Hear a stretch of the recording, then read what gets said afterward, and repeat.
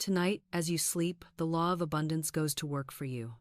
While the world dreams in lack, your mind will be tuned to wealth. You will rise in the morning with a new vibration, riches rushing to meet you. Stay with me now, for the gates of supply are opening as you listen. Through this meditation, you will release fear, dissolve the old records of lack, and impress upon your subconscious the law of wealth. You will no longer lie awake in worry, you will sleep in faith and awake in supply. I will speak the word of truth over you for 3 hours, so that by morning you rise magnetized to money, opportunity, and favor. What once felt blocked will open. What once felt impossible will come easily. This is the law, and the law never fails. You have been told that money comes only by hard labor or by chance. You have been told that worry will keep you safe. Yet what has worry brought you but more worry? What has fear brought you but more lack? Tonight, I reveal a higher law. The law that says, God is my supply, and large sums of money come to me quickly, under grace, in perfect ways.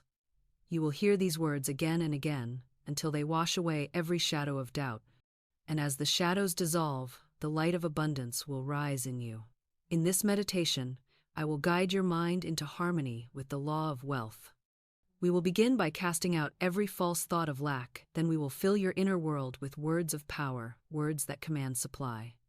You will hear affirmations drawn from divine law, repeated again and again, until they take root in your subconscious. As you sleep, these words will do their perfect work. And when you wake, you will feel a shift, doors opening, money moving, the way made clear. Stay until the end, for in the final hour I will speak the secret words that release wealth in ways you could not imagine. Let us begin. What I am about to share might seem surprising at first, but it is the very heart of the game of life. Fear and faith are the same force, only facing in opposite directions. Fear is nothing but faith turned upside down.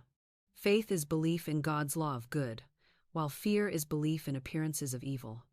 Both are powerful magnets, both draw what they picture, and whichever you entertain will reproduce itself in your world with astonishing accuracy. Think of the man I once knew who became obsessed with a rare disease.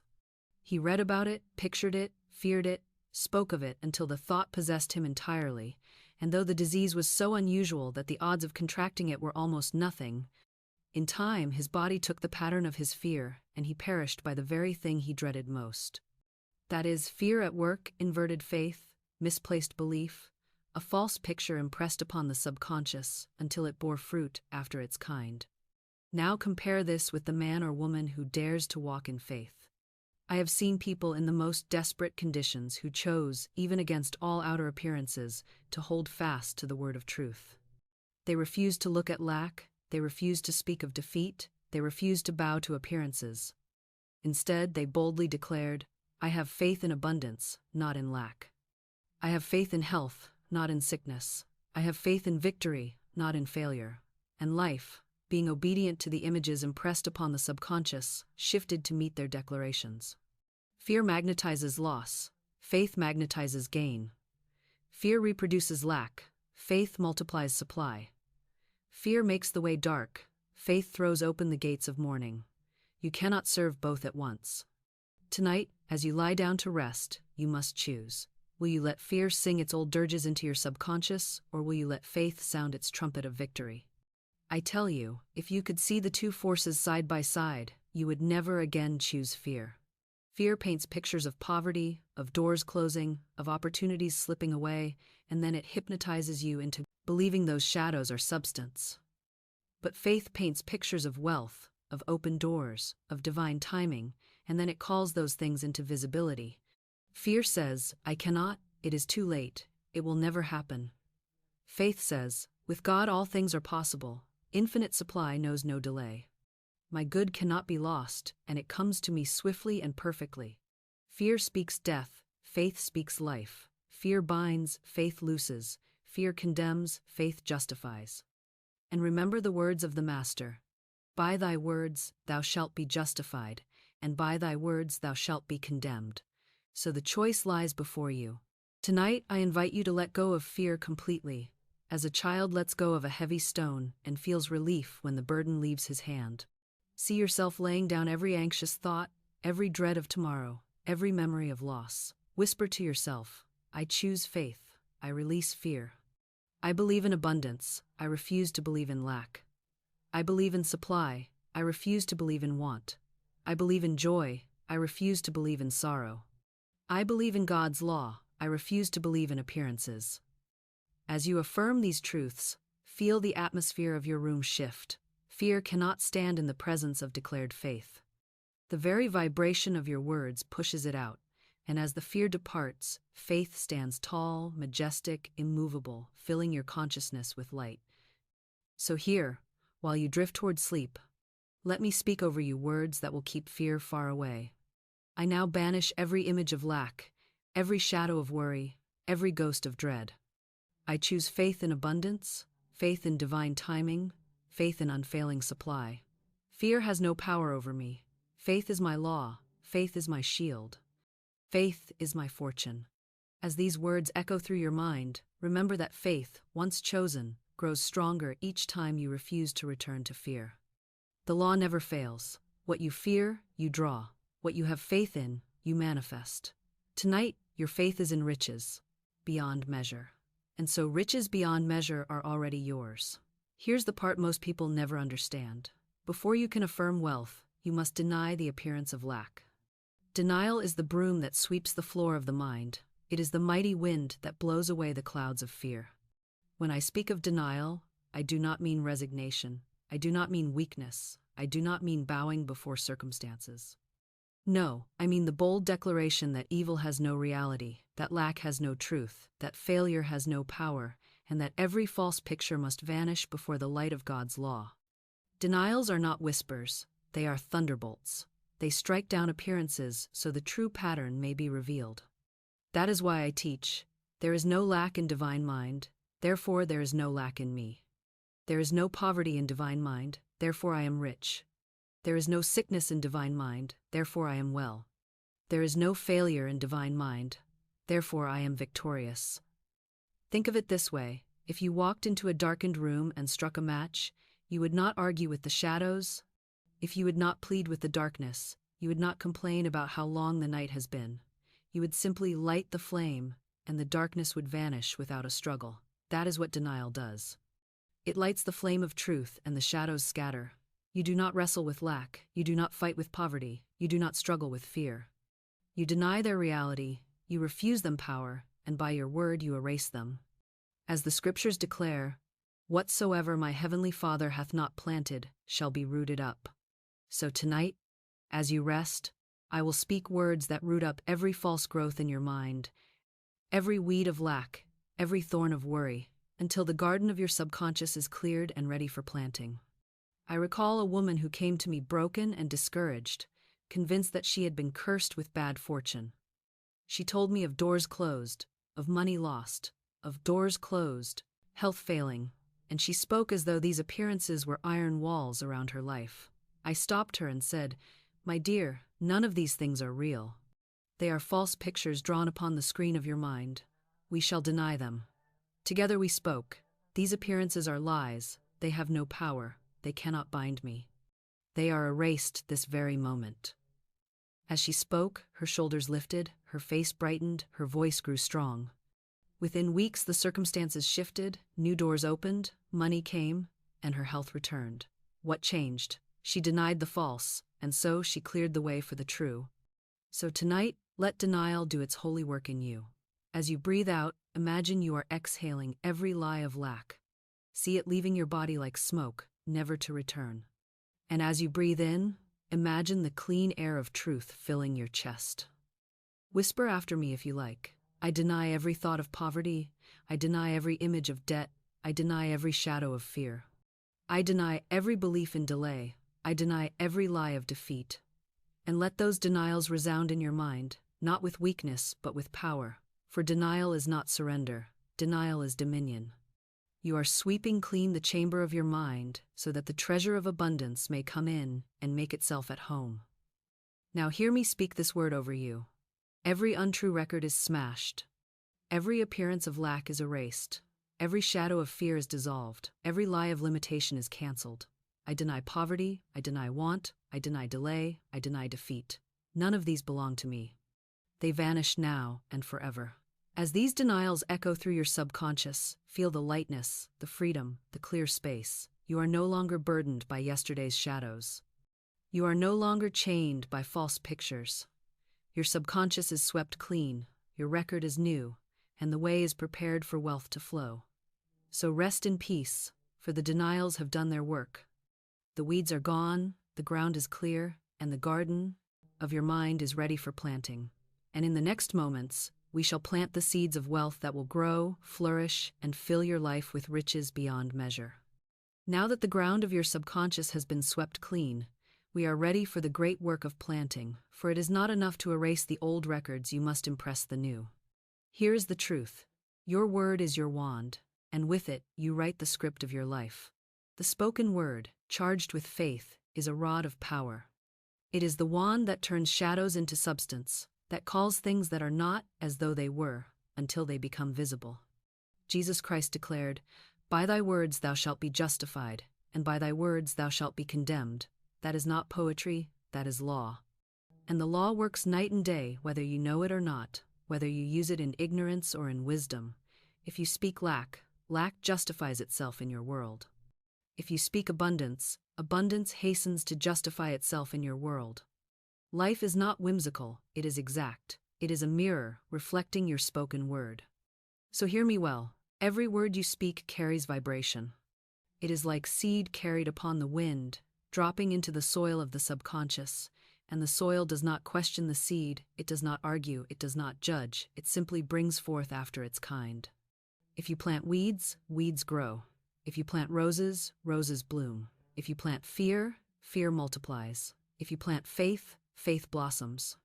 I have seen men and women speak their way into disaster with idle words, joking about poverty, predicting failure, muttering about sickness, until their subconscious, faithful and obedient, reproduced the very pictures they mocked. And I have seen others speak themselves into health, wealth, and radiant joy, because they chose every word as carefully as a jeweler sets a gem. Your word is your fortune, and your fortune is your word. Let me give you an example. I once knew a woman who came to me in great distress, with only $2 left to her name. She feared she would never see abundance again. I told her, "We bless the $2 and know that you have the magic purse of the Spirit. It can never be depleted. As money goes out, money must come in, under grace, in perfect ways." I told her to see her purse filled, crammed, jammed with bills and checks, to feel its heaviness, to picture its overflowing supply. She believed. She spoke the word of faith, not of fear. And within a short time, a gift of $6,000 came to her, proof that the word spoken in faith is never void. The $2 were not her supply. The word was her supply. The purse was not her source. God was her source, and her word opened the channel. So tonight, as you drift deeper into rest, I invite you to pick up the wand of your word. Hold it firmly. Know that with each declaration you wave over your life, the wilderness rejoices and blossoms as the rose. Speak with me. My supply is endless. My supply is immediate. My supply is mine by divine right. Feel the power in these words. They are not empty phrases, they are keys that unlock the vault of heaven. Repeat after me in your heart. My supply is endless and immediate. I see it, I feel it, I claim it. Let that picture form doors opening, channels clearing, money flowing, opportunities appearing, and as the picture flashes before your inner eye, know that it is already impressed upon the subconscious. And what is impressed upon the subconscious must externalize in your affairs, just as surely as the seed must grow once planted in the soil. Now, do not despise the day of small beginnings. Do not mock the seed just because it looks small. The great oak once hid in the acorn. The great fortune once hid in the word. Tonight you are planting words that may seem simple, but they contain worlds within them. With your wand you are shaping destiny. With your wand you are drawing wealth from the unseen to the seen. With your wand you are commanding the invisible to show itself as visible supply. The word is the beginning, and when you send it forth, it cannot return void. It must accomplish that whereto it is sent. So rest easy now, knowing that the wand of your word is waving over your life. Feel the atmosphere shift as you affirm quietly but boldly. My supply is endless and immediate. My word is law. My wealth is certain. With that, the seed is planted. And as you sleep, it will grow, it will take root, it will rise, and in due season, you shall reap a harvest of riches beyond measure. Here is something most people never realize. Your imagination is the scissors of the mind, cutting out pictures that the subconscious faithfully reproduces in your affairs. To speak words without imagery is like planting seeds in barren soil, but to speak words charged with vision is to plant in fertile ground where the harvest cannot fail. That is why I give you the picture of the magic purse, a simple object that the mind can easily grasp, yet one that carries within it the vibration of abundance. I tell you, see your purse filled, crammed, jammed with bills and checks, with gold and silver, with money flowing in from north, south, east, and west. See it heavy, bulging, overflowing, so full that it cannot close, so abundant that it surprises you every time you look at it. This is not make-believe. This is divine law at work, for what you see and what you speak, you must eventually hold in your hands. I recall the story of a woman who came to me in distress, holding only $2, convinced her life was one of permanent lack. I said to her, "We bless the $2 and declare it the symbol of the magic purse. It can never be depleted. As money goes out, money must come in, under grace and in perfect ways." She obeyed. She spoke the word, she held the picture, she refused to doubt. She imagined her purse growing heavy with bills, her bag crammed with checks and gold, and within a short time, a gift of $6,000 came to her. She had not changed her job.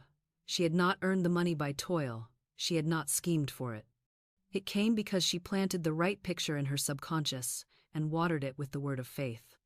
That is how the law works. Words and images together produce results. So tonight, as you rest, I want you to picture with me the purse of spirit. Imagine it in your hand, smooth leather, sturdy and strong, but what matters is not the material, but the weight. Feel its weight grow heavier as you imagine bills, crisp and clean, folded and stacked, filling it to the brim. See checks green and pink and blue sliding in as gifts, as opportunities, as blessings. Imagine silver coins shining, gold coins glimmering, all jostling within until the purse bulges. And as you see this picture, speak the word. My purse is crammed and jammed with money. My purse is heavy with wealth. My purse is filled with divine supply. Speak it again. My purse is filled, overflowing, never depleted. As money goes out, more money comes in, under grace, in perfect ways. Let this image stay with you. See yourself walking with that purse, confident, assured, never fearful of lack.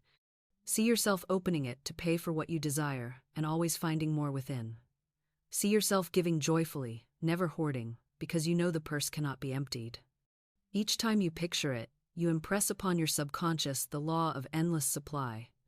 And as you sleep tonight, this image will take root, this picture will multiply, and by the law of correspondence, the outer purse, the visible wallet, will begin to reflect the abundance of the invisible one. For the subconscious does not argue, it does not question, it does not say, "This is too much." It only produces after its kind, and if you give it the picture of plenty, plenty will become your portion. So I say to you now, see the purse, feel the purse, bless the purse, speak the purse. Words of plenty over it until they echo in your heart. My purse is full, my purse is overflowing, my purse is heavy with supply. And let that picture carry you into deep rest, knowing that each breath, each heartbeat, is impressing this vision upon the subconscious. By morning, you will awaken not with the feeling of lack, but with the assurance of wealth, because you have planted not only words but images, and the harvest must come. There comes a time when the mind must not only see a purse, a bag, or a wallet filled with money, but must open itself to the vision of supply so great, so unstoppable, that it pours like a mighty flood, sweeping away every trace of lack, rushing into every channel, filling every need, and piling up in heaps beyond expectation. I call this the avalanche of abundance, and it is the picture I now place before you. Imagine the mountain peaks of divine supply towering above you, heavy with snow, each flake a symbol of money, opportunity, blessing, favor, gifts, and miracles. At first, the snow is still, quiet, hidden from view. But then, by the word spoken in faith, the sun of truth shines upon it, the ice of delay melts, and suddenly the snow loosens, the mountain shakes, and a mighty avalanche begins to roar down toward you, unstoppable, irresistible, filling your valley with abundance beyond measure. Do not fear the avalanche. It is not destruction, it is construction. It is not chaos, it is supply. It is not loss, it is gain. The avalanche of spirit does not bury you, it blesses you. It covers the barren places, it fills the empty fields, it smooths the rough ground, and it leaves behind a depth of provision you could never have gathered by human effort. That is why I tell you, great avalanches of abundance pour upon me, under grace, in perfect ways. Say it now in your heart, whisper it with your breath, proclaim it with your spirit. Great avalanches of abundance pour upon me, under grace, in perfect ways. I have seen this law demonstrated again and again. I recall a student who felt her life was moving in tiny trickles, money dribbling in, opportunities appearing and disappearing, never enough to feel secure. I gave her this very affirmation: great avalanches of abundance pour upon me. At first she hesitated. She thought it was too big, too bold, too extravagant. But I told her the subconscious loves vivid pictures, loves drama, loves bold declarations. So she spoke it again and again, until one day the trickle became a stream, the stream became a river, and then the river became a flood. Contracts came to her unexpectedly, gifts were placed in her hands, and she stood amazed at the avalanche that had buried her old life of want under new hills of supply. The avalanche did not trickle, it did not measure, it did not ration. It poured and piled up until she knew, without doubt, that the word had been fulfilled. So tonight, as you lie in rest, let me speak this avalanche over you. Feel the rumble in your spirit, hear the thunder of it in your mind, see the white rush of blessings speeding down the mountain toward you. Picture yourself standing with open arms as the avalanche covers you, not in fear, but in wealth. See the coins, the bills, the checks, the opportunities, all pouring, piling, overflowing, unstoppable. Speak with me. Avalanches of abundance pour upon me, under grace, in perfect ways. Say it again. Avalanches of abundance pour upon me, under grace, in perfect ways. Let it echo in your mind until the words are no longer words but living currents, rushing and moving with power. And remember, the avalanche never destroys, for it is guided by grace. It does not sweep away your peace. It does not shake your stability. It does not crush your joy. It multiplies them. It increases them. It blesses them. So rest tonight in this truth. You are standing in the path of an avalanche of wealth. You are surrounded by the roar of divine supply. You are covered by the flood of God's riches. And when you wake, you will feel that something has shifted, that a new current is moving, that the mountain has released its treasure and it is now yours.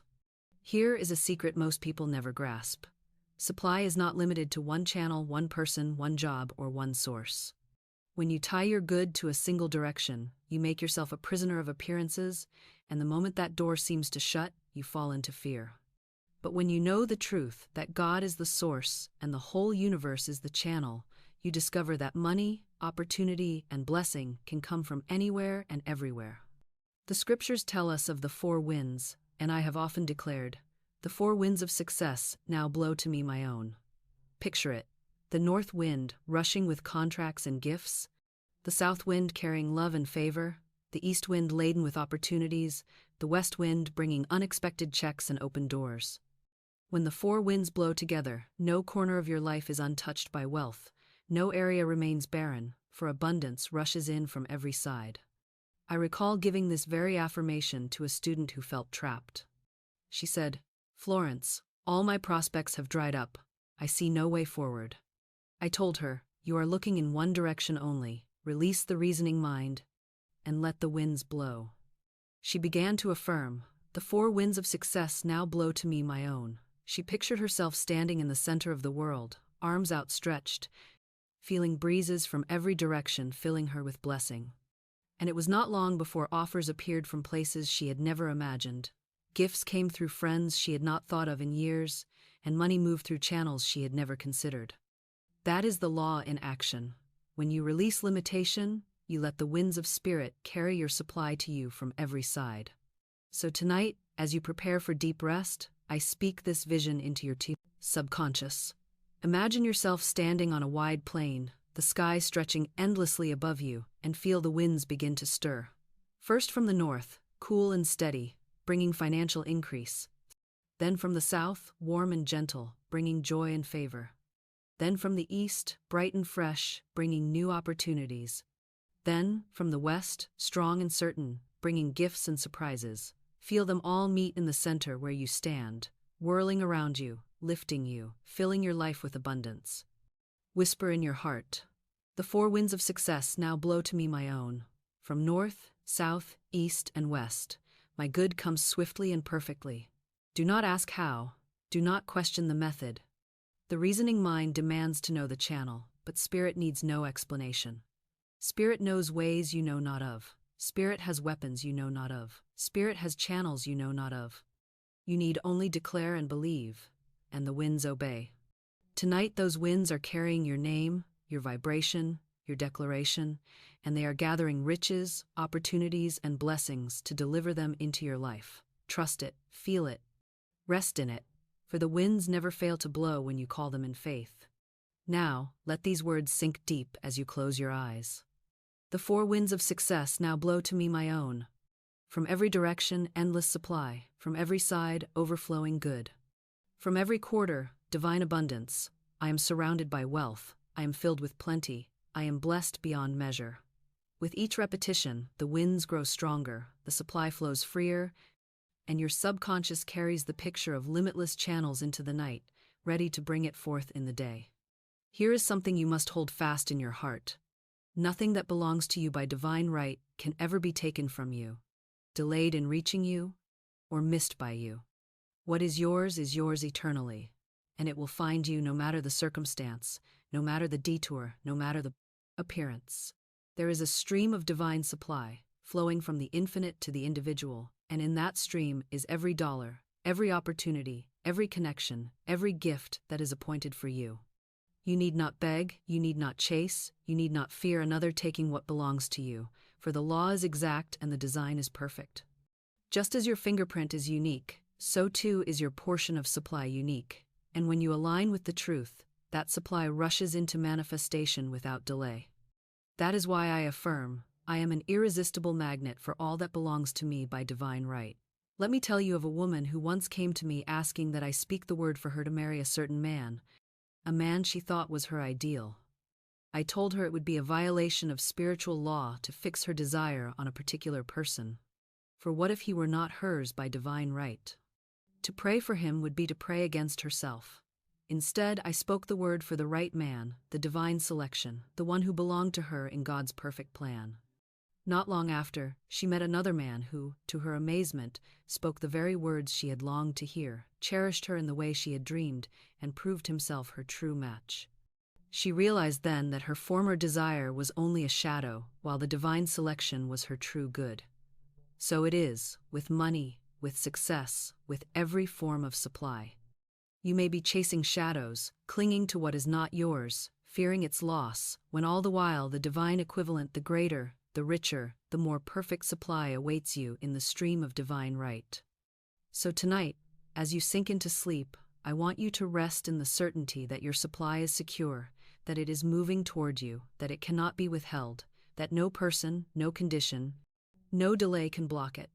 See yourself standing in a wide river, the current rushing around you, cool and strong, and know that this is the stream of divine supply. Stretch out your hands and feel the treasures carried by the water coins glimmering, bills floating, opportunities shining like jewels, favors glistening like pearls. And as you see this, declare with me, I am an irresistible magnet for all that belongs to me by divine right. Nothing can keep it from me, nothing can take it from me. It comes swiftly, surely, perfectly, under grace. Do not worry about what you think you lost. There is no loss in divine mind. When a door closes, it is only because another has opened, a greater door, one perfectly fitted for you. Do not weep over the past, do not clutch at shadows, do not fear you have missed your good.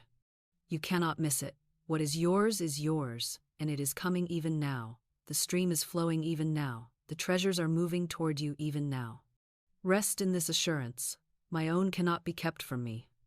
What is mine by divine right comes to me swiftly and perfectly. So let these words settle into your subconscious as you drift deeper into rest.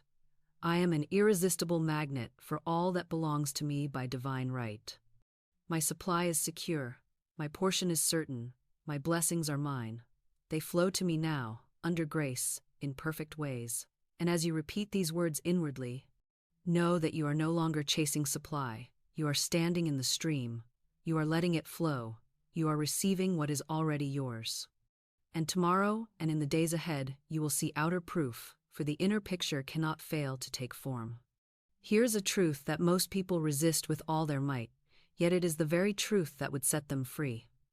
The harder you fight for money, the more you push it away. The more you grasp and strain and struggle, the more the current of supply slips through your fingers. For divine supply does not move through tension, it moves through release. Wealth comes not to the one who clutches, but to the one who opens the hand and lets the river flow. This is the law of non-resistance, and it is as certain as gravity. What you resist persists. What you fight grows stronger. But what you bless and release dissolves, and in its place, good flows without obstruction. I remember a student who came to me, desperate for an apartment in New York at a time when there was said to be none available. She was told by all her friends that it was impossible, that she would have to put her furniture in storage and settle for a hotel. Yet she refused to accept their fears. She declared, "I am a Superman, and I will find an apartment." She prayed, "Infinite Spirit, open the way for the right apartment." But then the reasoning mind whispered, "Don't buy blankets. You may never need them." And she, in an act of faith, replied, "I will buy the blankets, for I am digging my ditches." She released the struggle. She refused to resist. She stopped clutching at appearances, and the very apartment meant for her came into her hands, though hundreds of others had applied. That is non-resistance in action. She let go of the battle, and the victory came to her. So tonight, as you lie down, I ask you, what are you resisting? What are you clutching? What appearance of lack are you fighting with your fists, instead of releasing with your word? Perhaps it is the fear of bills, the dread of debt, the pressure of obligations. Perhaps it is the memory of being denied, rejected, or turned away. Whatever it is, you must stop struggling with it, for struggle only multiplies its power. Instead, breathe deeply and say, I release all struggle, I cease all resistance, I let wealth flow to me freely, easily, joyously. Nothing stands in my way. And as you speak these words, feel your body relax, your chest open, your spirit expand. That very release is the gate through which abundance rushes. Non-resistance is not weakness. It is supreme strength. It is the strength that refuses to be entangled in appearances. It is the strength that looks lack in the face and says, you are nothing. You have no power. You cannot hold me. I bless you, I release you, and I move past you. When you bless the obstacle instead of cursing it, you disarm it. When you release the struggle, you let the current of spirit sweep you forward. That is why Jesus said, resist not evil, for resistance feeds it, while release dissolves it.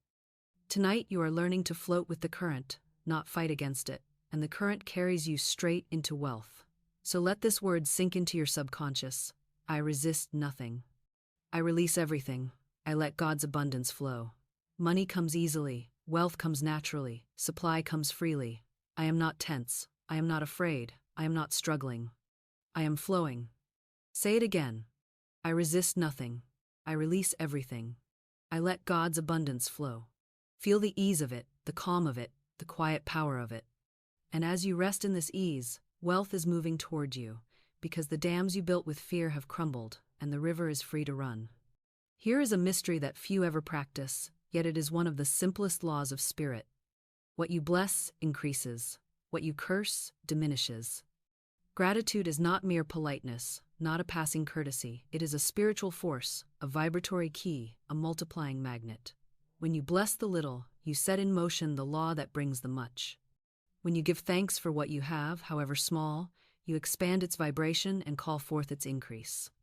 Jesus Christ stood before a few loaves and fishes and gave thanks, and the loaves multiplied until thousands were fed and baskets were left over. He did not complain that it was too little. He did not fear that it was not enough. He blessed it, he gave thanks, He saw it in the light of abundance, and so it expanded to match his vision. That same law works for you now. I recall the story of a woman who came to me weary and discouraged, carrying only $8 in her purse. She said, "Florence, I am finished. This is all I have in the world." But I told her, "Good. We will bless the $8 and multiply it." I spoke the word, "Infinite Spirit, open the way for great abundance for her." She is an irresistible magnet for all that belongs to her by divine right. I told her to see the $8 as seed, not as lack, to bless it, not to fear it, to treat it as the first note of a symphony, not the final echo of poverty. She listened, she obeyed, and soon after, she received thousands in the most unexpected way. Why? Because she shifted from complaint to gratitude, and gratitude unlocked the flow. So tonight, as you lie in rest, look at whatever you have, whether it is much or little, and bless it. If you have a coin, bless it as if it were a fortune. If you have a meal, bless it as though it could feed a multitude. If you have a roof, bless it as though it were a palace. Do not despise the day of small beginnings, for the small is only the doorway to the great. Say within yourself, "I give thanks for what I have. I bless every dollar, every gift, every possession. As I bless it, it multiplies. As I give thanks, it grows. My blessings increase daily, under grace, in perfect ways." And as you speak these words, feel the vibration shift, feel the heaviness of complaint lift, feel the atmosphere of your soul become light and expansive. Gratitude turns the key in the lock. Gratitude opens the vault of heaven. Gratitude clears the channel for supply. Without gratitude, even riches grow thin, for the unthankful heart leaks out its blessings. But with gratitude, even a seed becomes a harvest, even a drop becomes a flood, even a crumb becomes a feast.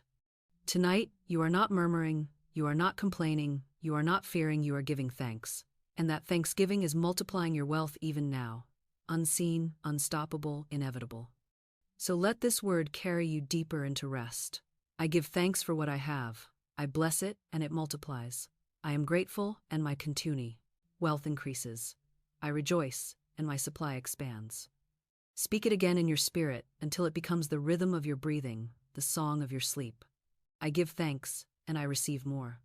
I bless, and it multiplies. I rejoice, and it overflows. With that, you are not only entering the stream of divine supply, you are stirring it, expanding it, multiplying it, until your whole life is filled with abundance upon abundance. Here is a truth most never consider. The subconscious never sleeps. While your eyes close and your body rests, the subconscious mind remains wide awake, ever faithful, ever obedient, recording every word, every image, every vibration, and sending them forth into manifestation. It is as though there is a great gate at the entrance to your soul, and standing at that gate is a watchman, one who decides which thoughts may enter and which must be turned away. If the watchman is weak, if he allows fear and worry to slip in, then all through the night the subconscious is impressed with shadows, and those shadows take form in your affairs. But if the watchman is strong, if he allows only words of wealth, images of abundance, thoughts of victory to pass, then the subconscious is guarded, and by morning you awake magnetized to riches. That is why I say, you must appoint the spoken word as the watchman at the gate of your mind. I have known many who fell asleep rehearsing their worries, muttering their fears, playing over the day's defeats, and then they wondered why their tomorrows brought only more of the same. The subconscious does not argue. It does not question. It does not say, "This was only a worry, only a fear, only a story." It simply records and reproduces. One woman, night after night, repeated to herself, "I always miss my chance. Nothing ever works out for me." And life, faithful to her words, arranged itself to confirm her lament. But another, wiser, appointed the word of truth as her sentinel. She said before sleep, "I am divinely led. Opportunities pour upon me. Doors open swiftly and perfectly," and her life reflected it. Openings came, favor surrounded her, blessings arrived in perfect timing. The difference was not fate, but the watchman they appointed at the gate of the night. So tonight, I invite you to place the watchman at your own gate. As you drift toward rest, do not let idle fears or vain imaginings slip past. Speak the word boldly and let it stand guard. Say within yourself, I allow no enemy thought to enter. I allow no fear to remain. I allow no shadow to pass. Only abundance, only wealth, only truth may enter my subconscious this night. And as you say it, picture a radiant figure standing at the doorway of your mind, clothed in light, sword in hand, turning away every intruder thought and ushering in only those words of wealth I now speak over you. That radiant figure is none other than your spoken word, armed with divine authority, unshakable, undefeated. Let these words resound as your sentinel. I am guarded by truth. I am watched by abundance. I am protected by divine law. No fear may enter. No lack may intrude. Only wealth, only health, only joy dwell in me this night. With such declarations ringing through your soul, the gate is secure, the watchman is alert, and the subconscious is safe. And as you sleep, every word planted will grow without obstruction. Every image sown will bloom without hindrance. Every affirmation spoken will root itself in the soil of your being, until wealth becomes not a wish, but a certainty. So rest now under the protection of the watchman. Fear nothing. Resist nothing.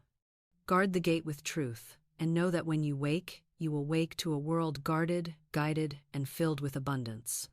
Here is a parable filled with wisdom for this very hour. 5 were wise, and 5 were foolish.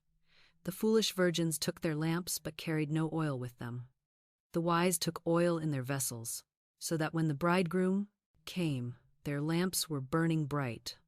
What does this mean in the language of spirit? The lamp is the consciousness of man.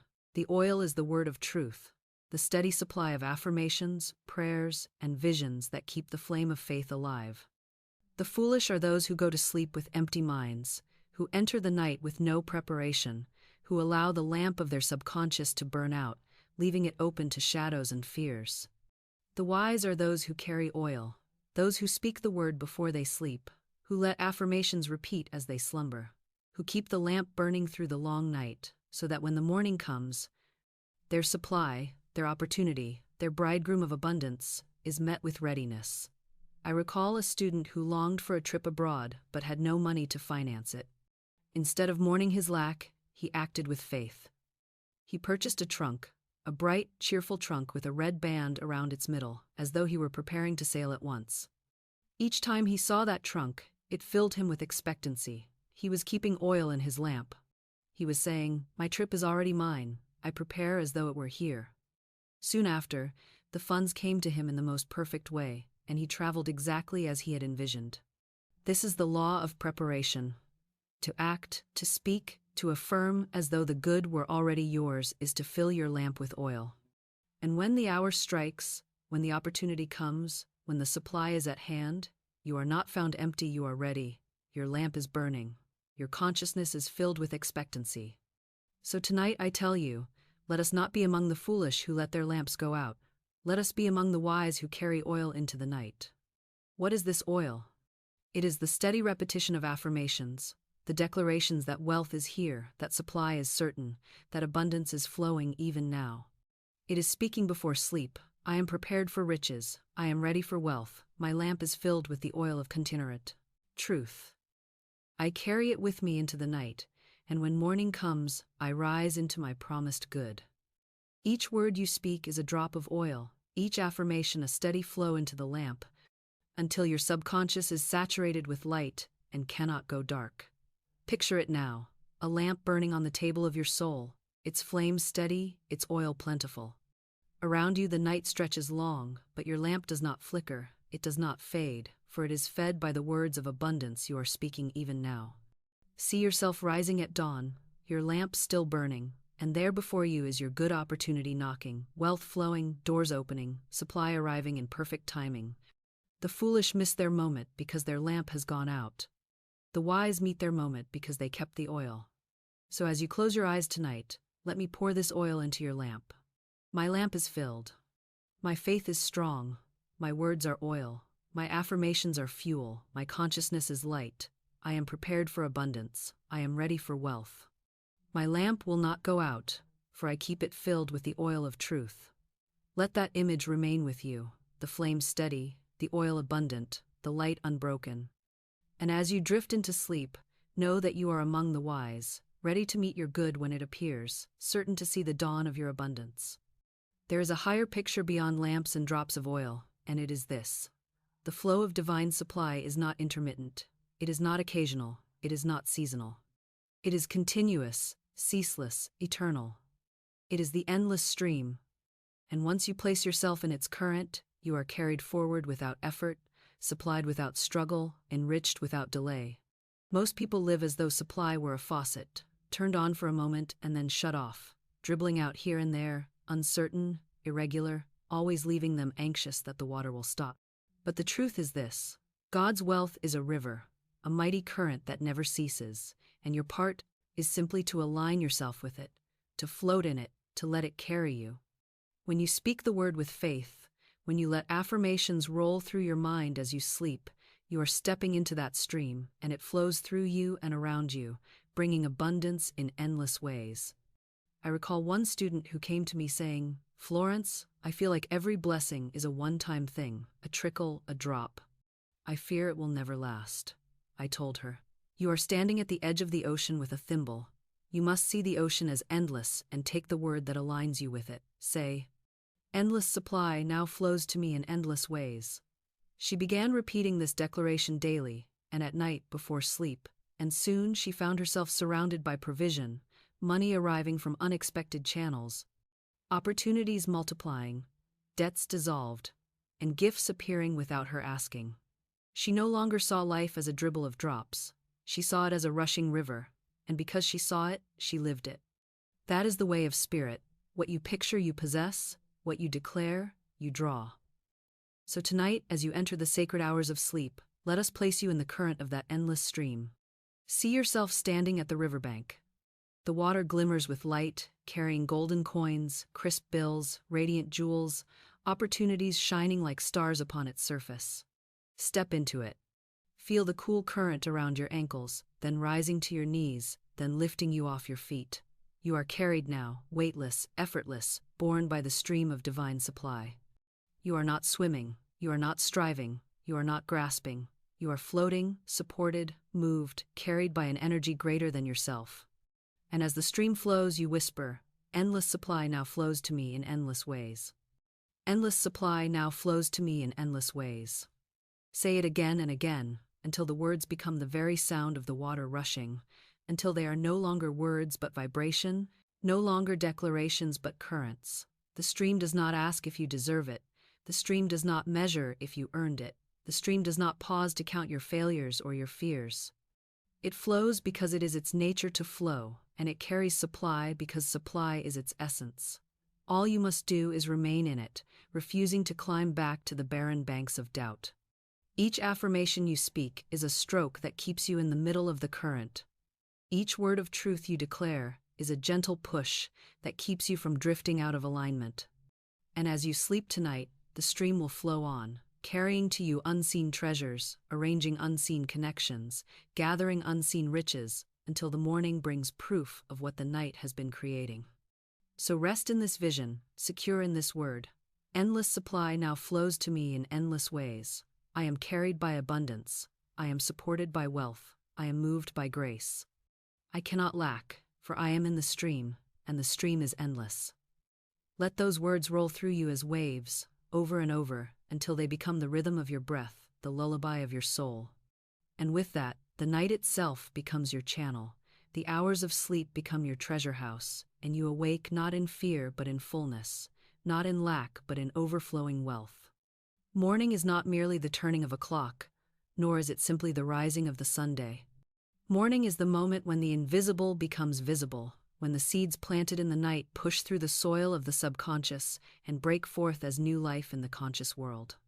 Morning is harvest, and whether you realize it or not, you awaken every day to reap what you have sown in the hours before. If you have sown fear, then you wake to the harvest of anxiety. If you have sown doubt, you rise into the field of delay. If you have sown resentment, you see it mirrored in conflict. But if you have sown faith, you reap joy. If you have sown wealth, you reap opportunity. If you have sown truth, you rise into freedom. That is why I say, man can only receive what he sees himself receiving.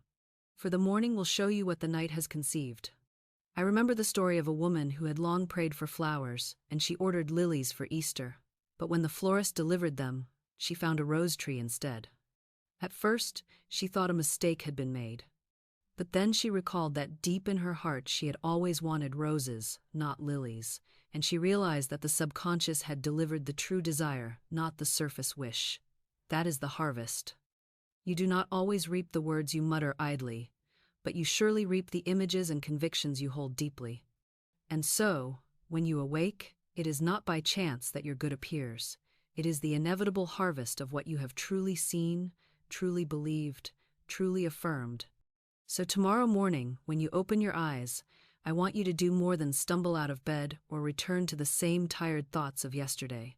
I want you to see the morning as your harvest field. I want you to rise with expectancy, not resignation.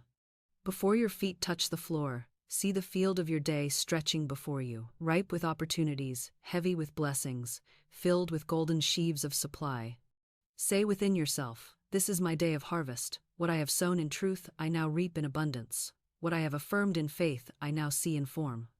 I rise magnetized to money, to favor, to opportunity, to joy. My day is rich, my path is prosperous, my harvest is sure." Picture it clearly. See doors opening as you approach them. See checks arriving, gifts being handed, opportunities unfolding like flowers at dawn. See yourself meeting only those who bless you, finding only the paths that lead to gain, stepping only on the stones that take you forward. Let the first picture of your morning be one of wealth, not want, of abundance, not lack, of freedom, not fear. And as you hold that picture, know that you are already in the harvest field, already reaping what has been planted, already gathering the sheaves of prosperity that belong to you by divine right. So tonight, as you prepare to sleep, carry this image with you into the morning. I rise today magnetized to money and favor. I rise today to my harvest. I rise today into wealth. Let those words echo through your subconscious, so that when your eyes open, the very atmosphere of your room feels different, charged, alive, overflowing with supply. And as you step into your day, you will know without doubt that the harvest is here, the morning has come, and your wealth is at hand. There is a secret law that overturns every shadow of delay and dissolves every appearance of lack, and that law is joy. Joy is not the result of manifestation, it is the cause. Joy is not a reward after your desire appears. It is the vibration that calls it forth, hastens its arrival, seals its certainty. The great mistake of most souls is to wait until they can see the blessing with their eyes before they rejoice. They say, "When the money comes, I will be glad. When the door opens, I will be grateful. When the dream arrives, I will celebrate." But Spirit says the opposite: rejoice now, and the good will appear. Celebrate before the door opens, and the door must open.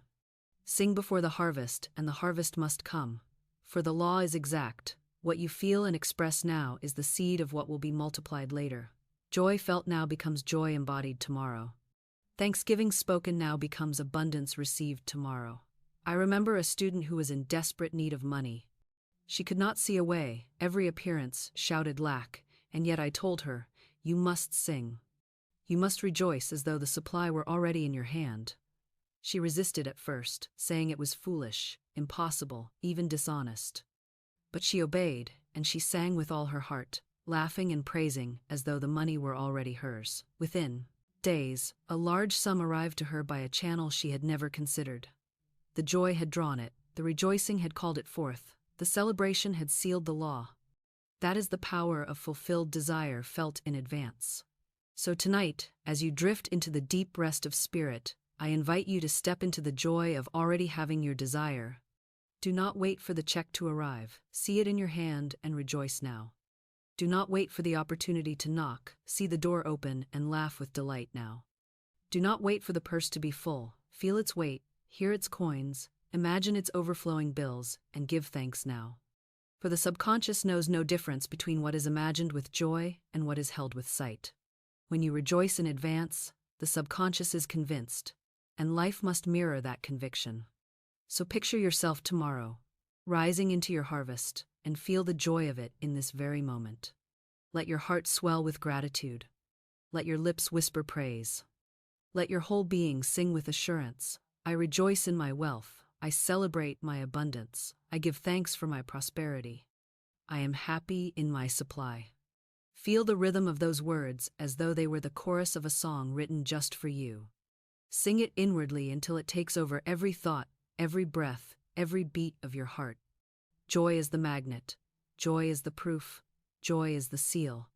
And as you carry this vibration into your sleep, know that the law cannot fail. What you rejoice in tonight, you will see tomorrow.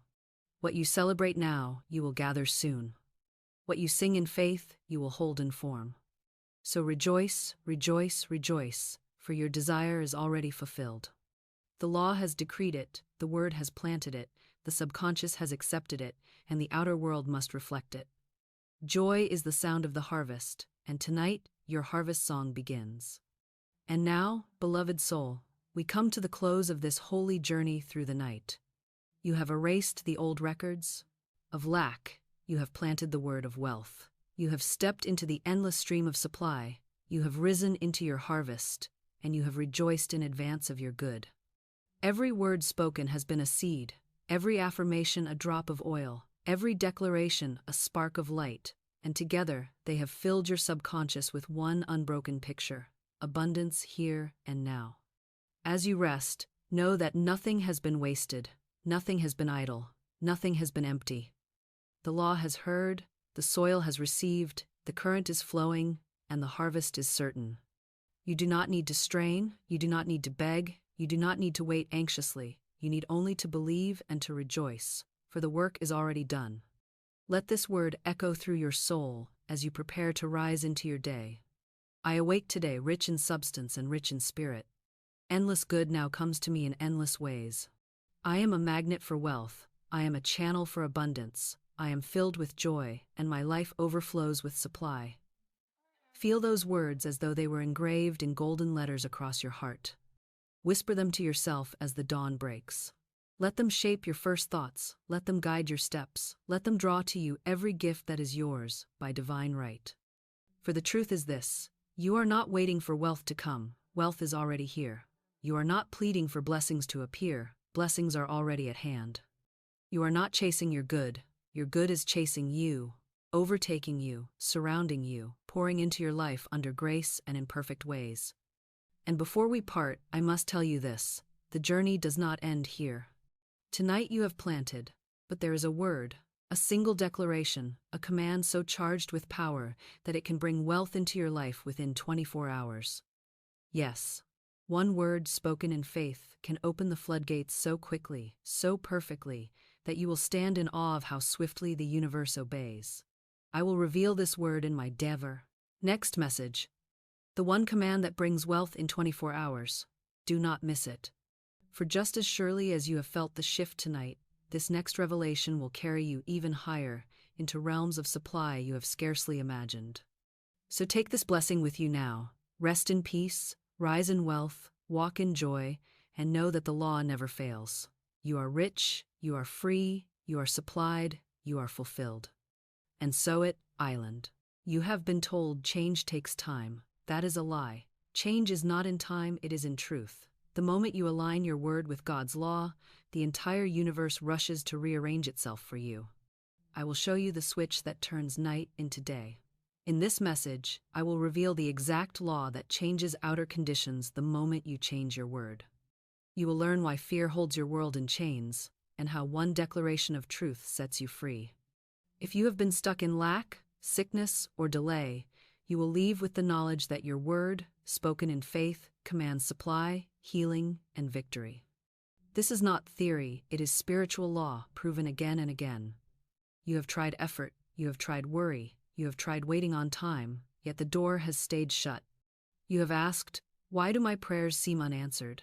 Why does change take so long? The answer is simple. You have been living by appearances, instead of truth.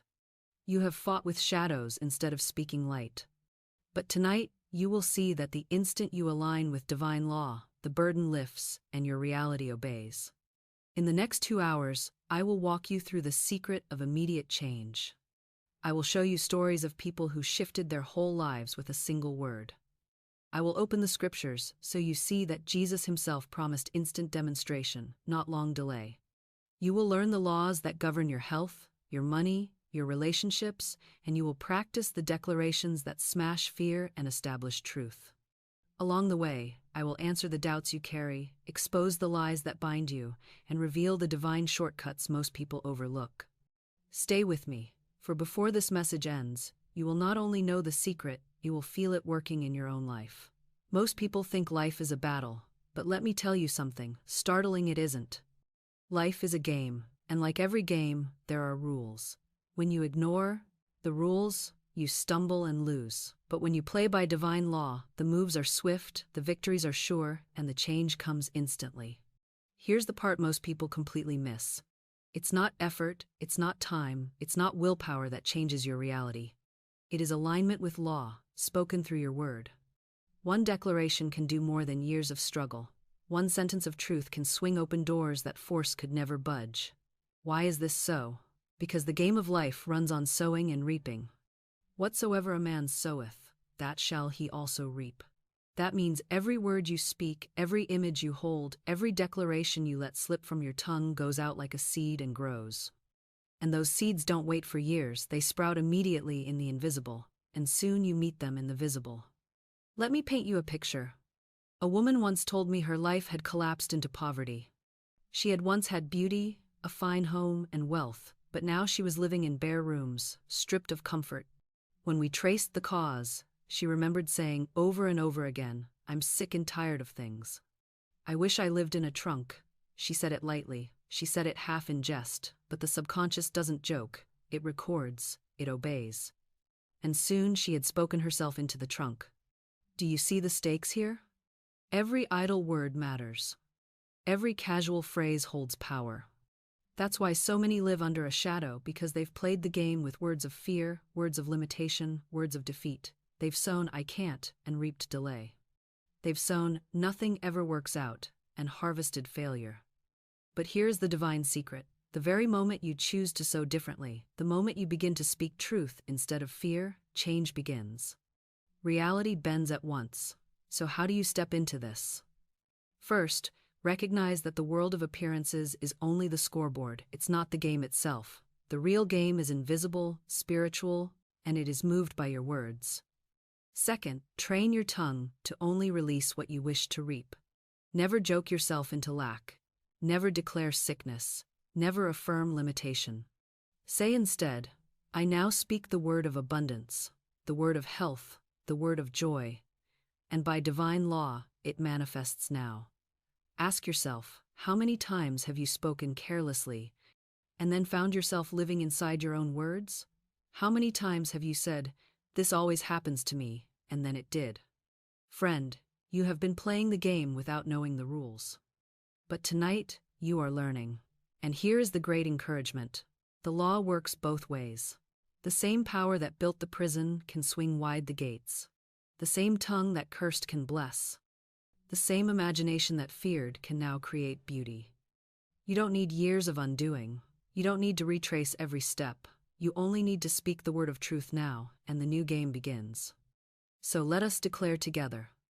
I now smash every false record in my subconscious mind. I erase the pictures of defeat. I establish new records of health, wealth, love, and perfect self-expression. By my spoken word, I win the game of life. This is the first key to instant change. Not effort, not time, not struggle, but the spoken word aligned with divine law. And once you grasp this, you'll never play the old losing game again. Transition. And yet, there is another hidden rule most have overlooked. Words do more than reflect life, they recreate it. In the next part, I'll show you how the word spoken in faith becomes a wand in your hand, reshaping your world in an instant. Here's something most people completely miss, and yet it is the very heart of the mystery. Your word is not only a tool to describe life, it is the power that recreates it. The word you speak is the wand you hold, and every sentence you utter, whether whispered in jest, muttered in complaint, or shouted in faith, sets invisible forces in motion that carve out your reality. Jesus Christ declared, "By thy words thou shalt be justified, and by thy words thou shalt be condemned." And again, death and life are in the power of the tongue. Most people repeat these verses and let them slip past without pause, but I tell you, they are not poetry, they are law. Your word is law. Your word is the decree that heaven and earth obey, and nothing is withheld when the tongue declares it with conviction. Think of it this way. The world you live in today is nothing more than a record of the words you have spoken yesterday. If you live in lack, it is because you have spoken lack. If you live in sorrow, it is because you have spoken sorrow. If you live in sickness, it is because you have spoken sickness. And yet, if you will but change the record, if you will but smash the old grooves of complaint and despair, and if you will dare to speak the truth of abundance, joy, and health, then your whole outer world must change, for the spoken word is the creative word, and it is the word of power. There is no delay, there is no distance, there is no obstacle when the tongue of man aligns with the law of God. Let me give you a story that proves this beyond dispute. A woman once came to me with nothing but $2 in her purse. She was frightened, she was discouraged, she was trembling with the weight of lack. I said to her, "Let us bless the $2, for it is not emptiness but seed. Let us declare that this is not a small purse, but the magic purse of spirit, and it can never be depleted. As money goes out, money returns at once. As you give, you receive. As you spend, it is replenished. I see this purse crammed and jammed with bills and checks and gold and silver, overflowing with abundance." The woman listened, and I could see her eyes brighten. She said, "I feel my bag heavy with money." And in that moment, her word joined mine, and faith was established. Shortly after, she was given $6,000. Do you see how the spoken word turned $2 into $6,000? It was not time, it was not effort, it was not chance. It was the word spoken with faith. Now someone will say, "But how can mere words change things? Are not words just sounds and syllables that fade into the air?" No, my friend, words are more than air. Words are vibration. Words are living forces. Words are seeds that contain the tree. Words are the blueprint upon which spirit builds. When you speak, you are not wasting breath. You are sending forth commands. Every cell of your body listens. Every circumstance of your life listens. The elements, the people, the opportunities, all of them are servants of your word, waiting for the command. If you speak in fear, they rush to fulfill fear. If you speak in faith, they rush to fulfill faith. The word does not linger, it acts. And because it acts, it recreates your world in the image of what you declare. Let us not forget that careless words are just as powerful as conscious words. Many people joke themselves into poverty. Many complain themselves into sickness. Many criticize themselves into loneliness.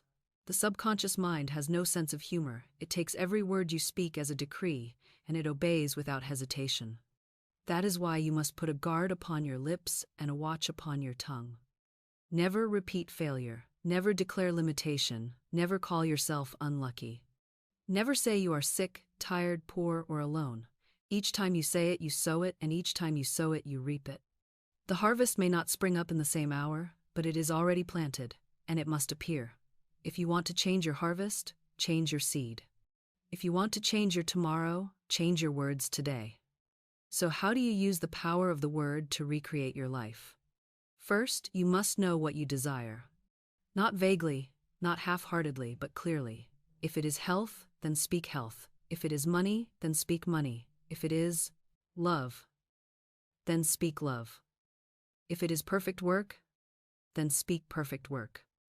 Second, you must speak it as already accomplished. Do not say, "I will be healed someday." Say, "I am healed now." Do not say, "I hope money will come."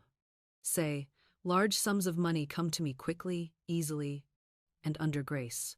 Do not say, "Maybe love will find me." Say, "I am surrounded by love. I draw to myself my own by divine right." The word must be present. The word must be alive. The word must be here and now, for spirit works in the eternal present, not in the far-off future. Third, you must speak it with faith, not with doubt. If you speak with doubt, you cancel your own command. If you speak with fear, you plant weeds among your seeds. But if you speak with faith, if you speak with conviction, if you speak with thanksgiving, then the word goes forth as fire, as light, as power, and nothing can hinder its fulfillment. I will give you an affirmation that holds this power. I am a magnet for all that belongs to me by divine right. My purse is filled, my table is spread, my body is whole, my path is clear. I now command the riches of heaven to manifest here and now, under grace, in perfect ways. Speak it, not once, not timidly, but boldly, repeatedly, until it sinks into the subconscious, until it rises into the superconscious, until it resounds through your whole being, and then watch as the outer world bends and shifts to obey your decree. So I ask you, what are you speaking into your life right now?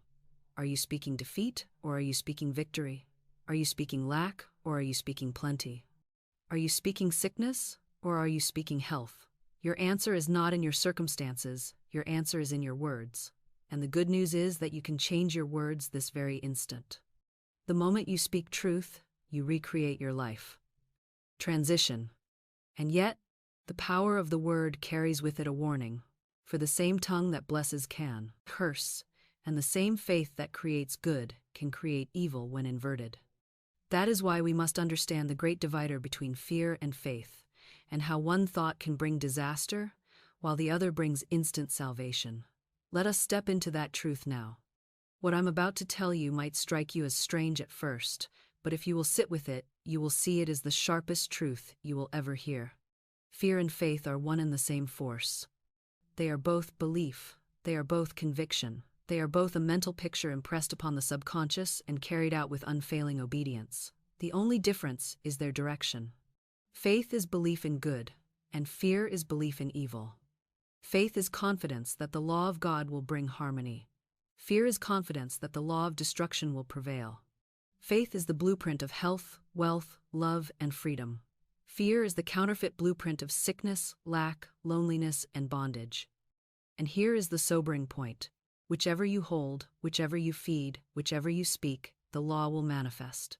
Fear is simply faith inverted. The same creative force that could build a palace of blessing has been turned upside down and made to build a prison of suffering. Do not dismiss this lightly, for the evidence is all around you. A man once told me that he lived in constant terror of a rare disease. He read about it, thought about it, imagined himself with it. He pictured the symptoms in his body, he spoke of it often, and although the disease was almost impossible to contract, it came upon him exactly as he feared, and it killed him. Do you see what happened? He had perfect faith not in God, not in life, not in health, but in evil. He rehearsed the picture until the subconscious mind, which does not argue, which does not reason, which does not discriminate, said, "This is the command," and the body obeyed.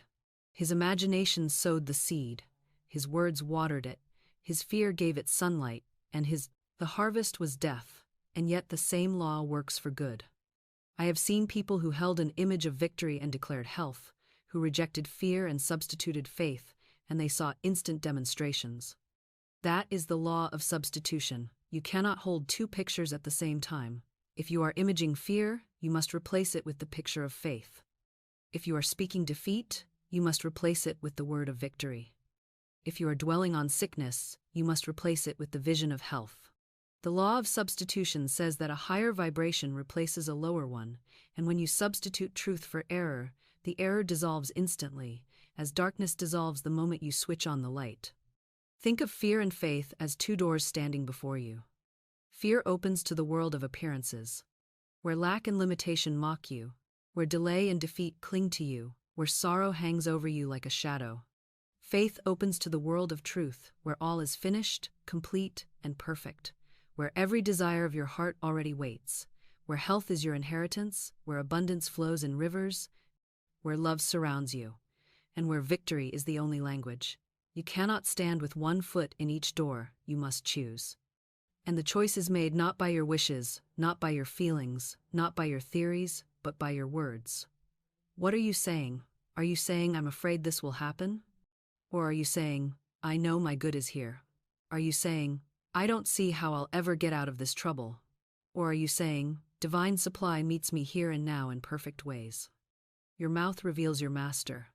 Now, you may be thinking, "But my fear feels stronger than my faith. How can I stop fear from ruling me?" The answer is not to wrestle with fear, for wrestling gives it power. The answer is to substitute at once. The instant fear whispers, speak faith. The instant doubt rises, declare truth. The instant the picture of disaster comes, paint the picture of deliverance. It is not about erasing fear, it is about replacing it. Say to yourself, this is only inverted faith. I now turn it upright. I now direct it to good. Here is an affirmation that carries this power. There is no power in fear. I am unmoved, unafraid, undisturbed.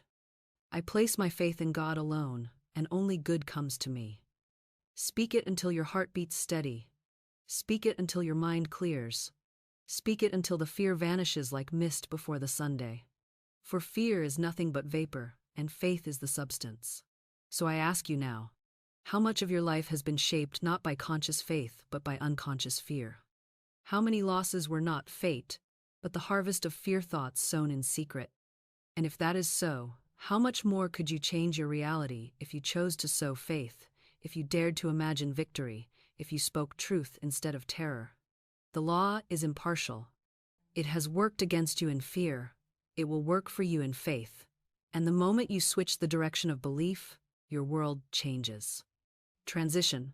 And this brings us to a great comfort. For many people tremble, thinking they have waited too long, or they have missed their chance, or that the law will delay. But let me assure you, God is never late. The supply is always on time, and the instant you obey the hunch, the miracle appears. Let us step into that forgotten truth. Now let me tell you something that sets the soul free the moment you grasp it. God is never late. Spirit does not delay. The law of supply does not stumble or forget. It answers instantly when you align with it, but it answers in ways that often defy your reasoning mind. People come to me, trembling, saying, Florence, I needed my good yesterday. Where is it? Why hasn't it shown up? And I say to them, it has already shown up in the invisible. The moment you spoke in faith, the order was placed, the substance was released, the law went into action. You are not waiting for God. God is waiting for you to see, to believe, to obey the inner lead. And when you obey, the door swings open, often at the last possible moment, but always right on time. I recall a woman who came to me one summer day, exhausted, dejected, and down to her last $8. She was ready to give up, but she said she had a hunch to go back home. Reason told her to stay in New York, to find work, to hustle and scrape. But intuition whispered, go home. And I said to her, never violate a hunch. Go, and you will see the way opened. Before she left, I spoke the word over her life. Infinite Spirit opens the way for great abundance for this woman. She is an irresistible magnet for all that belongs to her by divine right. She repeated it over and over, clinging to it like a lifeline. She obeyed the inner voice and went home. Soon, she was linked with an old friend of her family, and through that connection, she received thousands of dollars in the most miraculous way. She often said to me afterward, tell people about the woman with $8 and a hunch. For that was the truth. The supply was already waiting, but it required obedience to the inner direction and faith in the words spoken. Now, here is the danger. When people do not see instant outer results, they grow anxious, they grow doubtful, and they dig up the seed they have just planted. They cancel their own demonstration by worrying. They rehearse disaster in their minds and prepare for failure in their actions. A woman once said to me, but I must get ready for the poorhouse, and I told her, that is the surest way to get there. She had prepared for failure instead of preparing for her good. And she reaped exactly what she prepared for. Yet another woman, when faced with an impossible apartment shortage, prepared for success instead. She went out and bought blankets for the home she didn't yet have. She said, I will dig my ditches in, faith. And soon, against all odds, she received her perfect apartment. Do you see the pattern? God is never late, but He is exact. He meets you at the level of your faith. If you prepare for loss, you meet loss. If you prepare for success, you meet success. If you obey your intuition, you meet abundance. If you ignore it, you meet delay. The law is swift, the law is sure, the law is unfailing. The only question is whether you will align with it or resist it. Let me give you the affirmation that stamps this truth upon the subconscious. I walk in divine timing. I am never late. I am never too early. My good appears at the perfect moment, in the perfect way, and I recognize it instantly. Nothing can delay what belongs to me by divine right. Speak it, and you will find yourself walking in a rhythm where doors open exactly when you reach them, where money arrives the day the bill is due, where health springs forth the moment it is needed, and where opportunities present themselves just as you are prepared. That is not chance, that is divine law, and it never fails. So I ask you, how many hours have you wasted in anxiety, believing God had forgotten you? How many nights have you tossed, believing the supply would not come? And yet, here you are, still sustained, still breathing, still guided, still provided for. Look back and see how the miracle always came at the moment of need. Look forward and trust that it always will. God is never late. He is punctual to the second. He is precise to the breath. He is exact to the heartbeat. You need not rush him, you need not beg him. You need only align with him and obey the gentle hunch that says, "This is the way, walk ye in it." Transition. And so, we close this first great section of the law of immediate change. You have seen that life is not a battle, but a game to be won by the word. You have seen that the word recreates your world at once. You have seen that fear and faith are the same force, and whichever you hold becomes your harvest, and you have seen that God is never late, but always exact. And now the question rises. If the law is instant, how do you command it with precision, so that what appears is not a counterfeit, but the true pattern of your destiny? That takes us into the secret of the divine design. Here is a truth that shocks the mind at first, but liberates the soul the moment it is received. Your life already has a perfect pattern. There is a design, a divine blueprint, a finished picture in the superconscious that belongs to you and only you. You are not wandering aimlessly through chaos. You are not stumbling toward some uncertain fate. You are not at the mercy of chance or circumstance. No, you are moving, even now, through a design that was completed before you ever drew your first breath. And the great task of life is not to invent your destiny, but to recognize it, to align with it, and to allow it to unfold without resistance. Most people do not understand this. They think they must claw their way into success, force their way into love, fight their way into supply. They say, if I don't grasp this man, I will lose him. If I don't chase this opportunity, it will slip through my fingers. If I don't fight, I will be left behind. But let me tell you the truth. You cannot lose what belongs to you by divine right, and you cannot hold what does not. When you strive to seize what isn't yours, you only bring heartache. When you rest in the divine pattern, you are guided step by step into what is truly yours, and when it arrives, it comes with ease, with harmony, with permanence. I once had a woman come to me who was deeply in love with a man she called A.B. She pleaded with me to speak the word that he would marry her. I said to her, I cannot speak that word, for it would violate divine law, but I will speak the word for your right man, the divine selection, the one who belongs to you by divine right. If A.B. is that man, you cannot lose him. If he is not, you will receive his equivalent. At first, she clung tightly to her desire, but she obeyed, and I spoke the word. Not long after, she found that her feelings for A.B. began to fade, as though a fog was lifting from her eyes. Soon she met another man who fell in love with her at once, who spoke all the words of devotion she had longed to hear, who treated her with the reverence and love she had desired. She returned to me and said, "It was uncanny, Florence. He said all the things I had always wished A.B. would say, and yet now they flow from another who truly belongs to me." She was no longer striving, no longer pleading, no longer pushing. She had stepped into her divine pattern, and the result was harmony and joy. Do you see the difference? The divine pattern is always greater than the one you imagine in fear. Your little plan is often a counterfeit, a shadow, a poor substitute. But the divine plan is rich, permanent, overflowing, perfect. The superconscious holds it like a seed holds the full-grown tree. And every flash of intuition, every ideal that seems too good to be true, every sudden glimpse of beauty that passes through your mind, these are glimpses of your true pattern. They are not fantasies. They are prophecies. They are your destiny, whispering, "This belongs to you." So how do you align with this perfect pattern? First, you must release your grip on the counterfeit. Stop demanding specifics. Stop clinging to the wrong person, the wrong opportunity, the wrong door. Declare instead, I now step into my divine pattern. I desire only what belongs to me by divine right. Nothing can be withheld. Nothing can be lost. What is mine comes to me now, under grace, in perfect ways. When you speak this, you loosen the chains of fear and open the gate to destiny.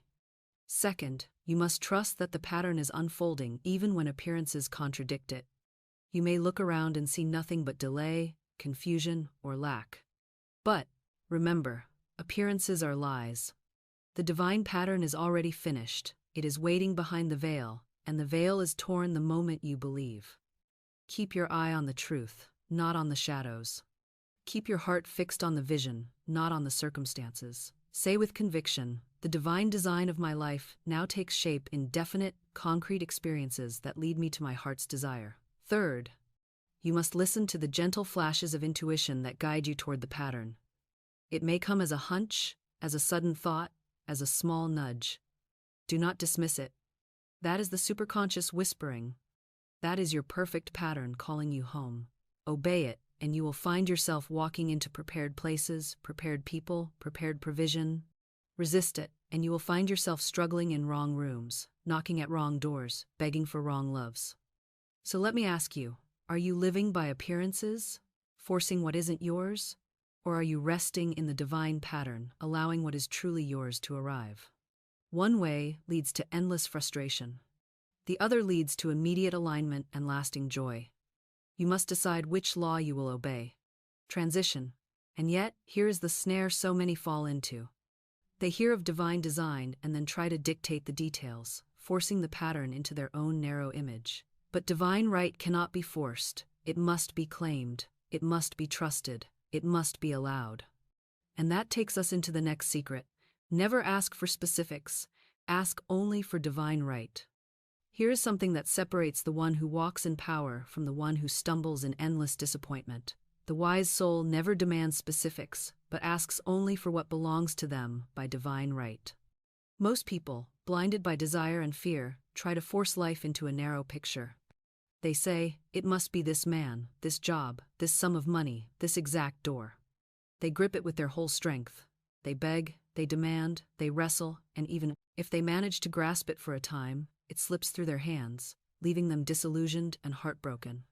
Why? Because it was never theirs by right. It was a counterfeit, and the counterfeit can never remain. The divine plan never needs to be stolen, manipulated, or coerced. The divine plan arrives with ease, with joy, with permanence.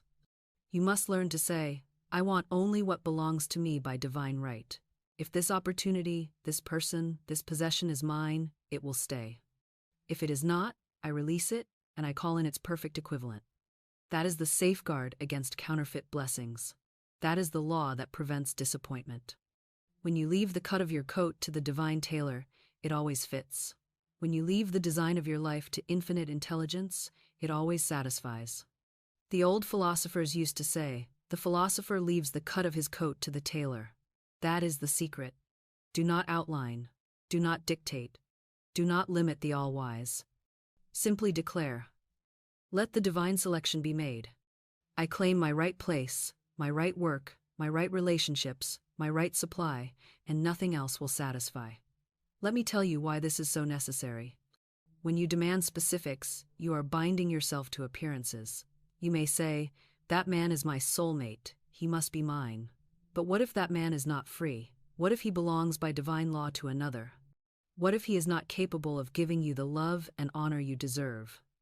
You may seize him for a time, but it will not last, for the law cannot be violated. Or you may say, that job is mine, I must have it. But what if that job is a prison? What if that place stifles your growth and blocks your prosperity? You may win it by force, but you will find it turns bitter, and soon it crumbles. But when you say, let the divine right unfold, then the man who truly belongs to you, the work that truly matches you, the supply that truly blesses you, must come. And when comes, it comes to stay. I remember a woman who demanded that I speak the word for a certain position she wanted. She said, Florence, declare that this company will hire me. I said, no, I will not declare that, for I do not know if it belongs to you. I will speak the word for your right position, divinely chosen, divinely prepared, divinely financed. She accepted, though reluctantly. Not long after, she was offered another position greater in pay, freer in atmosphere, more suited to her talents, and she said to me, "If I had taken the first, I would have missed the second. Thank God you held me to divine right." That is why I never outline. Outlining limits the limitless. Outlining tells God how to do his work. And infinite intelligence, let me remind you, knows ways you know not of, has channels you have never dreamed, and brings results more wonderful than anything you could plan. The question you must ask yourself is this: do you want your little plan, which ends in ashes, or God's great plan, which ends in glory? Do you want your outline, which disappoints, or his design, which satisfies? The choice is yours, and it is made every time you open your mouth. When you demand specifics, you chain yourself to limitation. When you ask only for divine right, you fling open the gates of abundance. Here's the affirmation that unlocks this secret. I now let go of worn-out conditions and worn-out things. Only what belongs to me by divine right now comes. Only what is mine in the kingdom of God can stay. I refuse counterfeits. I accept only the real. The divine design of my life now manifests in perfect ways. Speak it often, and you will find that the wrong dissolves quickly, and the right rushes in to take its place. So I say to you, stop outlining. Stop dictating. Stop demanding that life bend to your little plan. Stand back, release, trust, and declare the law of divine right. For the divine right is always greater than your dream. Always. Larger than your vision. Always richer than your imagination. You cannot outdream God. You cannot outplan infinite intelligence. But you can limit it by clinging to the wrong. Release the wrong, and you receive the right. Transition. And once you release the wrong and call in the right, the next step is to learn how the divine plan reveals itself, not through struggle, not through intellect, but through intuition, the flash of the Spirit, the still small voice that says, "This is the way." And that is where we go next. Now let me reveal to you the secret messenger of the divine design, the voice of intuition. Intuition is the flash of the Spirit, the whisper of the superconscious, the signal from God himself that says, "This is the way, walk ye in it." It is not reason, for reason argues and delays. It is not intellect, for intellect doubts and debates. Intuition is higher, swifter, clearer. It does not explain itself, it does not prove itself, it simply knows. It arrives like lightning, like a flash across the mind, and the wise soul obeys at once. The unwise ignores it, argues against it, and wanders into trouble. The greatest victories I have ever witnessed came not through endless planning or calculating, but through one instant of obedience to intuition. Prayer is asking, but intuition is God's answer.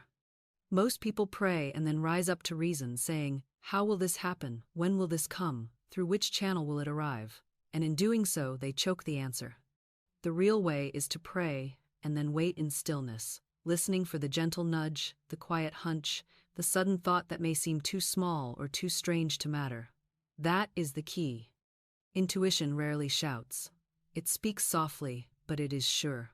One obedient step, and the whole pathway opens. One ignored hunch, and the door remains shut. I recall a student of mine who longed for a great journey abroad. She had little money, no contacts, no clear way to make it happen. Yet she held the vision and spoke the word. I give thanks for my divinely designed trip, divinely financed, under grace and in perfect ways. Then one day, intuition nudged her to buy a trunk. It was not practical. She had no ticket, no plans, no funds, but the hunch was clear. She obeyed. She bought a large, bright trunk, banded in red, and every time she saw it, her faith was stirred. She began to feel the sway of the ship, smell the sea air, hear the cry of gulls.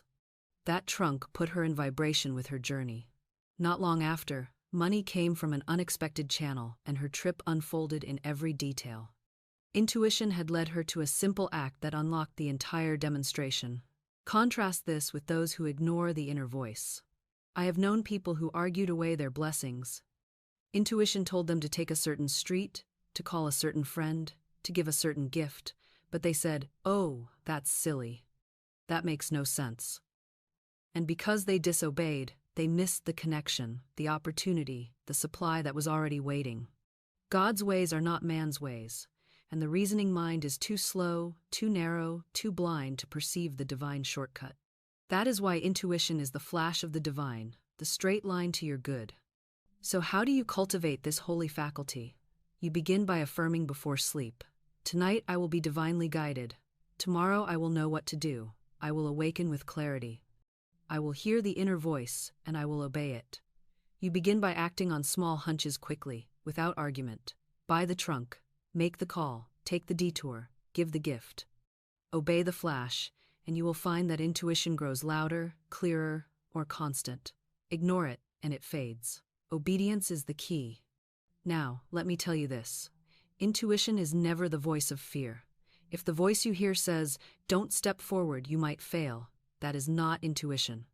If it says, "Stay small, stay safe, stay hidden," that is not intuition. Intuition is bold, clear, calm, and certain. It is never anxious, it is never confused. It always carries with it the feeling of peace, even when it requires a daring step. That is how you know the difference. Fear drives you into hiding, intuition leads you into expansion. So I ask you, how many miracles have you missed because you ignored the flash of the divine? How many delays have you endured because you argued with the still small voice? And how many breakthroughs are waiting this very moment, if only you would quiet the mind and listen? Your divine design is revealed step by step, not by maps, not by logic, not by endless planning, but by flashes of intuition. Trust them, and you will never lose your way. Here's an affirmation that opens the channel. I am always divinely guided. I hear the inner voice clearly, I obey without hesitation, and I am led into my perfect path. Speak it often, and you will find your life becoming a chain of divine appointments, a series of effortless connections, a continual unfolding of right doors, right people, right opportunities. That is the life of one who listens to the flash of the divine. Transition. But intuition not only reveals the right path, it also dissolves the wrong. Many are held back by resentment, envy, and fear, but the law of love sweeps these away in an instant. That is our next secret. The dissolving power of divine love. One of the greatest secrets I ever learned, and one that I have spoken into the lives of countless people who came to me in despair, is this. No matter how tangled the situation, no matter how dark the condition, no matter how strong the chains of resentment, fear, or envy appear, divine love can dissolve it all in an instant. Divine love is the great solvent.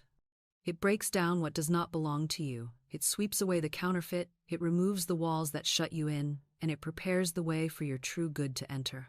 You may have been told that time heals, that years are required for bitterness to fade, that long struggles are needed to undo wrong conditions. But I tell you, love works swifter than time, stronger than willpower, and more perfectly than struggle.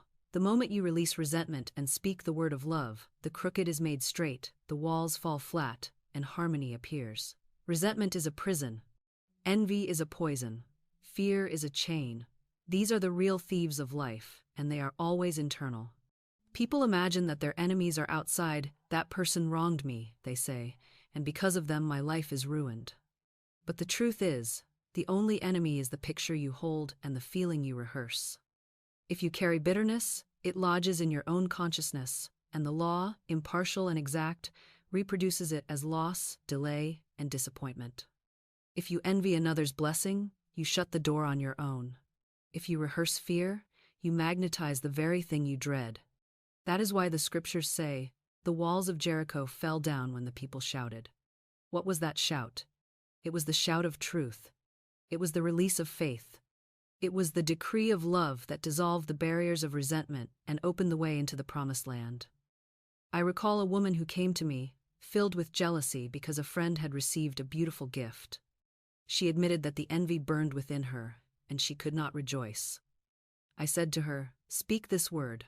What God has done for others, He now does for me, and more." She obeyed.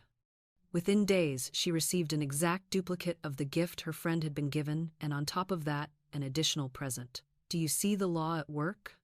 Envy had blocked her blessing, but the moment she dissolved it with truth and love, her own gift rushed in. Another woman once stood before me, trembling with hatred toward one who had wronged her. She said, "I cannot forgive. I cannot let it go." I said, "You must, not for their sake, but for your own. For as long as you carry hatred, you carry chains. Speak this word. I cast the burden of resentment on the Christ within me, and I go free. She repeated it again and again, and soon the heavy cloud lifted. Peace returned to her heart.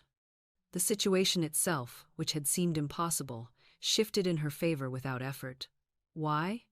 Because she let divine love dissolve the poison, and when the poison was gone, the law could bring her good. So I say to you, do not wait for years, do not beg for time to heal, do not rehearse wrongs. Begin now to dissolve every false condition with love. Say, divine love now dissolves everything that is not of itself. Resentment goes, envy goes, fear goes, love sweeps clean, love makes clear. Love brings my good. The subconscious cannot resist it, the outer world must obey it. Love is the key that melts the iron doors, crumbles the brick walls, breaks the heavy chains, and leads you into freedom. Look closely at your life. Where are you held back? Is it an unforgiven wrong? Is it an envy you dare not admit? Is it a fear that grips you in secret? Whatever it is, love is greater, and love can dissolve it in a moment. Say to yourself, this condition is unreal. It has no permanence. It is dissolved by divine love now, and the perfect state appears in its place. Do not think of love as weak, sentimental, or soft. Divine love is the strongest force in the universe. It is not passive, it is powerful. It is not fragile, it is mighty. It is the great bulldozer that flattens the walls of Jericho. It is the great fire that melts the chains. It is the great solvent that washes away wrong and leaves only truth standing. Transition. And when wrong is dissolved, when the poison of resentment is washed away, when the counterfeit collapses, what appears in its place? The perfect pattern. The fourth dimensional world, where everything is finished and complete. And that is where we must look next. Here is a secret that turns the key in the lock of limitation. You must stop living by appearances and step into the fourth dimension, the world of truth. The world of appearances is a liar. It shouts lack when abundance is already prepared. It shows sickness when health is already yours. It parades delay when the blessing is at the door. Most men and women are prisoners of this world of appearances. They stare at the visible. They rehearse what they see, and they declare it as final. They say, I am sick, I am poor, I am alone, I am defeated. And because their words are law, they sow the very seed of the thing they dread. But the wise soul knows this world of appearances is only the shadow, not the substance. Behind the shadow stands the eternal pattern, already finished, already perfect, already waiting to be called into view. That is the fourth dimension. In the fourth dimension, time and space are illusions. Everything is here, now. Your heart's desire is not waiting to be made, it is already made. Your healing is not somewhere far off, it is already complete. Your abundance is not being gathered slowly, it already exists in the storehouse of spirit. What you call future is simply what you have not yet dared to claim.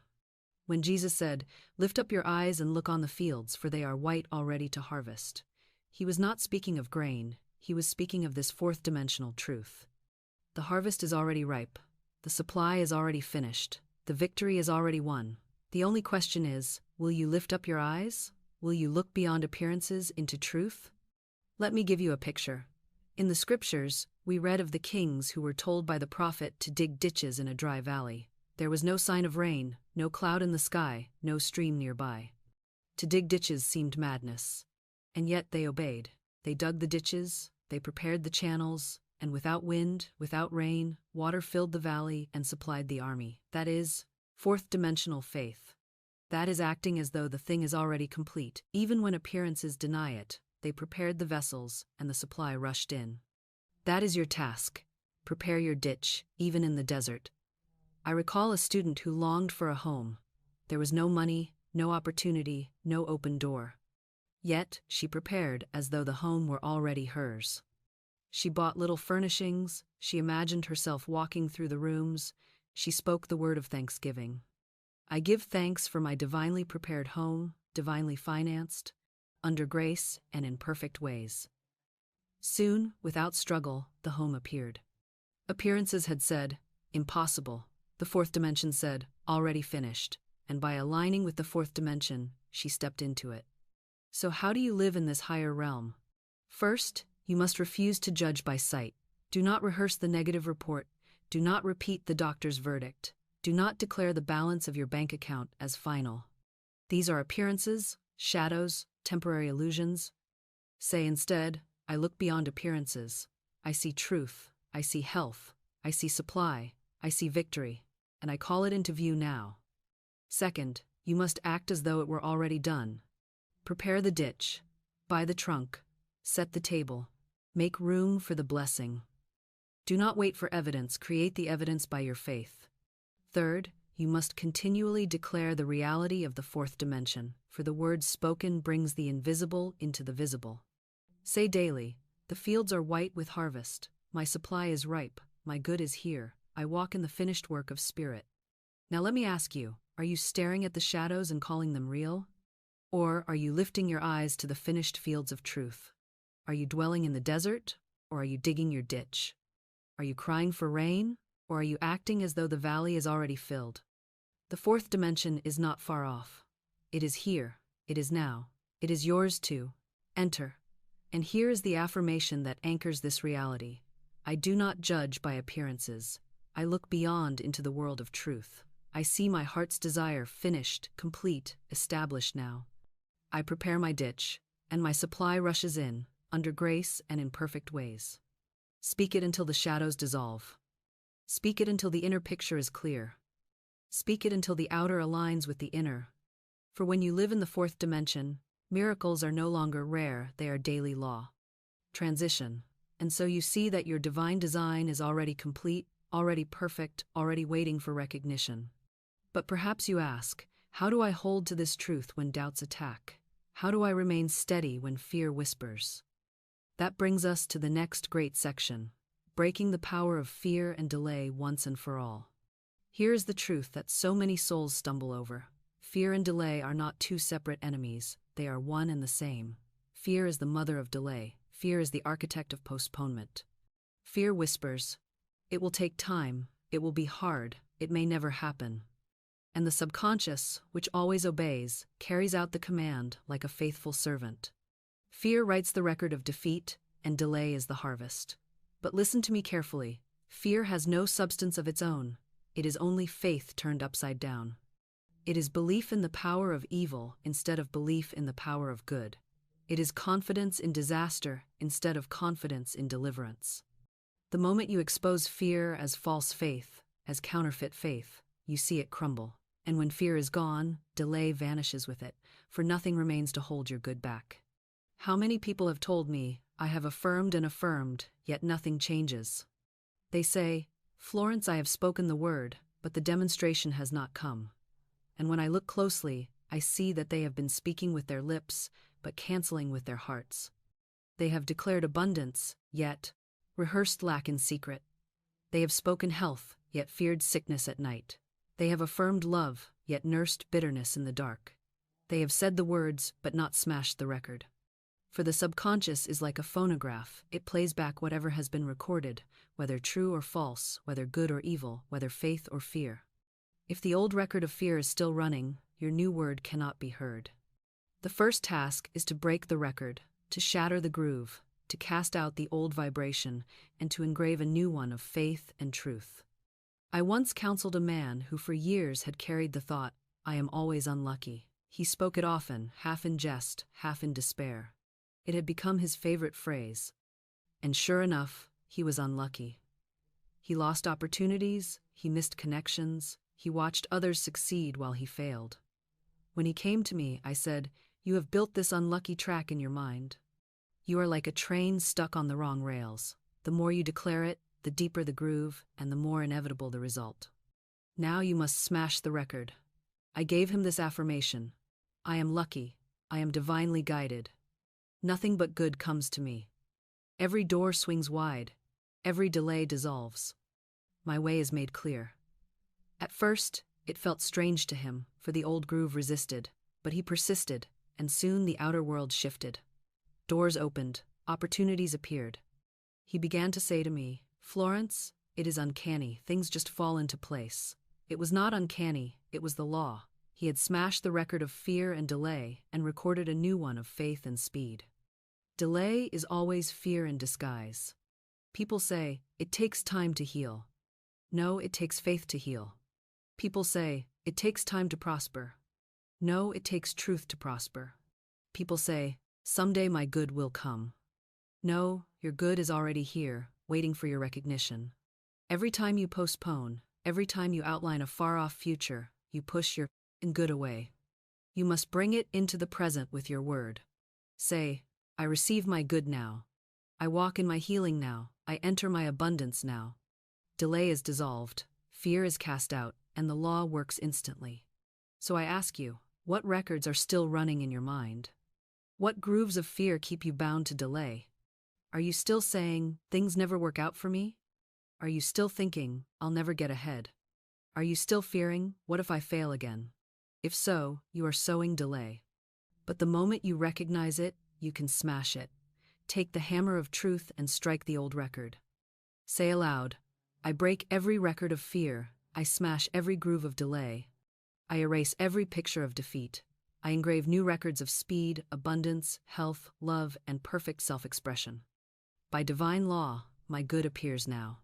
And keep striking until the old record is shattered, until the new song plays clear and strong. Remember this, the law is instant, the delay is only in you. The law is swift. The hesitation is only in your fear. The law is perfect, the obstruction is only in your old record. Smash the record, cast the burden, declare the truth, and watch how quickly the tide turns. You will be amazed how fast fear vanishes when faced with faith, how swiftly delay dissolves when met with a bold now. Transition. And this brings us to a mighty practice that I have given to countless souls in bondage. The practice of casting the burden onto Christ within.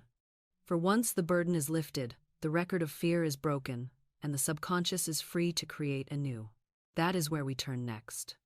Here is a practice so simple that the reasoning mind despises it, and yet so powerful that it has delivered thousands from despair in an instant. The practice of casting the burden. Every man and woman carries burdens. Some carry the burden of money, debts that press like a weight upon the chest. Others carry the burden of sickness, dragging the body like a heavy chain. Others carry the burden of broken relationships, of bitterness, of loneliness, of disappointment. And still others carry the burden of fear itself. Fear of the future, fear of loss, fear of death. These burdens are heavy, and those who carry them grow stooped and weary. But Christ said, Come unto me, all ye that labor and are heavy laden, and I will give you rest. This is not a poetic invitation, this is a law. The Christ within you, the God self at the center of your being, is the burden bearer, and when you cast the burden onto him, it is lifted from you in an instant. But most people will not cast their burdens, they insist on carrying them. They say, It is my problem, I must solve it, I must carry it until I find a way. And so they stagger, bent double under the load, never realizing that they are playing Pharaoh's slaves, making bricks without straw, when freedom has been purchased for them. The moment you say, I cast this burden upon the Christ within me, something happens. The subconscious, which had been locked on the problem, is released. Infinite intelligence takes over, and the solution appears, swift and perfect. The burden that seemed impossible is gone, and the miracle steps in. I recall a woman who came to me, wringing her hands over a lawsuit. She said, Florence, the case is lost, I cannot fight it, I cannot sleep, the fear is crushing me. I said to her, then stop fighting, cast the burden. Say, I cast this burden of lawsuit on the Christ within me, and I go free. He is my defense, my shield, my deliverer. I do not fight, I rest, and the victory is won. She obeyed. She repeated it until peace entered her mind. The next time she came to me, her face was shining. The case was settled in my favor, she said. It was miraculous. What had seemed hopeless turned in a day. That was no accident. That was the law. She cast the burden, and the Christ within carried it. Another woman came to me, burdened with illness. She had rehearsed every symptom, every fear, every doctor's verdict. I said, You are carrying the burden yourself, and that is why you are crushed. Say, I cast this burden of sickness on the Christ within me. I do not accept it, it is not mine. The Christ within is my health, my strength, my life. I go free. She obeyed, and with every repetition, her body lightened, her eyes cleared, her fear dissolved. Soon the sickness, too, dissolved, for it had lost its power when she laid it down. This practice is not passive, it is not resignation. It is the highest form of action. To cast the burden is to release the false and give it to the only one who can dissolve it. It is to stop wrestling with shadows and let the light of Christ shine them away. And once the burden is cast, you must refuse to pick it up again. Do not pray it back onto your shoulders. Do not worry it back into your mind. Each time the thought returns, say again, I have cast this burden on the Christ within me. It is no longer mine. I am free. I rest in the victory already won. So I ask you, what burden are you still carrying? What weight do you still drag behind you? Is it money? Is it sickness? Is it fear? Is it resentment? Whatever it is, cast it now.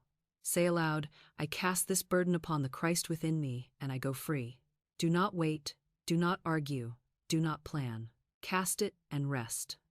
For the Christ within you is mighty. He never slumbers nor sleeps. He knows ways you know not of. He works through channels unseen, methods unknown, doors you cannot imagine. And when he carries it, it is solved. Remember the words of the psalmist. Cast thy burden upon the Lord, and he shall sustain thee. Not he may, not he might, but he shall. This is law. This is certainty. This is the rest that comes when the heavy load is lifted and you walk upright, free, light, victorious. Transition. And once the burden is cast, once the fear is lifted, once the old record is shattered, a new record must be engraved. For nature abhors a vacuum, and the subconscious, once emptied, must be filled with truth. And that brings us to the next great secret. Engraving the new reality with the spoken word. Once the burden is cast, once fear is dissolved, once the old record is shattered, the work is not finished, it has only just begun. For you cannot leave the subconscious mind empty. Nature abhors a vacuum, and the subconscious, that faithful servant, demands new orders. If you do not engrave truth upon it, error will creep back in.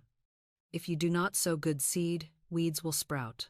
That is why, after casting the burden, you must immediately begin to engrave the new reality.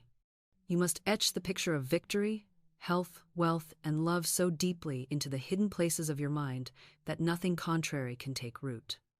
This is done through the spoken word, repeated with conviction, charged with faith, saturated with the power of God. Every word you speak is like a chisel against the stone of your subconscious. Strike long enough, strike strong enough, and the image of truth will be carved deep and permanent, and your outer life will rise to match it. Many people make the mistake of thinking a casual word will undo years of fear. They speak a truth once or twice, half believing, half doubting, and then grow discouraged when nothing seems to change. But the old record has been playing for years, and the grooves run deep. To overwrite them, you must strike again and again, with joy, with persistence, with certainty. Each affirmation is a blow of the hammer, each declaration a mark of the chisel, until the old picture is completely replaced with the new. And here is the wonder. The moment the new picture is engraved, the subconscious rushes to carry it out. The body obeys, the circumstances obey, the people and opportunities around you obey. For the subconscious never questions, it only executes. I recall a woman who had lived for years in poverty. Her words had always been, I never have enough. Money slips through my hands. I can't afford it. These words had etched grooves of lack so deep that her entire life was a portrait of insufficiency. When she came to me, I said, you must engrave a new reality. Take this word and speak it until it is etched upon your heart. God is my immediate supply. Large sums of money come to me quickly, easily, and under grace in perfect ways. At first, it felt like a lie to her, for her purse was empty, her rent unpaid. But she persisted. She struck the chisel daily. She declared it morning and night. And soon, unexpected channels opened, gifts flowed in, opportunities appeared. Within a year, she was living in abundance. What changed? Not the outer world first, but the engraving of the inner picture. The new record replaced the old, and the law did the rest. Another student longed for healing. The doctors had declared her incurable, and the old record of sickness played constantly in her mind. I said to her, erase that record, cast the burden, now engrave health. Say, divine love floods my consciousness with light, and every cell of my body is filled with radiant health. I am strong, I am whole, I am well. She spoke it, even when she felt weak. She declared it, even when symptoms screamed otherwise. And as the new record took hold, her body responded. She walked free of the condition that had bound her, not by struggle, but by engraving a new reality through the spoken word. So I ask you now, what record are you still allowing to play? Is it the record of failure, repeating, I can't, I can't, I can't? Is it the record of sickness, declaring, I am weak, I am broken? Is it the record of poverty, saying, there is never enough? Smash it, cast it out, and replace it with a record of truth. Choose your words, write them upon your heart, and declare them until they are engraved.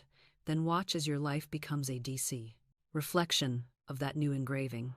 Here is a practice. Take one affirmation of truth, the one that speaks most to your need, and repeat it throughout the day, not mechanically, but with feeling, with joy, with thanksgiving.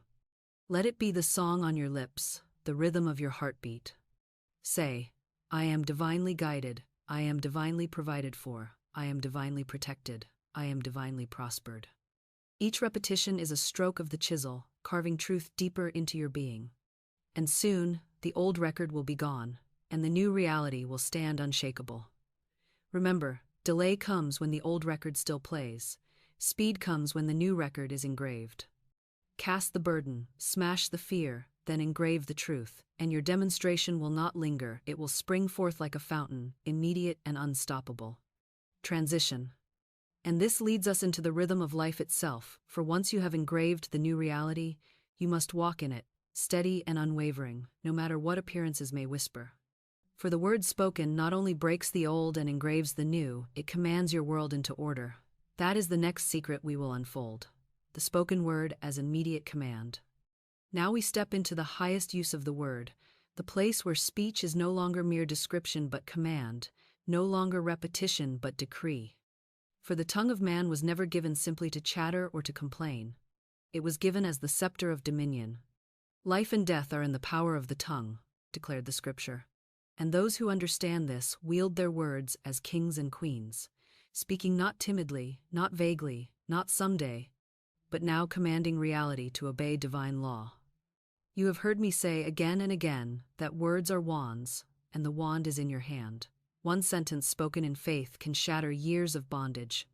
One affirmation declared with conviction can open the door of supply, heal the body, restore the relationship, or dissolve the obstacle. This is not magic, as the world calls it. It is divine law, and the law is unfailing. Consider the law of wealth. The world says you must labor endlessly, save with fear, scrape and hoard, struggle and compete, and perhaps you will gain a little. But divine law says, God is your supply, and large sums of money come to you quickly, easily, and under grace, in perfect ways. When you speak this, you are not begging for money. You are commanding the invisible substance to take form. You are declaring to the universe, I will not live in lack. I align with the storehouses of heaven. And the law obeys. I knew a woman crushed by a debt of $3,000, with no possible channel in sight. She was drowning in fear, but I gave her this affirmation. I cast this burden of debt on the Christ within me. I am free to receive abundance. I give thanks that the money, which is mine by divine right, now appears under grace in a perfect way. She clung to it, she repeated it, she commanded with her tongue. Soon, in a way she could never have outlined, the entire debt was cleared, and more remained in her hand. That is the spoken word as command. And consider the law of health. The world says sickness is inevitable, decline is natural, pain is permanent. But divine law says, divine love floods my consciousness with light, and every cell of my body is healed, renewed, and restored. When you speak this, you are not describing what you wish for. You are commanding what already exists in truth to manifest in form. You are saying, let there be light in this body, and let every shadow flee. And I have seen tumors vanish, diseases dissolve, strength return, simply because the tongue dared to declare health with conviction.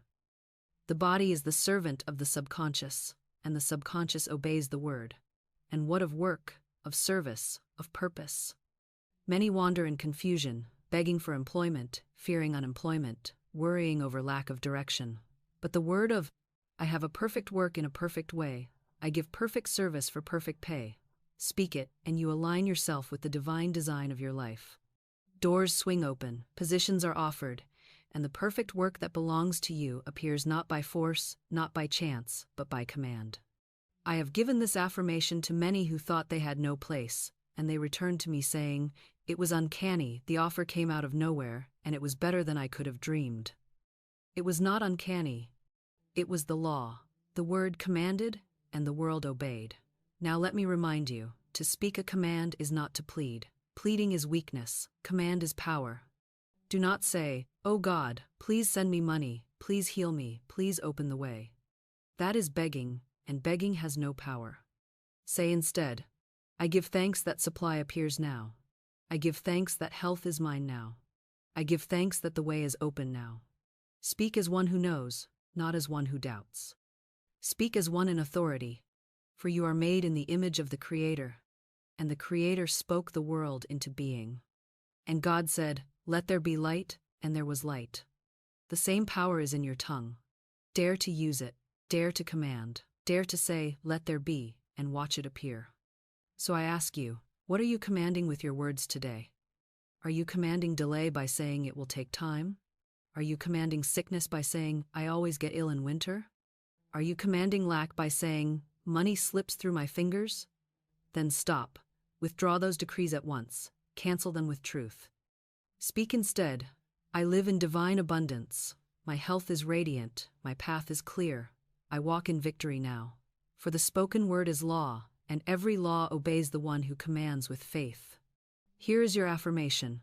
I speak the word, and it is accomplished. My words are seeds of power.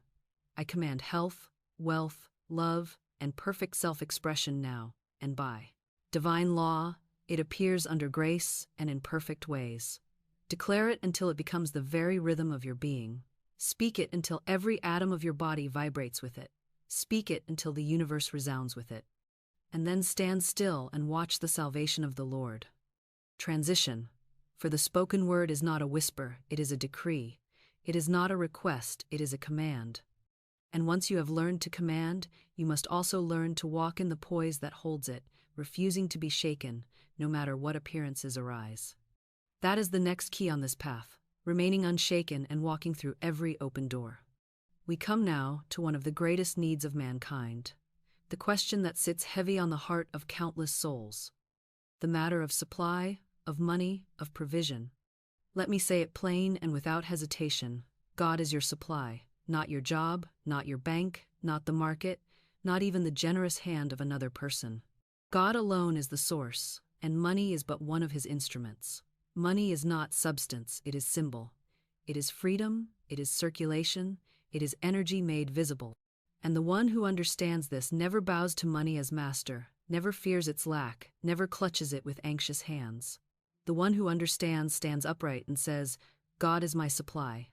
Large sums of money come to me quickly, easily, and under grace, in perfect ways. And the law obeys, because the law is exact. You must begin to declare wealth, not as some far-off dream, but as a present reality.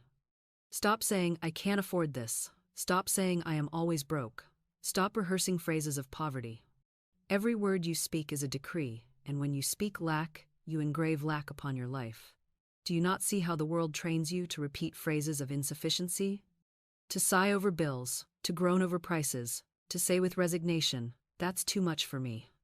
Each of these is a curse upon your own supply, each one shuts the door. But the moment you reverse the word, the moment you begin to declare wealth, the doors swing open. Say instead, "I give thanks that I am rich in substance, rich in ideas, rich in opportunities, and rich in money. My supply is limitless, my purse is filled, my channels are open, and abundance flows to me now." Speak it until the old habit of poverty is broken. I remember a woman who came to me with only $2 in her purse. Her face was drawn with fear. "Florence," she said, "this is all I have." I replied, "Bless it. Declare it the magic purse of spirit that can never be depleted." I gave her the affirmation. As money goes out, immediately money flows in. I never deplete, for my purse is filled with the inexhaustible riches of God. She obeyed. She stopped cursing her lack and began blessing her purse. Within a short time, she was given $6,000, a fortune compared to where she stood before. That was no accident. That was the law, swift and sure, responding to the word. Another man came to me, bound by debt, harassed by creditors, nearly crushed under the load of $3,000 he could not pay. Reason told him he was finished. Appearances declared defeat. But I said to him, "Cast the burden and speak the word. Say, I cast this burden of debt on the Christ within me. I am free to receive my abundance. I give thanks that the money which is mine by divine right now appears quickly and easily, under grace, in perfect ways." He repeated it faithfully, though appearances denied it. Within a short time, the money appeared, the debt was cleared, and he stood free. Again, the law obeyed the spoken word. So I ask you, how do you speak of money? Do you call it scarce? Do you call it hard to come by? Do you groan when you pay a bill, sending out words of resistance? Then no wonder it flees from you. You must change your speech. You must change your declarations. When you pay a bill, bless it. Say, I pay this in joy, and it returns to me multiplied. When you see money, bless it. Say, money flows freely to me and through me. I am a channel of divine supply. When you think of your future, declare, I walk in abundance. I am rich in every good thing. I have more than enough, and I share freely. Do not wait for evidence. Do not wait for your purse to swell before you speak. Speak first, and the evidence will follow. That is the law. Faith precedes manifestation. The word goes out before the supply appears. Speak it, and it is done. Here's an affirmation to engrave upon your heart. God is my unfailing supply, and large sums of money come to me quickly, easily, and under grace, in perfect ways. I am rich, I am free. I am an irresistible magnet for all that belongs to me by divine right. Say it until you feel it. Say it until fear vanishes. Say it until you walk with the dignity of one who knows their source is unlimited. And then watch how swiftly channels open, gifts appear, opportunities arise, debts dissolve, and abundance flows. For wealth is not a future, it is a present. It is not a maybe, it is a law. It is not reserved for others, it belongs to you as much as to anyone, for God is no respecter of persons. The question is not, will the supply come? The question is, will you declare it? Transition. And once you learn to declare wealth with authority, you will see the same power works in every dimension of life. If words can command money, they can command health. If the tongue can draw riches, it can restore the body. That is our next revelation, the spoken word of healing, health declared into being. There is no bondage more feared by humanity than the bondage of sickness, and yet I tell you with the authority of divine law, health is your birthright, vitality is your natural state, and disease has no power except the power you give it through fear and speech. The body is not master, the body is servant. It does not think, it does not argue, it does not choose. It obeys the blueprint impressed upon the subconscious, and that blueprint is drawn by your words. If you declare, I am always sick, I always catch what's going around, I am weak, I am failing, then your body must obey and produce the very pictures you have given it.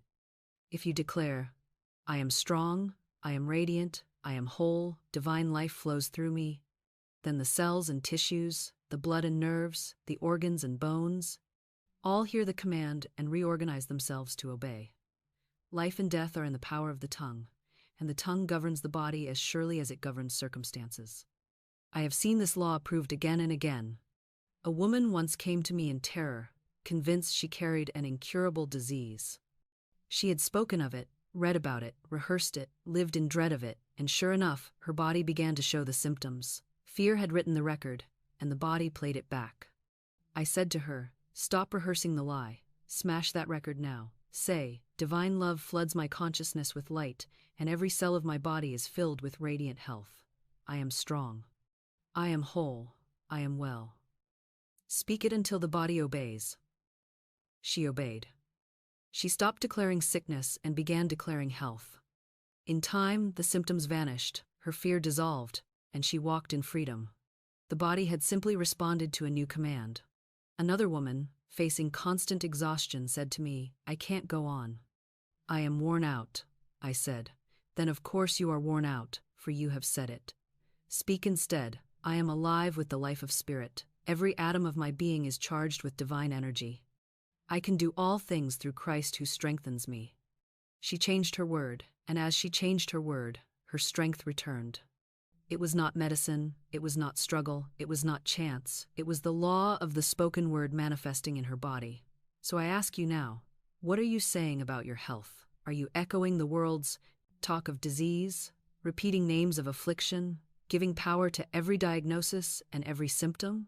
Or are you declaring truth, speaking life, engraving health into the very core of your being? Remember, the subconscious does not argue. It does not say, this disease is real, this sickness is proven. It only says, yes, master, and obeys your decree. If you decree weakness, weakness appears. If you decree health, health appears. Never forget, the body is a perfect instrument made in the image of the divine. It contains within it the pattern of eternal youth, eternal life, eternal wholeness. The only reason you do not see it is because you have buried it under the rubble of fear and false words. But the moment you speak truth, the rubble falls away and the perfect pattern shines through. That is why Jesus, when he healed, always spoke the word, "Be thou made whole." He did not beg. He did not plead. He commanded, and the body obeyed, for the spoken word is law. Here is an affirmation for you to engrave upon your heart. Divine love floods my consciousness with light, and my whole body is radiant with health. Every organ is perfect, every cell is alive, every function is in order, for I am the temple of the living God, and no evil can dwell within me. Speak it daily, speak it boldly, speak it when you feel strong and when you feel weak, and you will see your body align. You may say, but the doctor has said this illness is incurable, and I say to you, with God all things are possible. What is incurable to man is nothing to spirit. Spirit made your body, and spirit can restore it. Do not repeat the doctor's decree, speak God's decree. You may say, but my family has always been sick, and I say, break the record. You are not bound by heredity, you are bound only by your words. Declare a new inheritance, the inheritance of health, strength, vitality, and long life. Health is not far off. Health is here, now, the moment. You stop giving power to sickness and start giving power to truth. The body obeys. For the law of the spoken word is instant, exact, unfailing. Declare health, and health is yours. Transition. And once you have learned to command money and health with your word, you will see that the same law governs your work, your purpose, your service. For just as you can speak wealth into being and health into form, you can also declare right work, perfect expression, and joyful service. That is where we turn next. There is no area where fear and confusion grip humanity more tightly than in the matter of work, what men call career, occupation, livelihood, calling. How many walk the streets weary and broken because they believe themselves out of place, without purpose, trapped in toil that drains the life but does not satisfy the soul? How many cling to employment they despise, fearing to leave lest they starve, while others wander unemployed, declaring over and over, there is nothing for me, there is no place for me, I cannot find my way. These words are curses, and they engrave themselves on the subconscious until the outer world reflects them in frustration and despair. But I tell you plainly, there is a perfect work prepared for every soul. There is a place that belongs to you, and no one else can fill it. There is a channel of service that matches your gift, a way of expression that satisfies your heart, a door of labor that brings not only pay, but joy.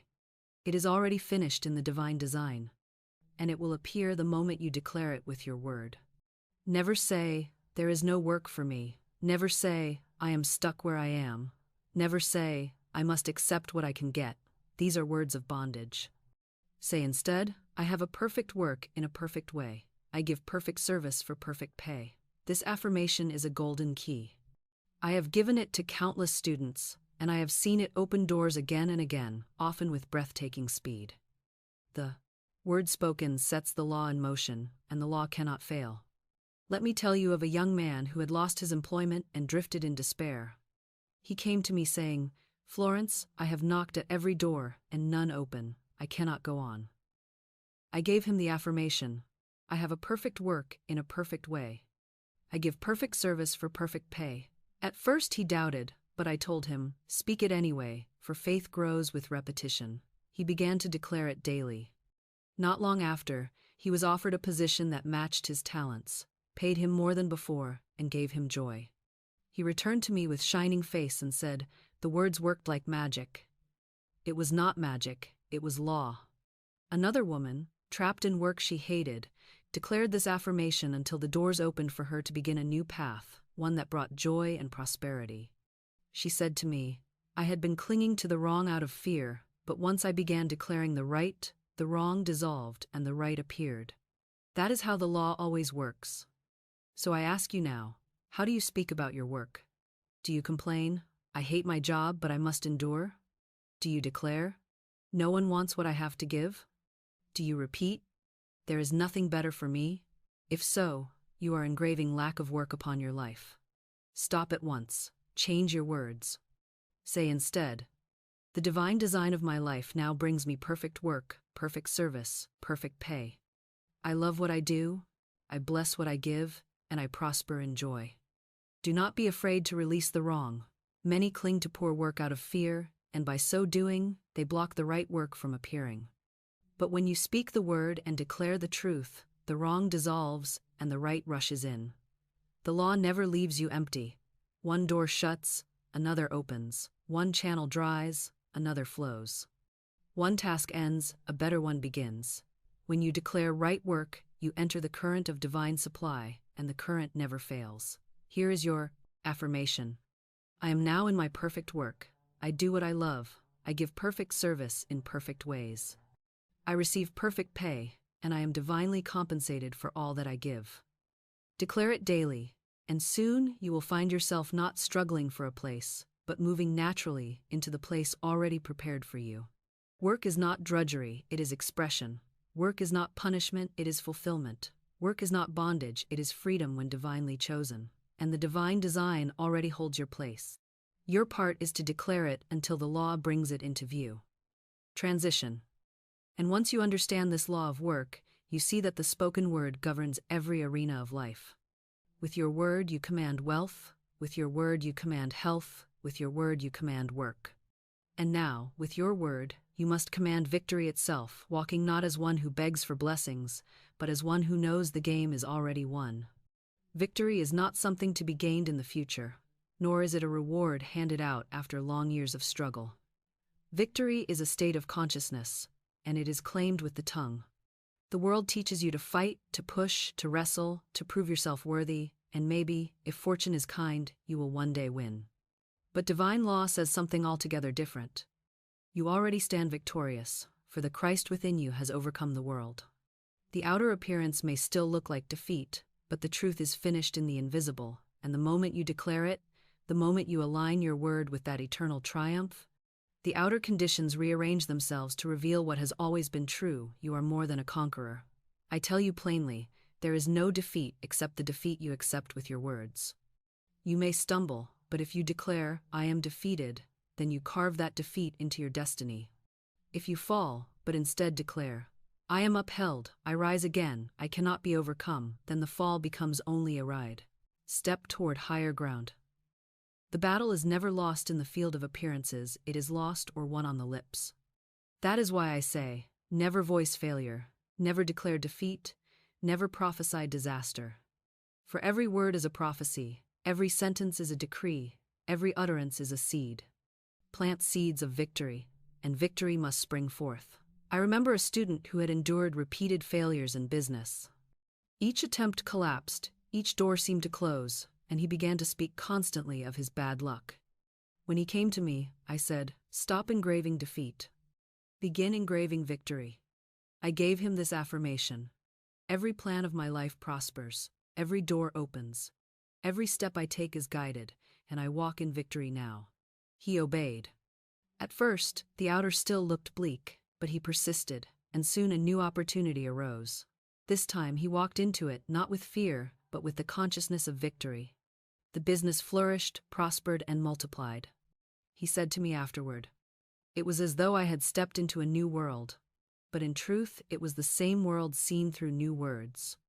Another woman, crushed by the weight of repeated disappointments in love, said to me, "Florence, I am cursed. Happiness is not for me." I said, "You are prophesying your own curse. Smash that word and speak truth. Say, I walk in victory. Love surrounds me.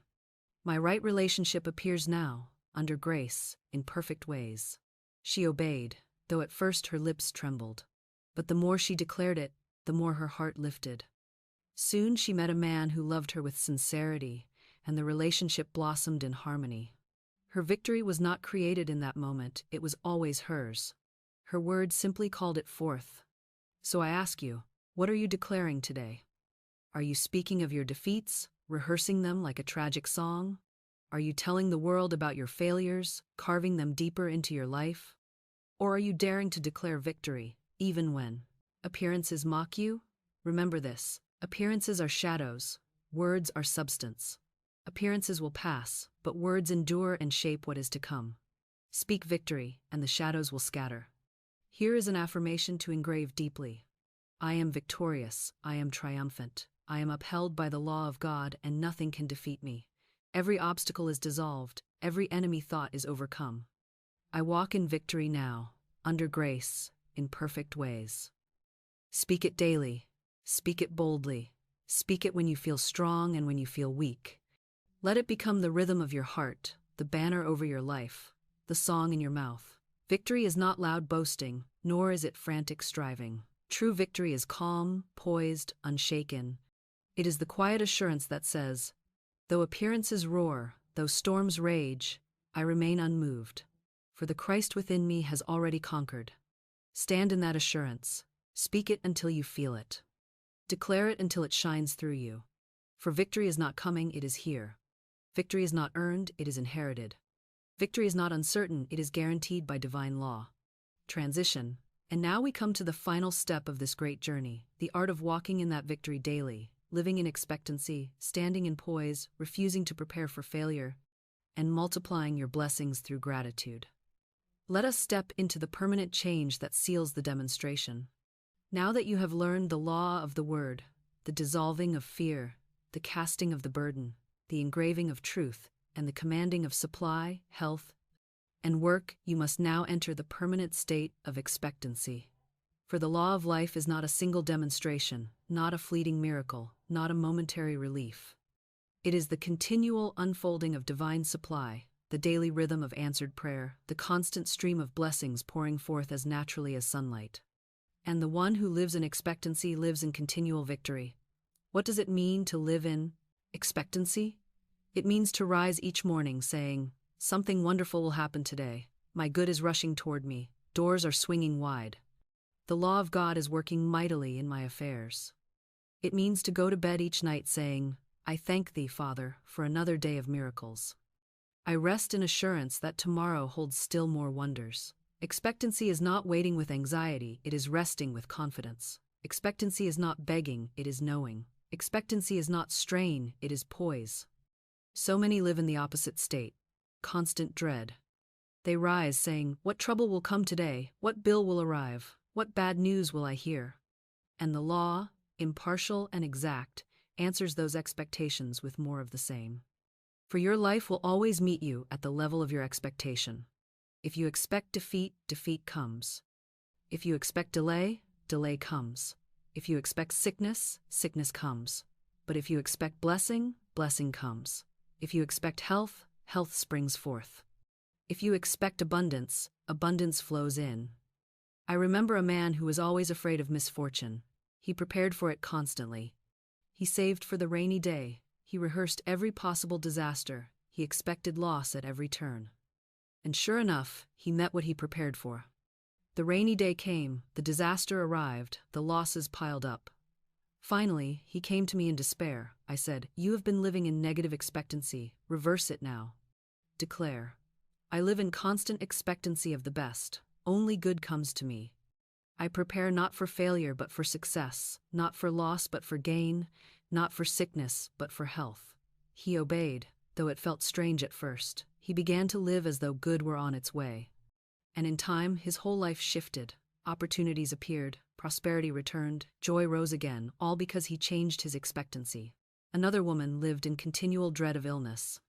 Every winter she expected to fall sick, and every winter she did. She carried it like a prophecy in her mind. When she came to me, I said, "Stop preparing for illness. Stop expecting sickness. Say instead, I live in constant expectancy of radiant health. My body is the temple of the living God, and only life dwells here. I expect strength, vitality, and joy." She obeyed, and the next winter, for the first time in years, she remained well. The change was not in the weather, not in her family history, not in the doctors, it was in her expectancy. So I ask you now, what are you expecting? Are you expecting your blessing, or are you expecting your downfall? Are you preparing for rain or for harvest? Are you bracing for failure or opening your arms to success? Expectancy is a magnet. Whatever you continually expect must appear. Here is your affirmation. I live in constant expectancy of the best. My good now flows to me in a steady, unbroken stream of abundance, health, joy, and perfect self-expression. I prepare for miracles, and miracles appear. Speak it until expectancy becomes your atmosphere, until dread is impossible, until you look out at life and see only open doors, only radiant opportunities, only finished blessings rushing to meet you. For the victorious life is not occasional, it is constant. It is not a rare spark, it is a steady flame. And that steady flame is expectancy. Transition. And when you live in expectancy, you find that storms no longer shake you, delays no longer disturb you, appearances no longer frighten you, for you walk in poise, unshaken, calm, immovable, because you know the law is working. And that brings us to the next secret, poise as mastery, the power to stand still and see the salvation of the Lord. One of the greatest secrets of the victorious life, and one that few ever learn to practice, is the secret of poise. The world admires speed, noise, agitation, endless action, but heaven crowns stillness, calm, and balance. To be poised is to be master. To be poised is to remain steady when appearances roar. To be poised is to stand upright when others tremble. To be poised is to look squarely at the storm and declare, "Peace, be still," until the winds obey. It is the soul that remains calm under fire, undisturbed by delay, unshaken by loss, unmoved by threats, that proves itself ruler of circumstances. For nothing in the outer world has power over you when you refuse to be disturbed within. Most people collapse the moment trouble knocks at the door. They fly into panic, into worry, into frantic activity. They run here and there, scattering their forces, trying to fix conditions with feverish effort, and the more they strive, the worse it becomes. For their lack of poise sends out waves of fear, and fear multiplies the very condition they wish to escape. But the one who has learned the law stands calm. They do not fight, they do not scramble. They speak the word, they cast the burden, they hold their peace. And the law rushes to their defense, dissolving the obstacle, arranging the demonstration, opening the way. Think of Daniel in the lion's den. The lions were real, the danger apparent, but Daniel was unmoved. He remained poised, confident in his God, and the lions lost their power. Think of Christ asleep in the boat while the storm raged. The disciples panicked, but he slept in peace, then rose and commanded, "Peace, be still." And the storm obeyed. That is poise as mastery. That is the calm that rules over storms, whether of wind or of circumstance. I recall a man who came to me, always restless, always anxious. He said, "Florence, every time a bill comes due, I am shaken to the core. I cannot sleep, I cannot eat, I cannot think straight." I said to him, "That is why the bills multiply. You are giving them power with your fear. You must cultivate poise. Each time a bill arrives, bless it. Say, 'I give thanks that this bill is paid in full. I remain unmoved. God is my supply, and God is never late.'" He obeyed, though at first his heart still trembled, but the more he declared it, the calmer he became. Soon, the bills ceased to terrify him, and not long after, his supply increased and his debts were cleared. Why? Because poise dissolved fear, and fear was the only barrier. Another woman, constantly disturbed by the actions of her family, came to me saying, "Florence, I cannot control them. They upset me, they ruin my peace." I said, then you have given them power over you. Stop reacting. Speak the word of poise. Say, nothing disturbs me, nothing shakes me. I am built upon the rock of Christ, and I remain unmoved. She practiced it, and soon the very behavior that once unsettled her lost its sting.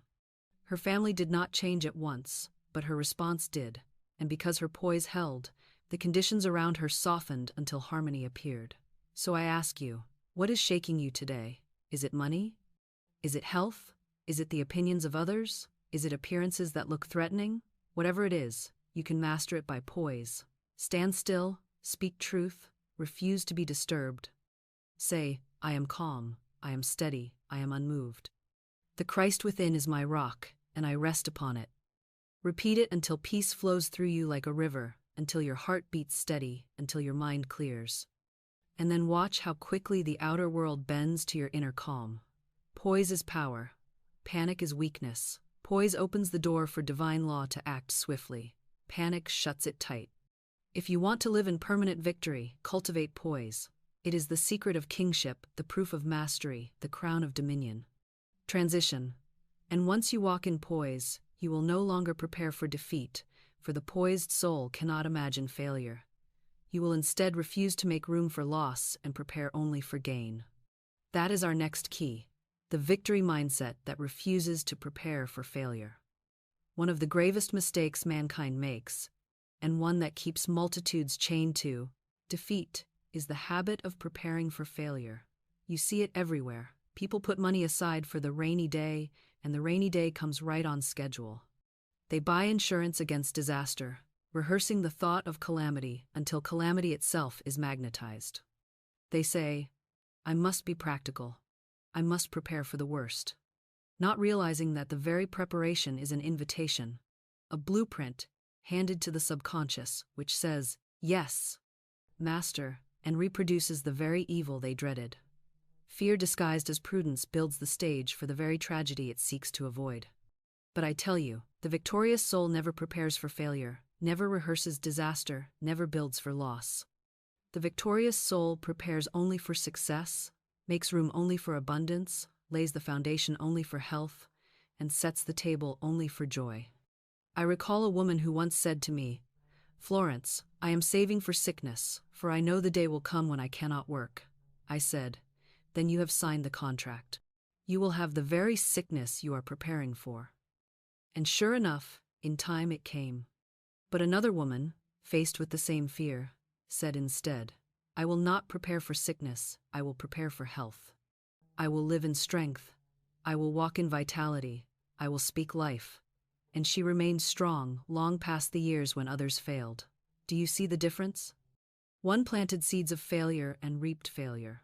The other planted seeds of victory and reaped victory. There was once a man who said to me, I must put money aside for old age, for I know the day will come when I am helpless. I said, speak not such words, you are binding yourself to weakness.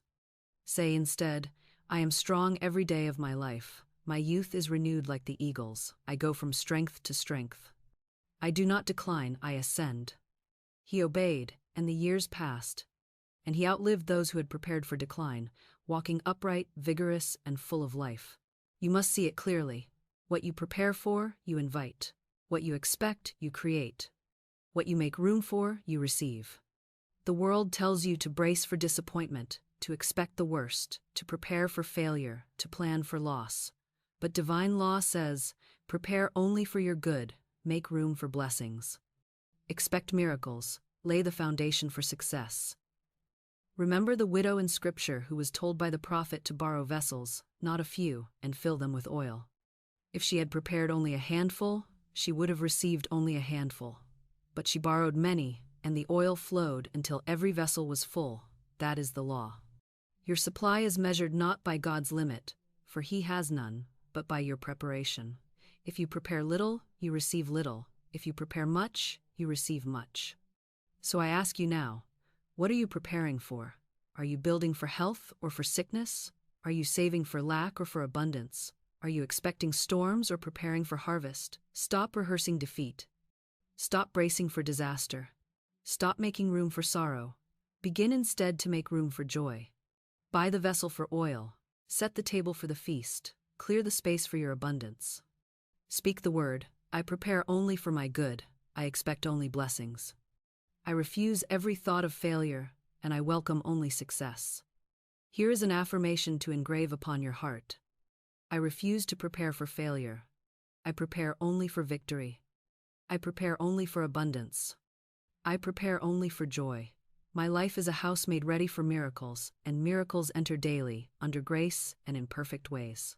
Speak it often, and soon you will see how swiftly fear dissolves, how quickly opportunities arise, how naturally success appears. For the law cannot resist expectancy, and what you prepare for must appear. Victory is a mindset. It is not waiting for life to prove itself, it is proving life with your word. It is saying, I will not make a bed for failure, I will not set a table for lack. I will not build a shelter for sickness.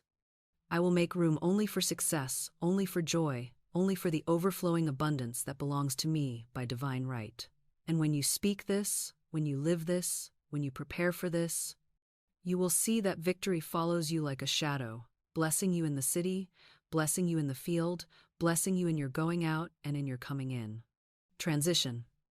And once you stop preparing for failure and begin preparing only for success, you unlock the greatest secret of all, the power of gratitude. For gratitude multiplies what you have. Gratitude expands what you see, gratitude transforms a little into much, and gratitude seals the victory forever. That is our final key, multiplying the loaves and fishes through thanksgiving. Now we come to the crown of the victorious life, the secret that seals every demonstration and multiplies every blessing, the law of gratitude. Gratitude is not mere politeness, nor is it a timid whisper of thanks. Gratitude is power. Gratitude is multiplication. Gratitude is the magnet that draws increase, the current that doubles supply, the law that multiplies the loaves and fishes. The scriptures tell us that when the multitudes were hungry and there were only a few loaves and fishes in sight, Jesus did not complain of lack. He did not beg for more. He did not rehearse insufficiency. He lifted up what little he had, gave thanks, and it multiplied until every soul was fed and much remained. That is not legend, it is law. Whatever you bless, increases. Whatever you thank God for, multiplies. Whatever you curse, diminishes. Most people do not understand this. They complain over their small purse, and it shrinks smaller still. They groan over their sickness, and it grows worse. They sigh over their troubles, and the troubles multiply. Complaint is a seed, and it brings forth after its kind. But gratitude is also a seed, and it brings forth increase. The one who learns to live in continuous thanksgiving has discovered the secret of unending multiplication. I tell you, I have seen small incomes grow into great fortunes, frail health turn into radiant vitality, lonely hearts surrounded by love, all because of gratitude. I recall a woman who came to me, holding a single dollar in her hand. "This is all I have," she said. Her voice was heavy with complaint. I said, "Then you have already cursed it, and it will fly from you. But bless it, thank God for it, call it abundant, and it will grow." I taught her this affirmation: I bless this money and give thanks for it. It is the magic purse of spirit that can never be depleted. As it goes out, immediately, it returns multiplied. She obeyed, and within weeks unexpected money flowed to her, more than she had ever held before. The dollar had multiplied because gratitude was spoken over it. Another student once longed for healing but could see only her pain. She complained daily, rehearsing every symptom, magnifying every ache. I said, "Stop cursing your body with complaint. Begin blessing it with gratitude. Say, I thank thee, Father, for this perfect body. I bless every cell, every organ, every function. I am grateful that divine life flows through me."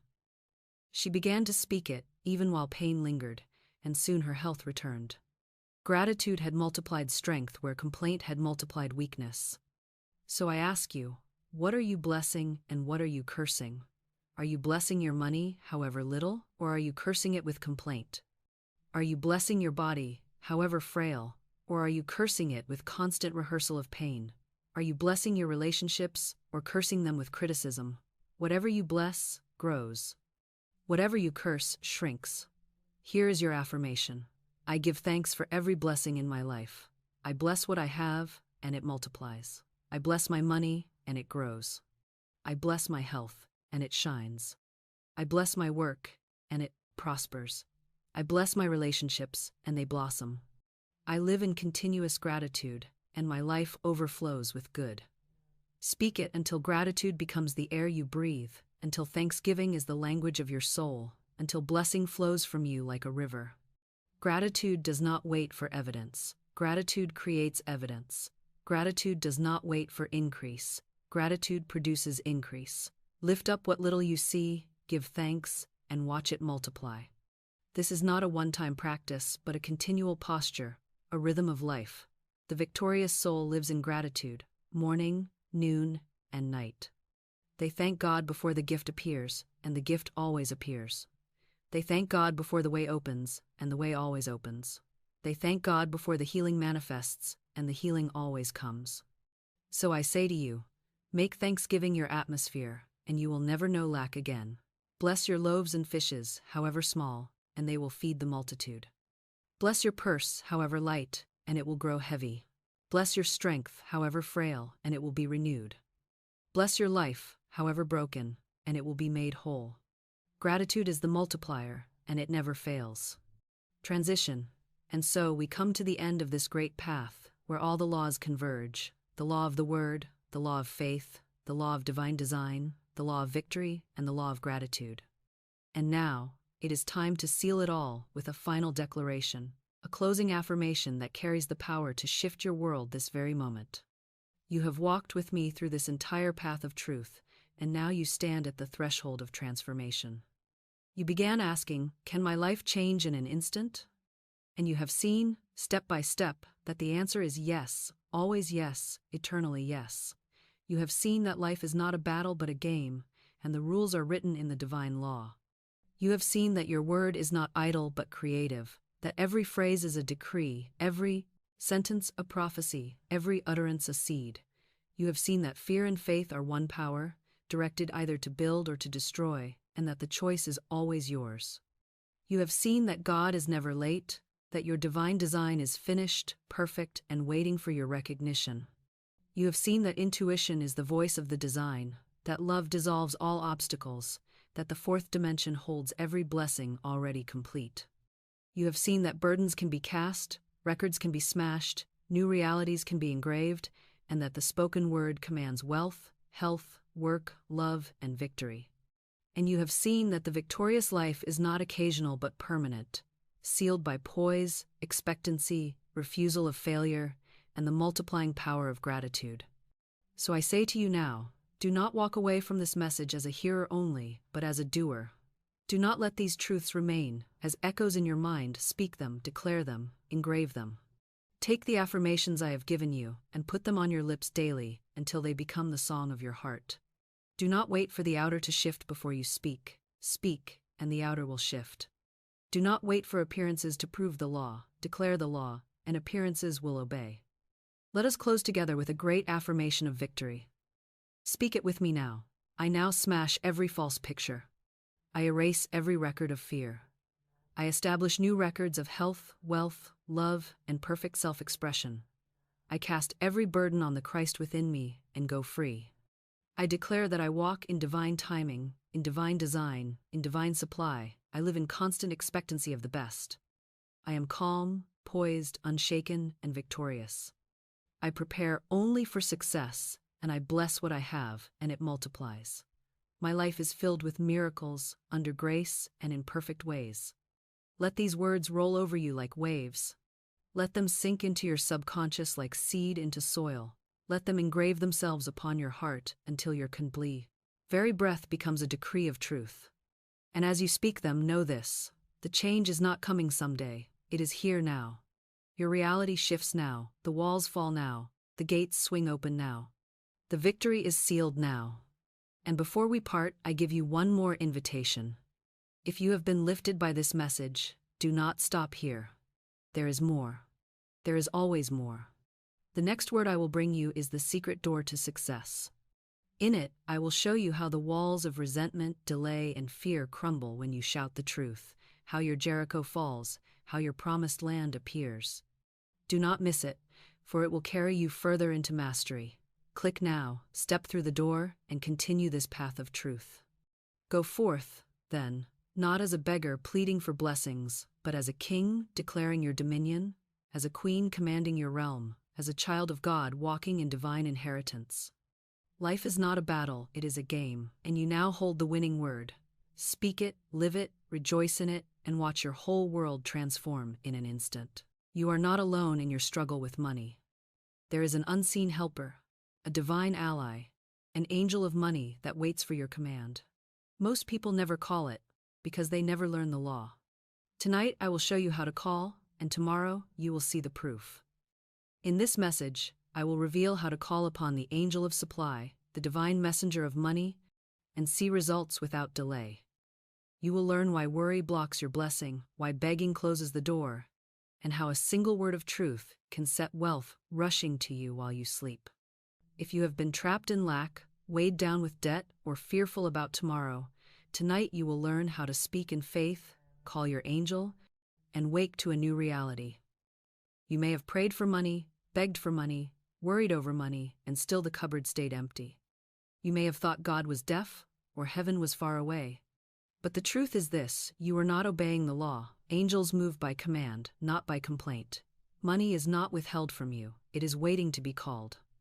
And the moment you speak the right word, with faith and conviction, the whole universe shifts to deliver your supply. That is why so many have struggled in vain, they have knocked at the wrong door. Tonight, I will take you to the right one. Over the next 1 hour, I will show you how to call the angel of money and see the law of supply in action. You will hear true stories of men and women who spoke a word at night and woke to unexpected checks, opened doors, and answered needs.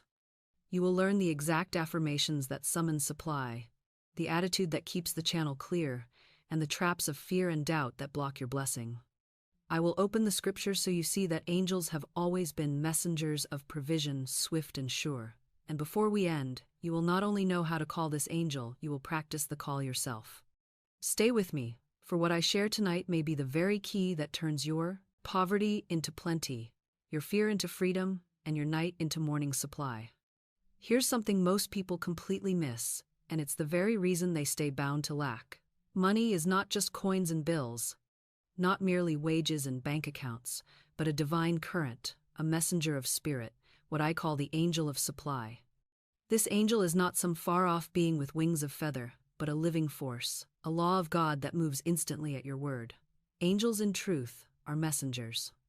And the angel of money is the messenger of your spoken decree about provision. When you call, it comes. When you command, it obeys. But when you stay silent in fear, or worse, when you complain in doubt, the angel cannot move, for you have given it no order. Think of the picture given in Scripture, when Peter was bound in prison, chained between guards, with iron gates before him. By all appearances, he was trapped, doomed, defeated. Yet the angel of the Lord appeared, struck the chains, opened the doors, and led him out into freedom. That story is more than history, it is symbol. It shows us how supply itself works. You may feel chained by debt, trapped by bills, shut in by impossibilities, but when the angel of supply is called by your word, the chains fall, the doors swing open, and you walk free. Money itself is a messenger that comes to break the prison of lack. But it will not appear until you call it, for angels move by command, not by complaint. And why do I say this? Because I have seen again and again that money is not earned by struggle, not delayed by time, not withheld by circumstance. It is summoned by truth, by faith, by the commanding word. You can beg for years and see nothing. You can labor and sweat and still remain poor. But speak one word of faith, and the law rushes to fulfill it. That is the angel of money at work. Now let me ask you, how have you been treating money? Have you seen it as master or as servant? Have you bowed to it in fear, or commanded it in truth? The world teaches you to chase it, to toil for it, to worship it, to despise it, but never to recognize it as angel, as messenger, as obedient servant of divine law. Yet that is what at Island, and the moment you see money as angel, not enemy, not master, you rise to dominion. You stop begging and start commanding. You stop fearing and start declaring. So here is the affirmation that unlocks this truth. I call on the angel of supply now. Money is my servant, not my master. It comes when I speak. It obeys divine law. It appears under grace, in perfect ways, swiftly and surely. Speak this aloud, not timidly but boldly, not as a wish but as a decree. And as you speak, feel the chains of lack falling. Feel the prison doors swinging wide. Feel the angel at your side leading you into freedom. Transition. And yet, if the angel of money is so swift and sure, why do so few ever see it? Why do multitudes pray and plead, yet their supply never comes? That is because most people block the angel with fear, begging, and doubt. And that is the snare we must expose next. What I am about to tell you may seem almost too simple, and yet it is the very key that explains why so many go through life in lack while the angel of supply waits at their side, unused, uncalled, unseen. Most people never see the angel of money because they block it at the very gate with fear, with begging, and with doubt. Fear imagines lack, and fear is a prophecy. Fear is faith turned upside down, a vision of evil accepted as law, and the moment you believe it, you call it into form. When a man says, "I am afraid I won't be able to pay my bills," he has already spoken the command, and the angel, impartial and obedient, brings him more bills and less supply. When a woman trembles and says, "I fear I will lose everything," she has already opened the door to the very loss she dreads. The angel of supply cannot enter through a gate barred by fear, for the law never contradicts the picture impressed upon it. And if fear were not enough, many cancel their blessing by begging. They fall to their knees and plead, "Oh God, please send me money, please help me, please don't let me starve," not realizing that every word of pleading is a confession of lack.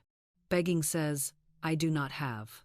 Faith says, "I already have, and I give thanks." Begging says, "Maybe one day." Faith says, "Now." And because the law obeys faith, not fear, begging leaves the cupboard bare while thanksgiving fills it. Angels are not moved by cries of despair, they are moved by words of authority. And then comes the great robber of supply, doubt. A soul may speak an affirmation once or twice, but then look around at empty pockets and say, "I see nothing." Perhaps this law does not work, perhaps it is all imagination, and the doubt cancels the command. The word of truth is like a seed planted in soil. If you dig it up every hour to see if it has sprouted, you kill it. If you water it with fear, you choke it. But if you speak it, release it, and trust it, it grows while you sleep, and the harvest comes in due time. I remember a student who came to me in despair, saying, "I have prayed and begged for money for years, yet nothing changes." I said to her, "Of course nothing changes. For your prayer is not faith but fear. You are begging at a closed door, when all the while the open door is before you. Stop begging and start declaring." I gave her this affirmation. "I give thanks that the supply which is mine by divine right now pours in and is manifest, under grace, in perfect ways." She began to speak it, though at first her lips trembled. But as she persisted, her fear lifted, her begging ceased, and her doubt dissolved. Soon, channels opened and her supply came, not in trickles but in streams. So I ask you now, have you been blocking your angel? Have you let fear be your prophecy? Have you been begging instead of declaring? Have you been doubting instead of trusting? If so, you need not condemn yourself, but you must awaken. You must see that the angel of supply stands ready, waiting for your word. And your word must be bold, clear, certain, full of thanksgiving, without fear, without begging, without doubt. Only then does the angel move. Here's an affirmation to break these chains. I refuse fear. I refuse begging. I refuse doubt. I declare that my supply is here now. I give thanks that the angel of money moves swiftly to bring me all that is mine by divine right. Speak it until you feel the truth rise within you. Speak it until the trembling ceases. Speak it until your doubts dissolve. And then stand still, for the law will not delay. Transition. And this brings us to a glorious revelation. The angel of money does not move by time as men measure time. The angel moves instantly, outside of clocks and calendars. The supply comes as soon as the word is spoken, for spirit never delays, and that is the law of immediate response. Here is a truth that will overturn every lie you have been told about money, provision, and timing. The angel of supply does not move slowly, spirit does not crawl, God does not delay. The moment the word of truth is spoken, the law of supply answers. The delay is never in spirit, the delay is always in man. The supply is already prepared, the channels already open, the blessing already finished in the invisible. The instant you speak the decree with faith, the order is placed, the law is set in motion, and the manifestation begins to rush toward you. But most souls, blind to this truth, imagine that time is the master. They say, it will take months, it will take years, perhaps it will never come. And by their own words, they postpone the demonstration. For fear has written the script of delay upon their subconscious. Do you not see? God is eternal present. He does not work in the future tense. He does not say, one day I will bless you. He says, before they call, I will answer, and while they are yet speaking, I will hear. That is the law of immediate response. The answer exists before the question is asked. The supply is prepared before the need is spoken. But man, hypnotized by appearances, believes in distance, believes in delay, believes in impossibility, and so he ties the hands of his own angel. I recall a woman who came to me with only $8 in her purse, her face drawn with worry, her heart heavy with fear. She said, Florence, I must stay in the city to find work. I cannot leave, for I have no way to live. But she confessed that she had a hunch to return home. I said to her, never ignore a hunch. Intuition is the voice of God. Obey it. She did so. She left the city, obeyed the inner prompting, and not long after, she was linked to an old friend of the family. Through that connection, money and opportunity poured in, and her entire situation turned around. She later said to me, tell everyone about the woman with $8 and a hunch. Her supply did not wait months or years. It was there, already prepared. The moment she obeyed and released fear, the angel of money moved at once. Another student once said to me, Florence, I have declared supply, but nothing happens. I asked her, do you really believe it? She confessed she had been speaking the words but watching the clock, measuring the hours, doubting the law. I said, then you cancel your own decree. Speak with faith, release it, and stop measuring. The law does not need time, the law only needs belief. She obeyed, and soon, unexpected checks began to arrive. The supply was not late, it had been waiting all along, restrained only by her doubt. So I ask you, do you believe God is slow? Do you believe the law delays? Or will you dare to see that the instant you speak, the law responds?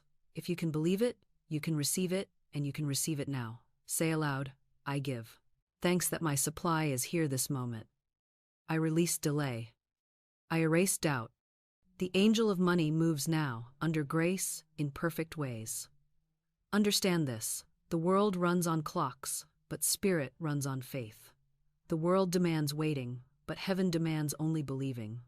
The angel of supply stands ready even now, waiting for your word. Will you continue to speak of tomorrow, or will you dare to say, now? Transition. And this brings us to the mystery of the night hour.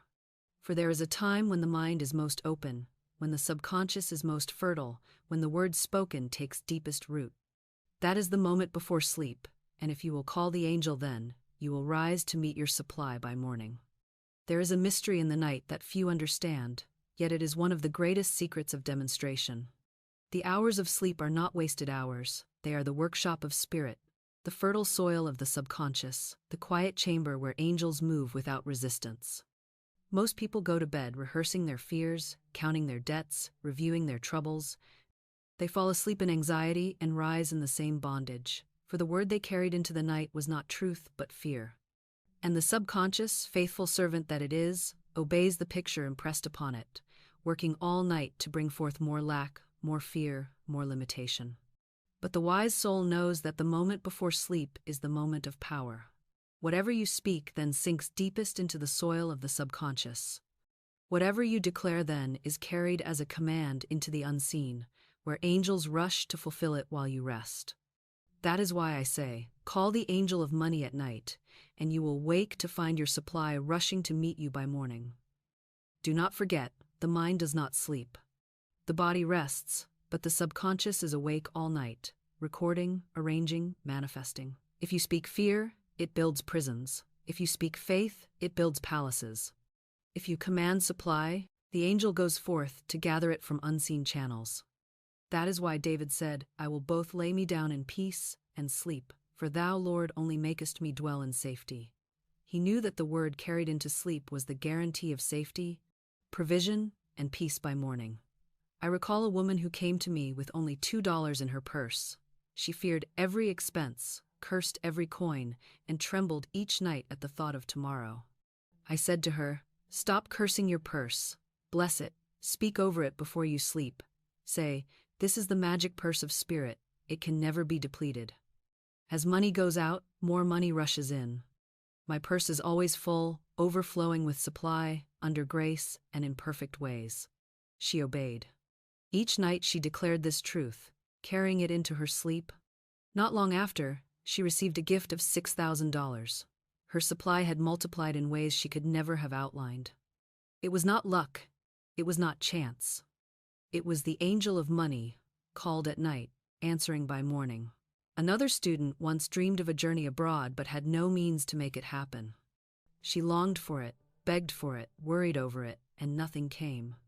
I said to her, stop longing, stop begging, speak the word before you sleep. Declare that your trip is already prepared, divinely financed, divinely arranged. She obeyed. She went so far as to buy a trunk in faith, and each night she spoke her declaration. Soon, the funds appeared, the doors opened, and she sailed abroad, just as she had desired. Again, it was not time or toil that brought it. It was the night word, the seed planted in the subconscious, that bore fruit in the morning. So I ask you now, what words are you carrying into your sleep? Are you rehearsing debts, or are you declaring abundance? Are you fearing tomorrow, or are you commanding tomorrow? Are you letting the night multiply shadows, or are you calling the angel of supply to move while you rest? Remember, your night word is your morning harvest. Here is your affirmation. I call on the angel of money tonight. I give thanks that as I sleep, supply is rushing to meet me. I rest in peace, and I rise in abundance. I wake to doors opened, bills paid, needs met, and gifts received, under grace and in perfect ways. Speak this aloud before you sleep and then release it. Do not wrestle, do not worry. Trust that while you rest, the law is at work, the angel is moving, the supply is on the way, and when you wake, give thanks at once, even before you see the evidence. Say, I thank thee, Father, that my supply has arrived. I walk in abundance today. For gratitude is the seal that multiplies the harvest. Transition. And now we come to the final key in this first great section, the commanding word of faith. For it is not enough to whisper timidly or hope vaguely. The decree must be spoken as fact, as law, as already accomplished. And when it is spoken in that spirit, nothing can resist it. Here is the crowning secret of this first great law. Your word must not be a timid wish, nor a half-hearted hope, nor a faint whisper into the void. Your word must be a command, spoken in faith, released with authority, and sealed with thanksgiving.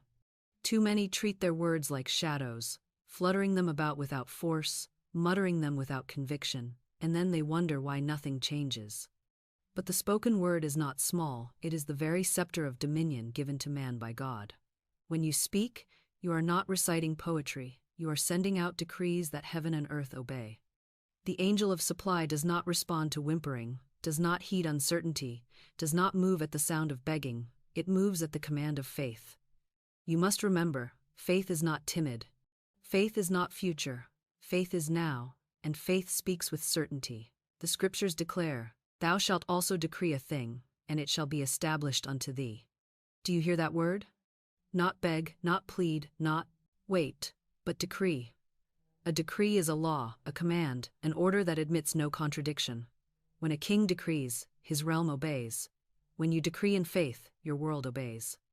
That is why your decree must be specific, simple, bold, and spoken as fact. Do not say, I wish money would come. Do not say, perhaps supply will appear. Say instead, large sums of money come to me quickly, easily, and under grace, in perfect ways. That is a decree, that is a command, and the angel of money moves instantly to obey. I recall a student who longed to travel abroad. She dreamed of it, sighed for it, complained that she had no way, but nothing happened. I said to her, stop sighing, stop wishing, speak the word as though it were already accomplished. Say, I give thanks for my divinely prepared trip, divinely financed, divinely arranged, under grace, and in perfect ways. She obeyed. She went so far as to act in faith. She bought a trunk, though she had no ticket, no money, no plan. That trunk became the vessel of her decree. Soon, the supply arrived, the doors opened, and her trip was fulfilled in every detail. It was not chance, it was not toil, it was the commanding word of faith. Another woman once told me, Florence, I affirm, but nothing changes. I asked her, how do you speak your affirmations? She admitted she spoke them timidly, as though testing the waters, always followed by doubt in her heart. I said, then you cancel your own decree. Your word must be spoken as though it is already done. Speak it with thanksgiving, as one who has already received. She began to do so. She shifted her tone from pleading to commanding, from wishing to thanking. Soon, her demonstration came quickly, for the angel of supply had at last received a clear order. So I ask you now, how are you speaking your word? Are you sending out faint signals, mixed with fear, tangled with doubt? Or are you standing tall, speaking boldly, declaring with conviction? Remember, the subconscious is not clever. It does not weigh, it does not analyze, it does not argue, it obeys. And the universe, in turn, obeys the subconscious. Therefore, the word you speak in faith becomes law. Here is the affirmation I give you now. I command my supply to appear.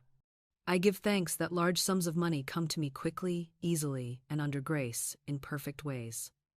I do not beg, I do not doubt, I do not delay. I decree, and it is established. Speak it aloud, speak it with certainty, speak it until you feel the authority of heaven itself moving through your tongue. That is the commanding word of faith, and nothing can resist it. And let me remind you, words are not empty sounds. Words are vibrations that move substance. Words are blueprints upon which spirit builds. Words are forces that carve out reality. And when you speak them in faith, they carry weight, they carry fire, they carry power. One decree can overturn years of struggle. One declaration can dissolve mountains of debt. One command can call supply from invisible channels, swiftly and perfectly. Do not underestimate your word, it is the instrument of creation. Transition. And so we close this first great section. You have seen what the angel of money is, why most never see it, how it moves instantly when called, how the night carries your word into morning, and how the commanding decree seals the law. But now the question rises, how do you keep your channel clear? How do you speak so that fear, panic, and doubt never creep back in? That is the next great secret, learning how to command the angel with the right words, the right attitude, and perfect alignment. Here is the first truth you must grasp if you are to command the angel of money with authority. Every word you speak is law. Every phrase you utter, every sentence that passes your lips, goes forth as a decree, planting itself in the soil of the subconscious and bearing fruit in your outer world. Words are not idle. Words are not wasted. Words are not mere sounds. Words are forces. Words are seeds. Words are wands. And the tongue, though small, is the rudder of life, turning the whole ship, directing the entire destiny. The scriptures declare, death and life are in the power of the tongue. And again, by thy words thou shalt be justified, and by thy words thou shalt be condemned. That is no figure of speech, that is divine law. You cannot escape it. You live today in the harvest of words you spoke yesterday. And tomorrow, you will eat the fruit of the words you speak today. Most people are careless with their words, and so their lives are careless and confused. They joke about poverty, saying, I'm always broke.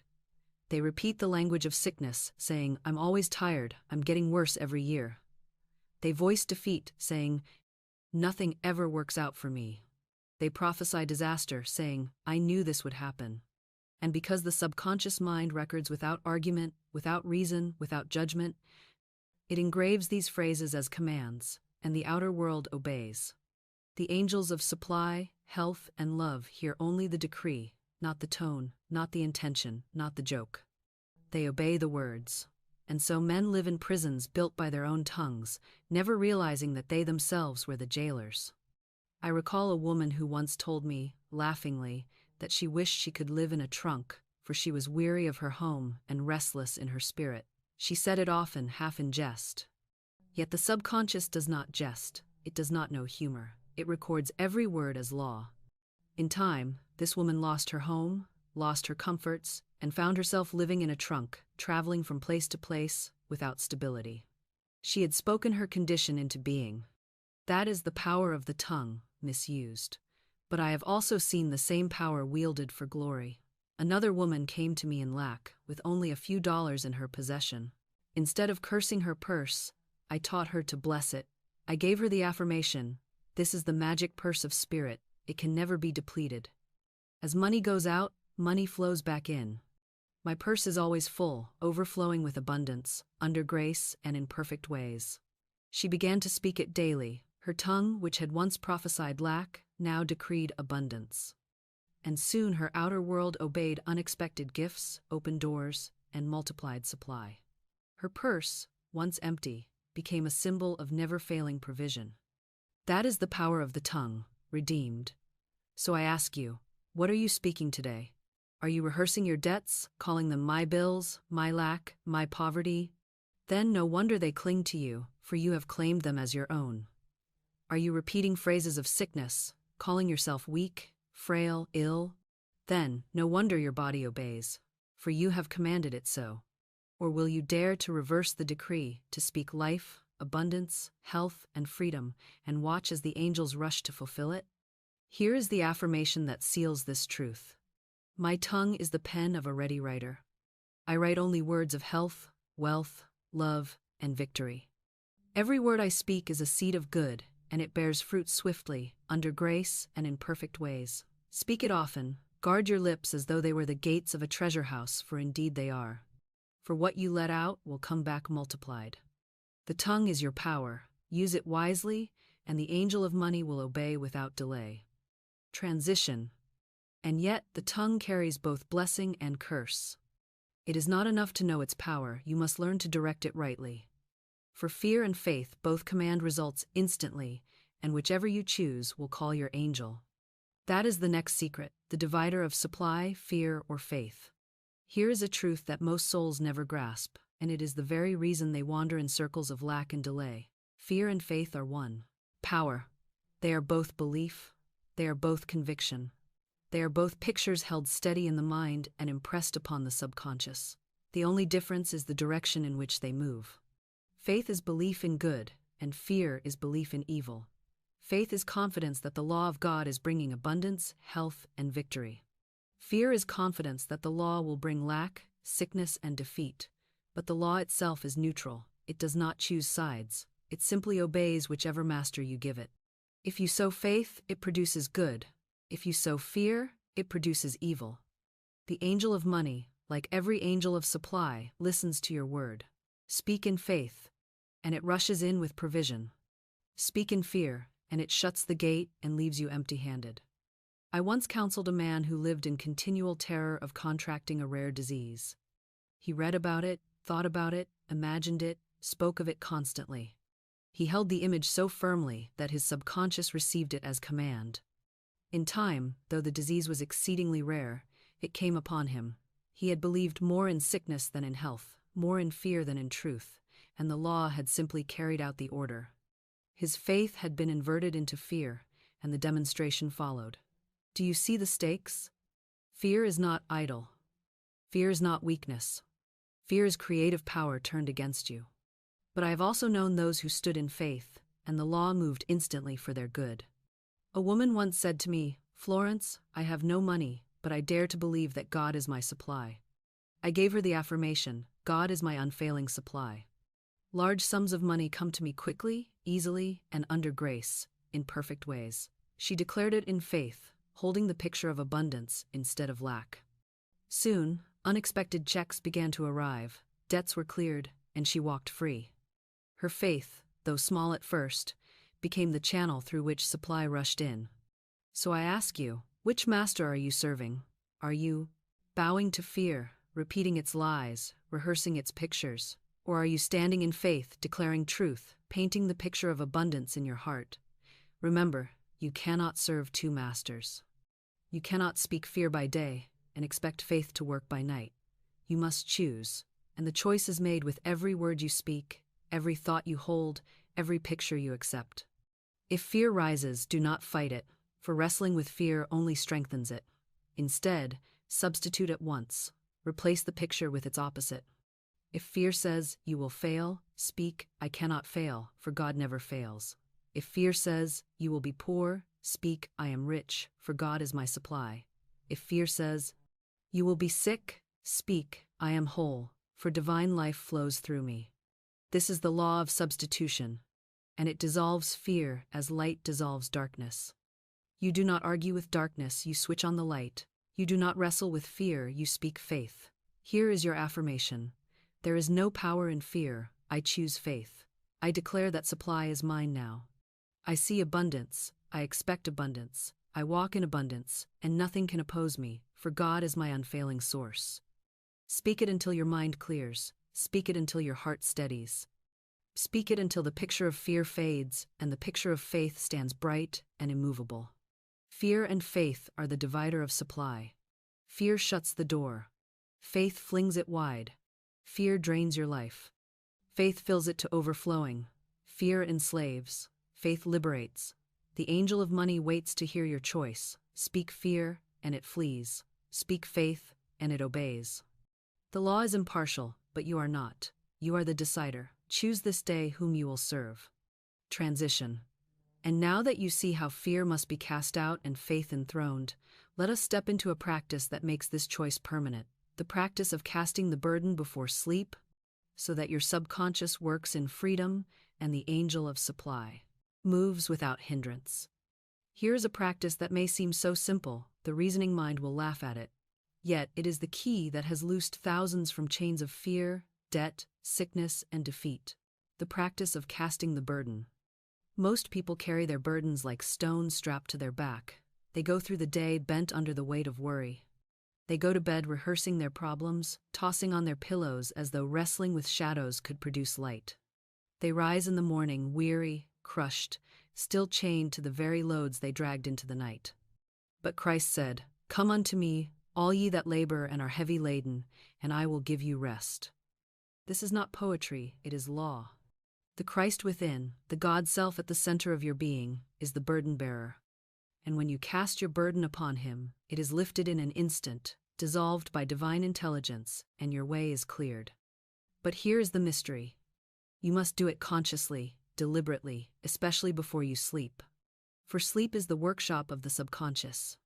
If you go to bed with your burden, the subconscious will work all night to produce more of it. If you go to bed free, having cast it upon the Christ within, the subconscious will work all night to produce miracles.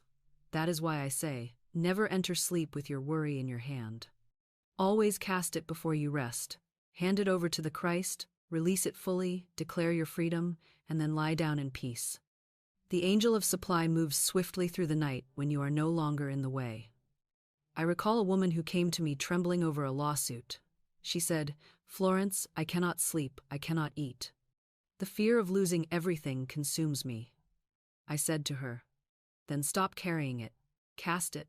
Say, I cast this burden of lawsuit upon the Christ within me. I go free. He is my defense, my shield, my deliverer. The outcome is perfect, under grace, in perfect ways." She obeyed. She repeated it until peace entered her spirit, until the tension left her body. She slept at last, and when the day of trial came, the case turned miraculously in her favor. The angel of supply had worked through the night because she had given the matter to the Christ within. Another student, tormented by debt, said to me, "Florence, I cannot think of anything else. Bills rise before my eyes at every turn." I said, "Then cast them. They are not yours to carry. Say, I cast this burden of debt upon the Christ within me. I am free to receive my supply now." He did so, and though the debts had seemed immovable, within a short time the entire sum was provided, and he stood free.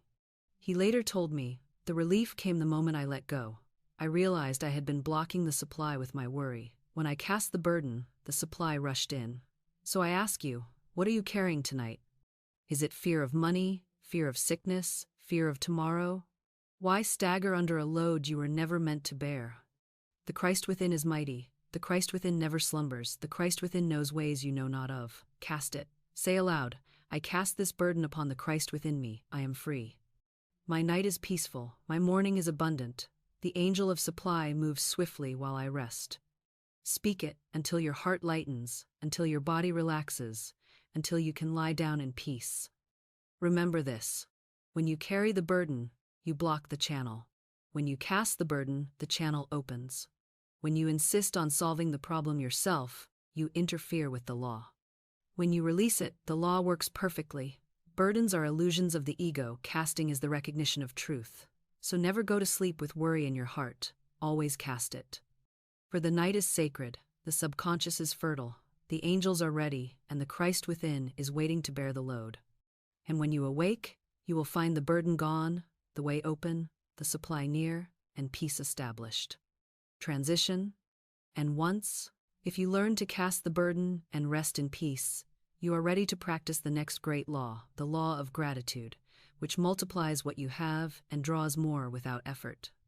For whatever you bless increases, and whatever you thank God for multiplies. Here is a secret so great and yet so simple that many trip over it and pass it by. Gratitude multiplies. Whatever you bless increases. Whatever you thank God for grows.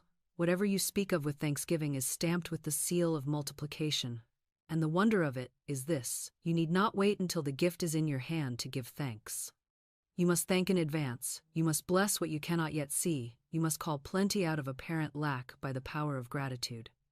That is how the loaves and fishes were multiplied.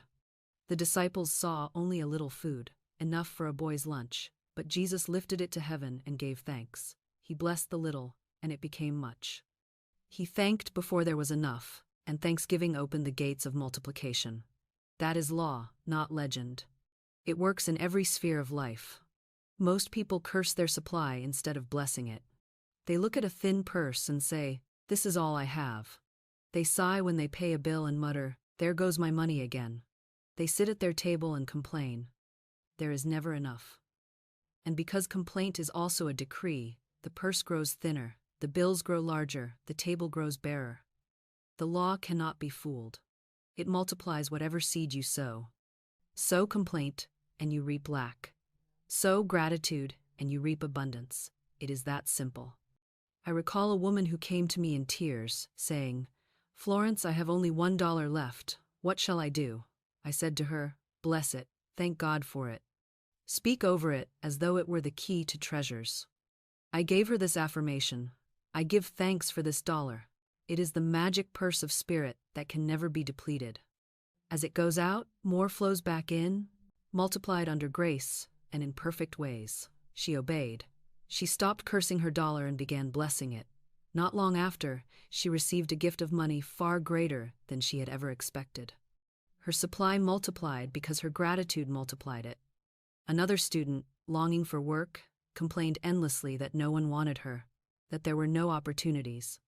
I said to her, "Stop cursing your life, bless it.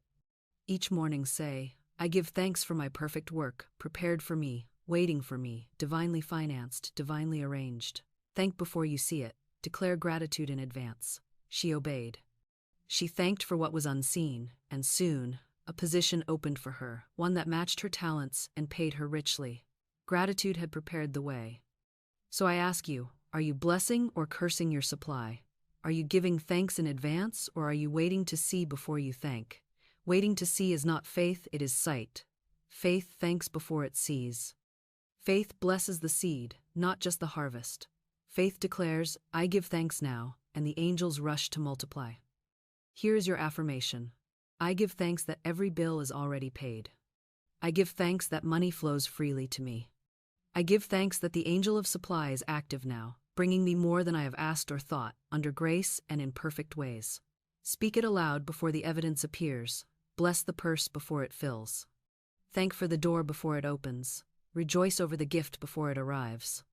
And you will find that what you bless increases, what you thank God for multiplies, and what you declare with gratitude becomes visible with astonishing speed. Remember this: complaint shrinks, thanksgiving expands. Complaint starves, gratitude feeds. Complaint closes, gratitude opens. The law does not waver. The angel of money listens to your tone. If you complain, it cannot move. If you thank, it rushes forth. So live in gratitude, not for one day, not for one moment, but continuously. And in that atmosphere, your life will overflow. Transition. And once you learn to bless your supply in advance, you will see that gratitude alone is not enough. You must also hold yourself in the attitude of poise. For panic shuts the door, even on blessings called in faith, while calm opens it wide and keeps it open. That is our next great secret, poise as mastery. Here is a truth that most people overlook, yet it is the very secret that determines whether your demonstration stands or falls. Poise is power. To be poised is to remain calm when appearances rage, to be steady when the storm howls, to be unmoved when the bill arrives, to be unshaken when others panic. Most people destroy their own demonstrations because they lose poise at the first sign of opposition. They declare abundance one moment, and then collapse in fear the next when a need appears. They affirm supply in the morning, and by evening they are wringing their hands and saying, "What shall I do?" Do you see what has happened? Their panic has cancelled their decree. Their fear has shut the very door they had just opened. For panic slams the gate in the face of the angel of supply, while poise throws it wide and keeps it open. The scriptures show us again and again that mastery is not in struggle but in calm command. Daniel was cast into the lion's den, surrounded by danger, yet he remained poised, confident in his God, and the lions lost their power. Christ was asleep in the boat while the storm raged, and when his disciples cried out in terror, he rose in calm authority and said, "Peace, be still." And the storm obeyed. That is, poise as mastery. The refusal to be disturbed by appearances, the calm certainty that truth will prevail. I once counseled a man who trembled each time a bill arrived. He told me, "Florence, the very sight of an envelope fills me with dread." I said to him, "Then you are creating more bills, for your panic is the prophecy.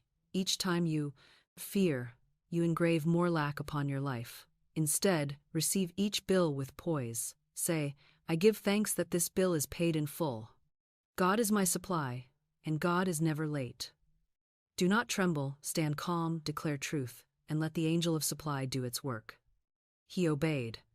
At first his hands still shook, but with practice, his calm grew, his fear vanished, and soon his supply increased until bills no longer troubled him. He learned that poise is mastery. Another woman came to me distressed by her family's behavior. She said, "Florence, their actions upset me constantly. I cannot keep my peace." I said, "Then you have surrendered your power to them. Speak this word, 'Nothing disturbs me, nothing shakes me. I am built upon the rock of Christ. I remain poised and calm." She obeyed, and though her family did not change overnight, her inner calm dissolved the storm. In time, the outer conditions softened to match her poise. So I ask you, what shakes you? What makes you tremble? Is it money, health, relationships, the opinions of others? Whatever it is, know this. You can master it by poise. Stand still. Speak truth. Refuse to be disturbed. Say aloud, "I am calm, I am steady, I am unmoved. The Christ within is my rock, and I rest upon it." Speak it until your heart steadies, until your mind clears, until your body feels peace. For the world will always test you with appearances. The question is not whether the storm will rise, but whether you will remain poised until it passes. Poise is not weakness, it is strength. Poise is not passivity, it is mastery. The poised soul does not need to shout or strive, for their calm itself is command. The universe bends to the one who refuses to be shaken.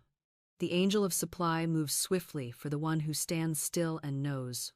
For poise is the proof of faith, and faith is the language of heaven. Transition. And now, having seen how poise keeps the door open, you are ready for the crowning secret of this section, speaking as one in authority. For angels do not answer hesitation, but they obey the voice of command. Here we reach the crowning point of this section. The angel of supply does not answer hesitation, it does not bow to timidity, it does not obey the quivering tones of doubt. The angel of money moves at the sound of authority, the voice of certainty, the decree of faith. Authority is the language of heaven, and when you speak as one who knows, the entire universe bends to your command. The scriptures declare that Christ spoke as one having authority, and not as the scribes. He did not beg, he did not plead, he did not outline excuses. He said, "Lazarus, come forth." And Lazarus obeyed. He said, "Peace, be still," and the storm ceased. He said, "Be thou made whole," and the body was healed. That same authority is given to you, for you are made in the image of God, and the word of God spoken through you carries creative force. But most men and women speak as scribes, not as Christs. They recite words they do not believe. They mutter affirmations like parrots. They plead with heaven instead of commanding as children of the King. And so nothing happens. I once counseled a woman who said, "Florence, I keep repeating affirmations, but they feel empty." I asked her, "Do you speak them as one who knows or as one who wishes?" She admitted she spoke timidly, afraid to believe, afraid to command. I said, "Then you cancel your own word. Speak as though the thing were already accomplished. Speak with thanksgiving, with finality, with certainty. Do not hope, declare." She obeyed, and as soon as her tone changed, her circumstances changed. She began to receive supply, where before there had been only lack. The angel of money had been waiting, not for more words, but for words spoken in authority. Authority is not arrogance. Authority is not loudness. Authority is calm certainty, rooted in the knowledge that divine law never fails. If you speak with authority, you need not raise your voice, you need not strain your tone, you simply declare, and the law obeys. Authority is final, authority is absolute. Authority admits no contradiction. That is why I tell my students, never say, "I hope, I wish, I want." Say, "I have, I am. I give thanks now." For the angel responds to present fact, not future hope. Think of a king seated on his throne. He does not beg his subjects to obey. He issues a decree, and it is done. You too are seated in authority as a child of God. Your words are decrees. Your affirmations are laws. Your tongue is the scepter. Speak as though heaven and earth are listening, for they are. Do not tremble as a beggar. Do not whimper as a slave. Do not stammer as one unsure. Stand tall, speak clear, and declare, "I have a perfect work in a perfect way. I give perfect service for perfect pay. Large sums of money come to me quickly, easily, and under grace, in perfect ways." And then rest, knowing the decree has gone forth and cannot return void. I recall one student who longed for work. She prayed, she begged, she worried, and nothing came. I gave her the affirmation, "I have a perfect work in a perfect way. I give perfect service for perfect pay." But I told her, do not whisper it as a wish. Speak it as though the job is already yours. Speak with thanksgiving. Speak with authority. She did so, and soon an offer came that matched her perfectly, with pay greater than she had imagined. The difference was not the words themselves, but the spirit in which they were spoken.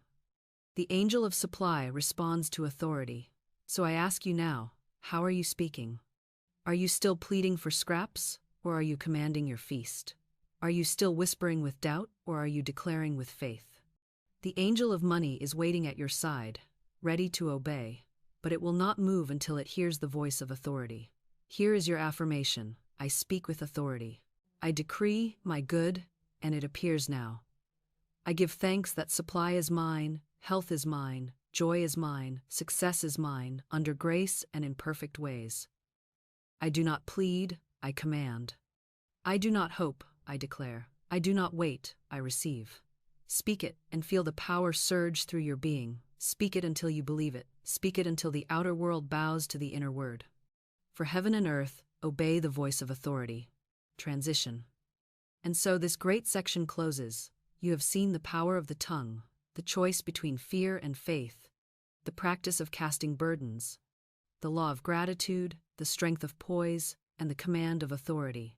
And now you are ready for the next revelation: how to live daily with the angel of money, so that supply does not come in trickles or in single demonstrations, but flows constantly, permanently, unbroken, like a river that never runs dry. Here is a law that changes everything once you grasp it. Life always meets you at the level of your expectancy. Whatever you continually look for, you find. Whatever you prepare for, you receive. Whatever you declare in your heart as certain, comes rushing into your experience. Expectancy is a magnet. Expectancy is a seed. Expectancy is the invisible mold into which supply must pour itself. And I tell you, The angel of money obeys not only your spoken words, but the atmosphere of expectancy that surrounds you like a garment. If you expect poverty, poverty clings to you. If you expect delay, delay dogs your steps. If you expect failure, failure is never far behind. But if you expect abundance, abundance must come. If you expect open doors, the doors swing wide. If you expect money, money flows in streams you cannot exhaust. For expectancy is faith carried in the heart all day long, silently commanding angels to move, silently arranging channels, silently preparing demonstrations. Most people live in the opposite current. They rise in the morning expecting trouble. They look for the letter of bad news, the bill that cannot be paid, the disappointment that seems inevitable. And because the law is exact, they meet what they expect. They prepare for rainy days, and rainy days come. They brace for disaster, and disaster arrives. They say, "I knew it," as though foreknowledge were wisdom, when in truth they themselves had called it forth by constant expectation. They have been their own prophets of doom. But the wise soul reverses this. The wise soul wakes each morning saying, "Something wonderful is on its way to me today."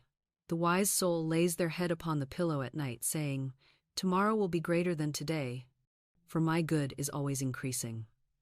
The wise soul lives in an atmosphere of expectancy, and in that atmosphere miracles are daily bread. I recall a man who was always preparing for lack. He spoke constantly of hard times. He hoarded money in fear. He dreaded every letter in the post, expecting bills and bad news. And sure enough, his fears materialized one by one. He had faith, but it was faith in evil. At last he came to me in despair. I said to him, "You must reverse your expectancy. Stop preparing for loss. Prepare for gain. Stop rehearsing failure. Rehearse success. Each morning declare, 'I live in constant expectancy of the best. My good is on its way. My supply flows freely, and I cannot miss it.'" He obeyed, though at first his lips trembled. But he persisted, and little by little his atmosphere shifted. He began to expect good, and good began to arrive. Opportunities opened, supply appeared, and his entire life turned about. Another woman had lived in dread of sickness. Each winter she expected to fall ill, and each winter she did. The pattern repeated year after year, for her expectation had become law. When she came to me, I said, "Do not expect sickness, expect health. Each morning say, 'I live in constant expectancy of radiant health. My body is strong, my spirit is free, my life is filled with energy.' Declare it until health becomes your atmosphere." She obeyed, and for the first time in years, she passed through the winter in perfect health. The only change was her expectancy. The law had always been working, but now it was working in her favor. So I ask you now, what are you expecting? Are you expecting your blessing, or are you expecting your downfall? Are you bracing for storms, or are you preparing for harvest? Are you standing with arms open to receive, or with shoulders hunched to resist? Remember, you cannot expect one thing and receive another. You cannot sow dread and reap joy. You cannot prepare for lack and reap abundance. The law is exact. Here's your affirmation. I live in constant expectancy of the best. I prepare for miracles. I open my doors wide to supply. I expect abundance, health, joy, and success, and they appear daily, under grace and in perfect ways. Speak it until it fills your atmosphere. Speak it until it becomes your very nature. Speak it until the angel of supply hears it ringing from your heart day and night, and then watch as good comes rushing to meet you, pressed down, shaken together, and running over. Transition. And once you learn to live in constant expectancy, you will see another law clearly. You must never prepare for failure. For what you prepare for, you invite. And many souls, thinking themselves prudent, unknowingly prepare for the very disaster they dread. That is the next key we must uncover. Here is one of the greatest mistakes of mankind, and it is so common that most do not even see it as error. They think it is wisdom, they call it prudence, they praise it as caution, when in truth it is nothing but faith in failure dressed in respectable clothes. Most people spend their lives preparing for defeat. They put money aside for the rainy day, and the rainy day always comes.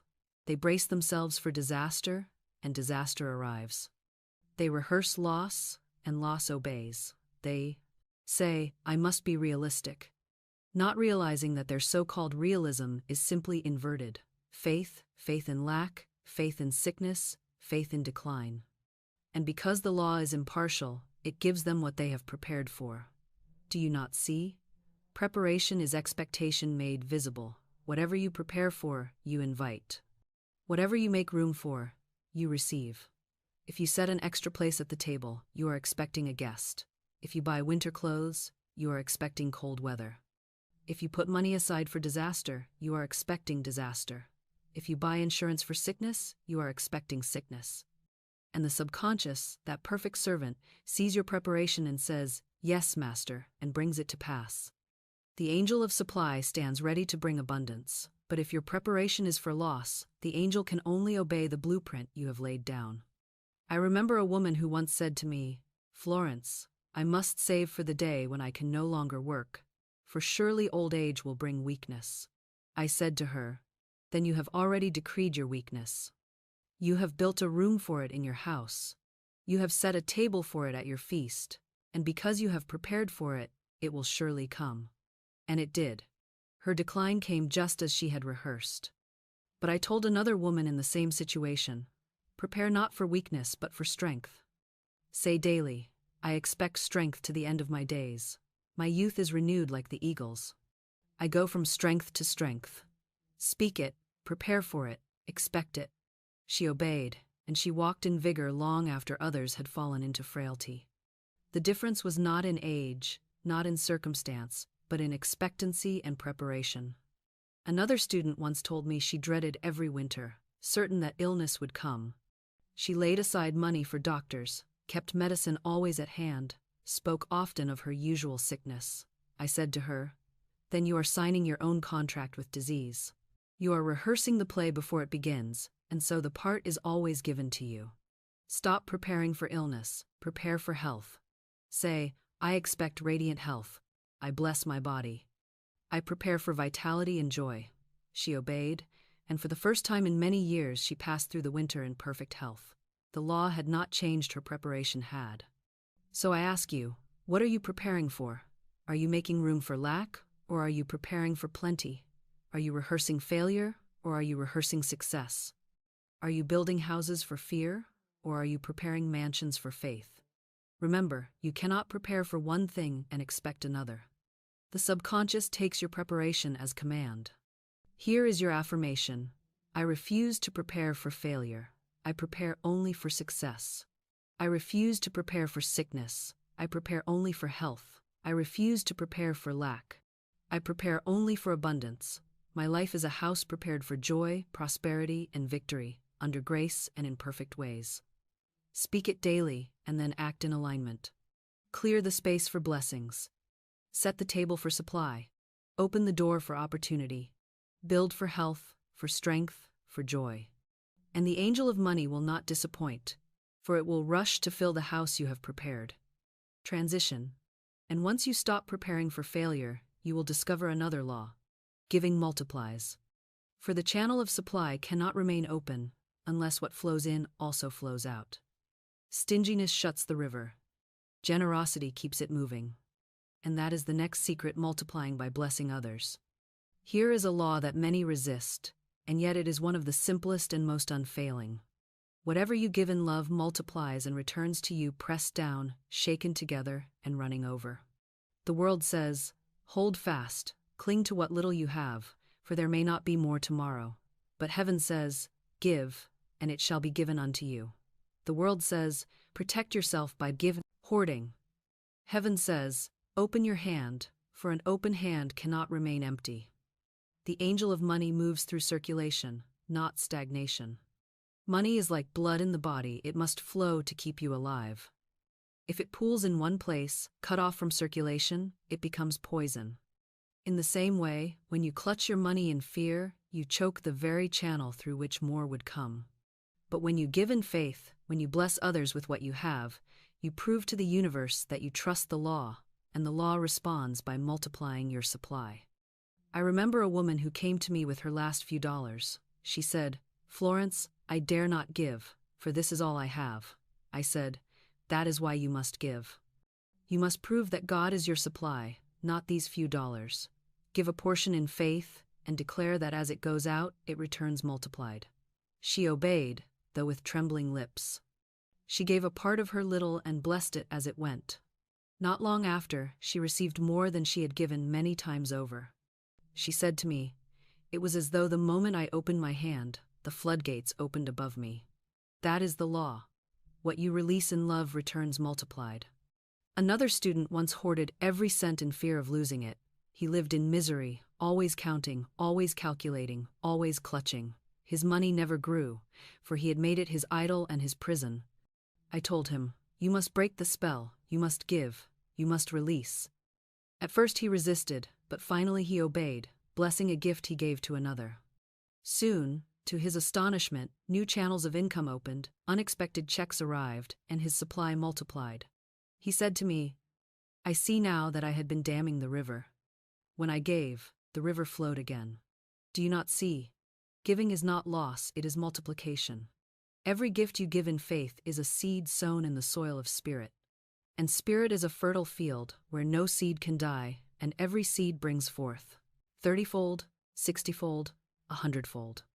The only condition is that you must give without fear, give without resentment, give in faith and in joy, declaring, 'I bless this gift, and it returns to me multiplied under grace, in perfect ways.' So I ask you now, do you bless others, or do you curse them with stinginess? Do you give in joy, or do you hoard in fear?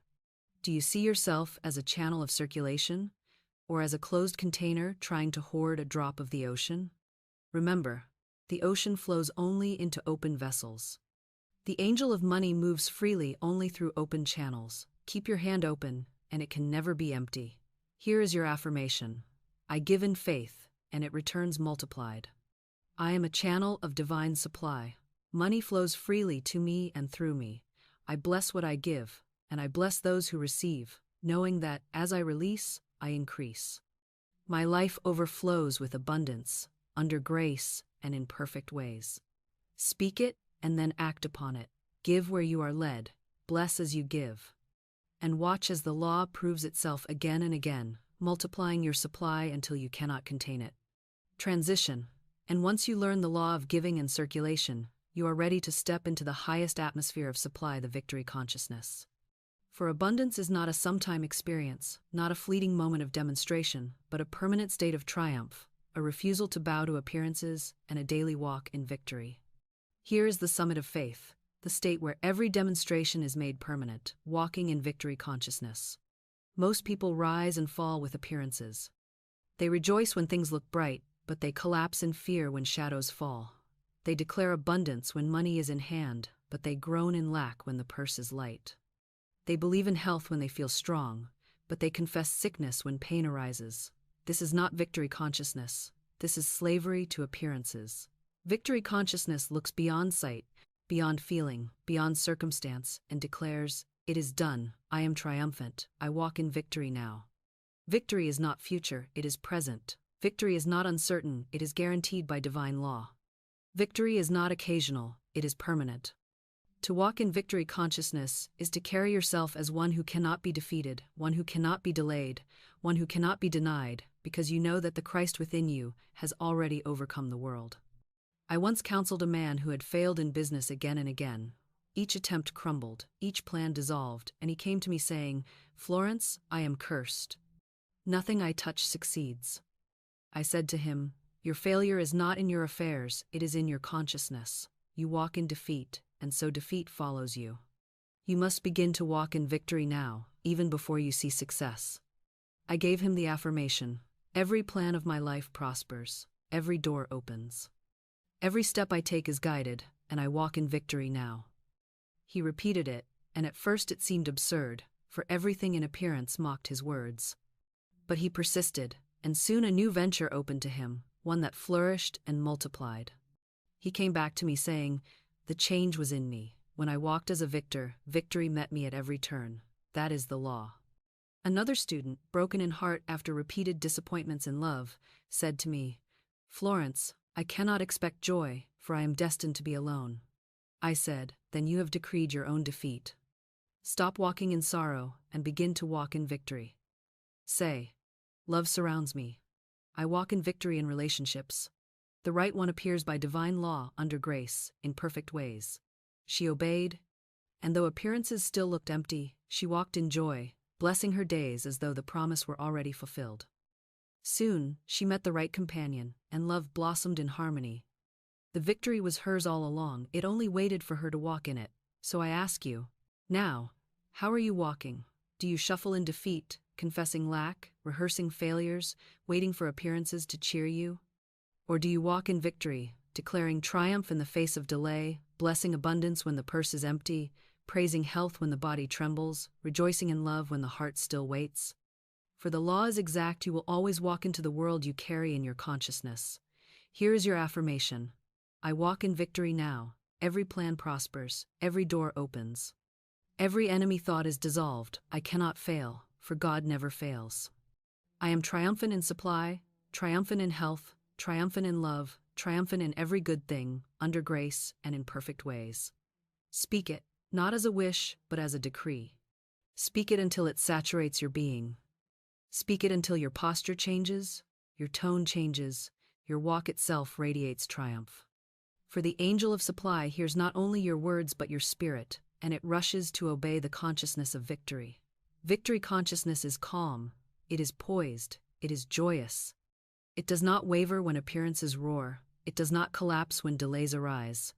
It declares, though the fig tree shall not blossom, yet I rejoice, for my victory is assured, and the outer must yield, for appearances cannot stand against the decree of victory.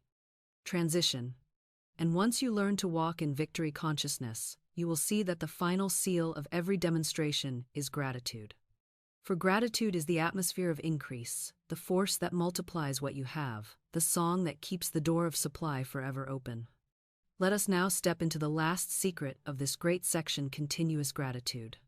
Here is the final seal upon every demonstration, the atmosphere in which miracles multiply and blessings never cease: continuous gratitude. Gratitude is not a polite phrase, not a momentary thank you whispered when something arrives. Gratitude is power. Gratitude is a force. Gratitude is the song of faith sung before the harvest is visible, the declaration of increase when the field still looks bare, the assurance that multiplies the little into much and keeps the river of supply flowing without interruption. Gratitude is not occasional, it is continuous. The soul that lives in thanksgiving carries an open channel through which the angel of supply moves freely, constantly, abundantly. The one who blesses what they have, no matter how small, will soon see it increase. The one who curses what they have, no matter how large, will soon see it vanish. For the law is exact. What you bless multiplies, what you complain of diminishes. Most people do not understand this. They look at their purse and say, "This is too little," and by their complaint they shrink it smaller still. They look at their body and say, "I am weak, I am sick," and by their complaint they intensify the weakness. They look at their home and say, "It is shabby, it is not enough," and by their complaint they rob it of beauty. Complaint is a curse spoken over one's own blessings, and it always diminishes. But gratitude is the opposite. Gratitude blesses, gratitude magnifies, gratitude multiplies. And because the law of life always gives increase where there is blessing, gratitude is the secret of permanent supply. I remember a woman who came to me holding a single dollar in her hand. She said, "Florence, this is all I have. What can I do with it?" I said, "Stop cursing it. Stop calling it little. Bless it. Thank God for it. Speak over it as though it were the key to treasures." I gave her the affirmation. I bless this dollar, and I give thanks for it. It is the magic purse of spirit that can never be depleted. As it goes out, more flows in, multiplied under grace and in perfect ways. She obeyed. She blessed instead of cursing. She thanked instead of complaining. She spoke life instead of lack. And soon, unexpected money began to flow to her, far beyond what she had, he imagined. Her dollar had multiplied because her gratitude had multiplied it. Another student, weary of paying bills, complained bitterly each time she wrote a check. She cursed her own supply with every groan. I said to her, "Each bill you pay is a proof that supply has already been given to you. Each payment is evidence that God has already met your need. Bless the bill. Give thanks that it is paid. Say, I give thanks that this bill is paid in full. I rejoice in my abundance. More supply flows to me even now. She obeyed, and to her amazement, her finances began to shift. New channels opened, debts dissolved, and her supply increased. The difference was not in her income but in her gratitude. So I ask you, are you living in complaint or in thanksgiving? Do you curse your purse or do you bless it? Do you grumble over your health or do you thank God for every breath of life? Do you despise your work or do you bless it as the channel of your supply? Remember, the angel of money listens to your atmosphere. If you fill your air with complaint, the angel withdraws. If you fill it with thanksgiving, the angel rushes to multiply. Here is your affirmation. I live in continuous gratitude. I bless my money, and it multiplies. I bless my health, and it increases. I bless my work, and it prospers. I bless my relationships, and they blossom. I give thanks always, and my life overflows with abundance, under grace, and in perfect ways. Speak it until thanksgiving becomes the rhythm of your heart, until complaint is impossible, until blessing flows from your lips at every turn. For gratitude is the music of heaven, and when you sing it, the whole universe dances in response. Continuous gratitude is not only the seal of every demonstration, it is the atmosphere of permanent supply. When you live in it, you no longer rise and fall with appearances, no longer gain one day and lose the next, no longer see trickles of blessing that soon dry up. You live in a rise, a river that never runs dry, a stream that never ceases, a storehouse that never empties. Gratitude keeps the doors of heaven open, and in that atmosphere, abundance is your daily bread. Transition. And now, having seen how expectancy, preparation, giving, victory, and gratitude weave together into a permanent flow of supply, we come to the closing seal of this great message. Let us now bring it all together in a final declaration that anchors the law in your heart and calls the angel of money into your life this very night. You have walked with me through the entire revelation, and now you stand at the door of demonstration. You came asking, "Can I call this angel tonight and wake to money tomorrow?" And by now, you know the answer beyond all doubt. The answer is yes. Not someday, not after long toil, not after years of struggle. Yes, tonight, yes, now. For the angel of money is no stranger, no distant being, but the law of divine supply itself, waiting always for your command, moving instantly at your word, ready this very moment to rush into action and deliver the abundance that is yours by divine right. You have seen how this angel works. You have learned that it does not answer complaint but command. You have seen why most never call it, because they block it with fear, they weaken it with begging, they cancel it with doubt. You have seen that the angel of supply does not move in time as men measure time, but outside of time, instantly, swiftly, perfectly. You have seen the mystery of the night hour, how the words you speak before sleep sink deepest, carried by the subconscious into fertile soil, where angels move without hindrance and bring the demonstration by morning. You have seen the commanding word of faith, spoken not as a wish but as a decree, which heaven and earth obey. And you have learned the laws that keep the channel clear, the power of the tongue, the choice between fear and faith, the practice of casting the burden, the multiplication, of gratitude, the calm of poise, the voice of authority. You have learned to live in constant expectancy, to refuse to prepare for failure, to give and bless others so the river flows, to walk in victory consciousness, and to sing the song of continuous gratitude. Each of these laws is a chord, and together they form the music of demonstration. Each of these truths is a stone, and together they build the house of permanent supply. So now I say to you, tonight is your night. Do not delay, do not postpone, do not say someday I will try this. Speak now, call now, declare now. For the angel of money is waiting at your side, listening for your word. Here is the final affirmation we speak together. I call the angel of supply now. I give thanks that money rushes to me while I sleep. I cast every burden on the Christ within me and rest in peace. I wake in the morning to doors opened, needs met, and abundance in hand. I walk in constant expectancy. I refuse failure and prepare only for success. I bless what I have, and it multiplies. I walk in victory and live in continuous gratitude. My supply flows unbroken, under grace, and in perfect ways. Speak it with me aloud. Speak it until you feel the chains fall, until the fear dissolves, until the peace of God settles over you like a mantle. Speak it as though the demonstration were already here, for indeed it island, and then release it. Go to your rest in peace, knowing that the angel of money has gone forth on your word, moving swiftly, arranging perfectly, delivering surely. And when you rise in the morning, give thanks at once, for the supply will already be on its way, visible in channels you could never have outlined. And before we part, I give you this. The next step in this path is the secret door to success, for supply is but the beginning. There are doors in your life that have long been shut, doors barred by resentment, fear, and delay. But there is a door that opens to effortless triumph, to divine shortcuts, to victories unseen. In the next message, I will show you how to walk through that door and never again be turned away. Do not miss it. Click now and continue the path that has been prepared for you. Go forth tonight not as a beggar pleading for coins, but as a child of God commanding your inheritance. Call the angel of supply with faith, rest in peace, rise in victory. For life does not change slowly, it changes in an instant, and tonight is your instant. Most people beg at empty doors while their true fortune waits untouched. There is a divine bank with your name upon it, holding $110 million of supply, ready to be drawn the moment you write the check with your word. Tonight, I will show you how to cash it. In this message, I will reveal how to withdraw from the divine bank, how to speak the decree that transfers millions from the unseen into the seen, and how to keep your channel clear so the flow never stops.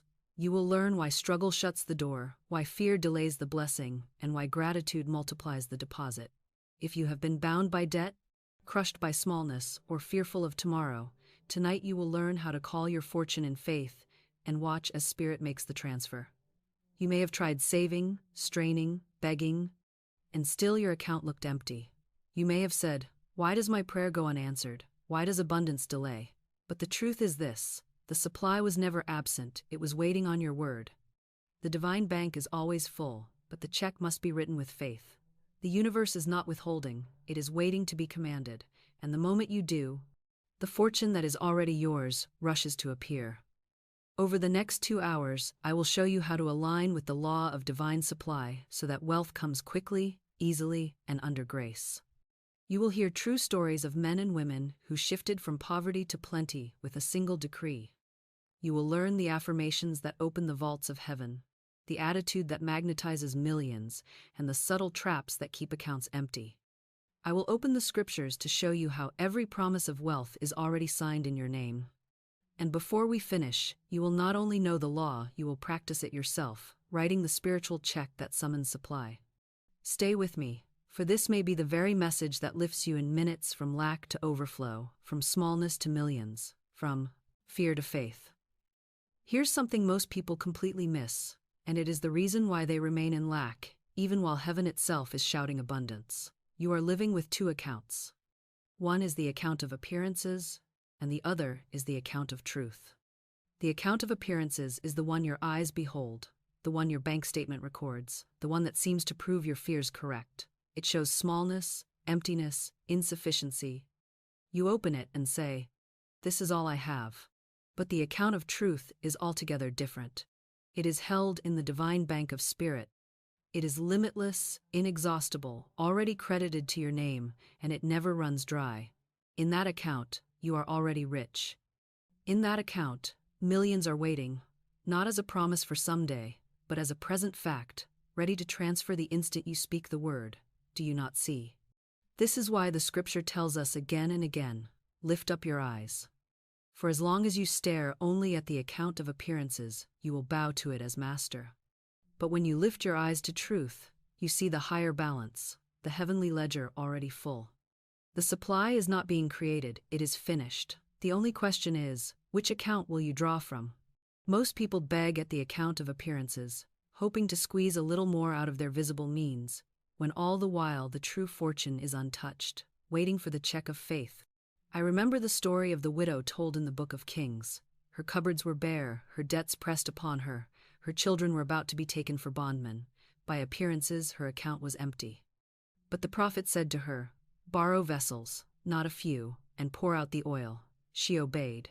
She poured from a little pot into many vessels, and the oil did not cease until every vessel was full. Her fortune had not been absent, it was hidden in the higher account.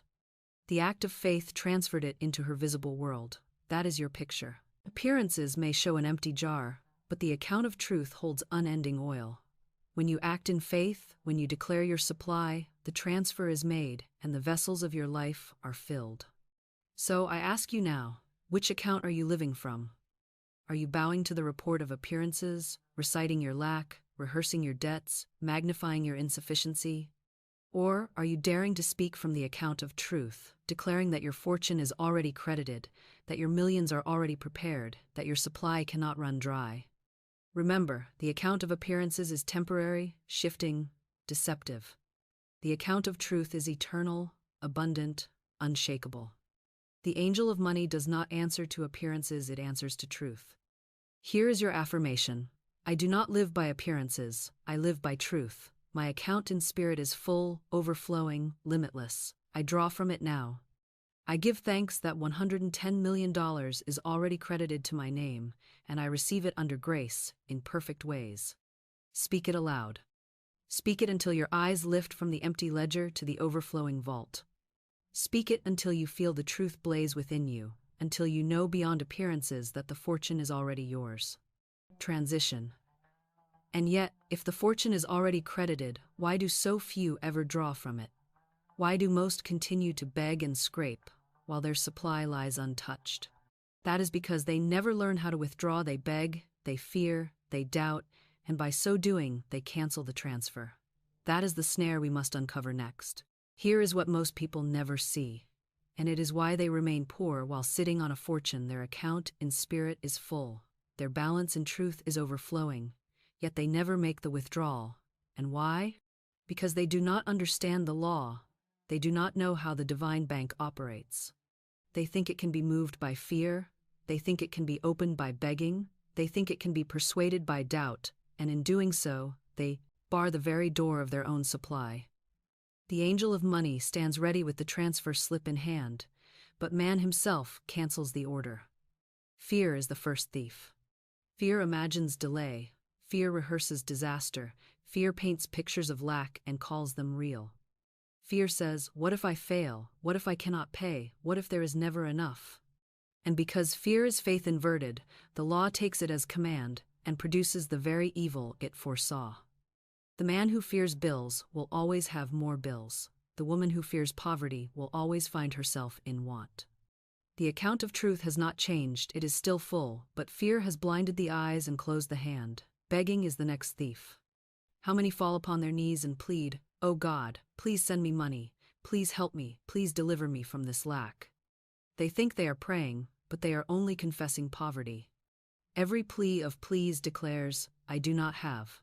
Every cry of despair is a stamp of insufficiency upon the soul. The divine bank does not open to begging, for begging is doubt. The bank of heaven opens only to faith, and then comes doubt, the great canceller of demonstrations.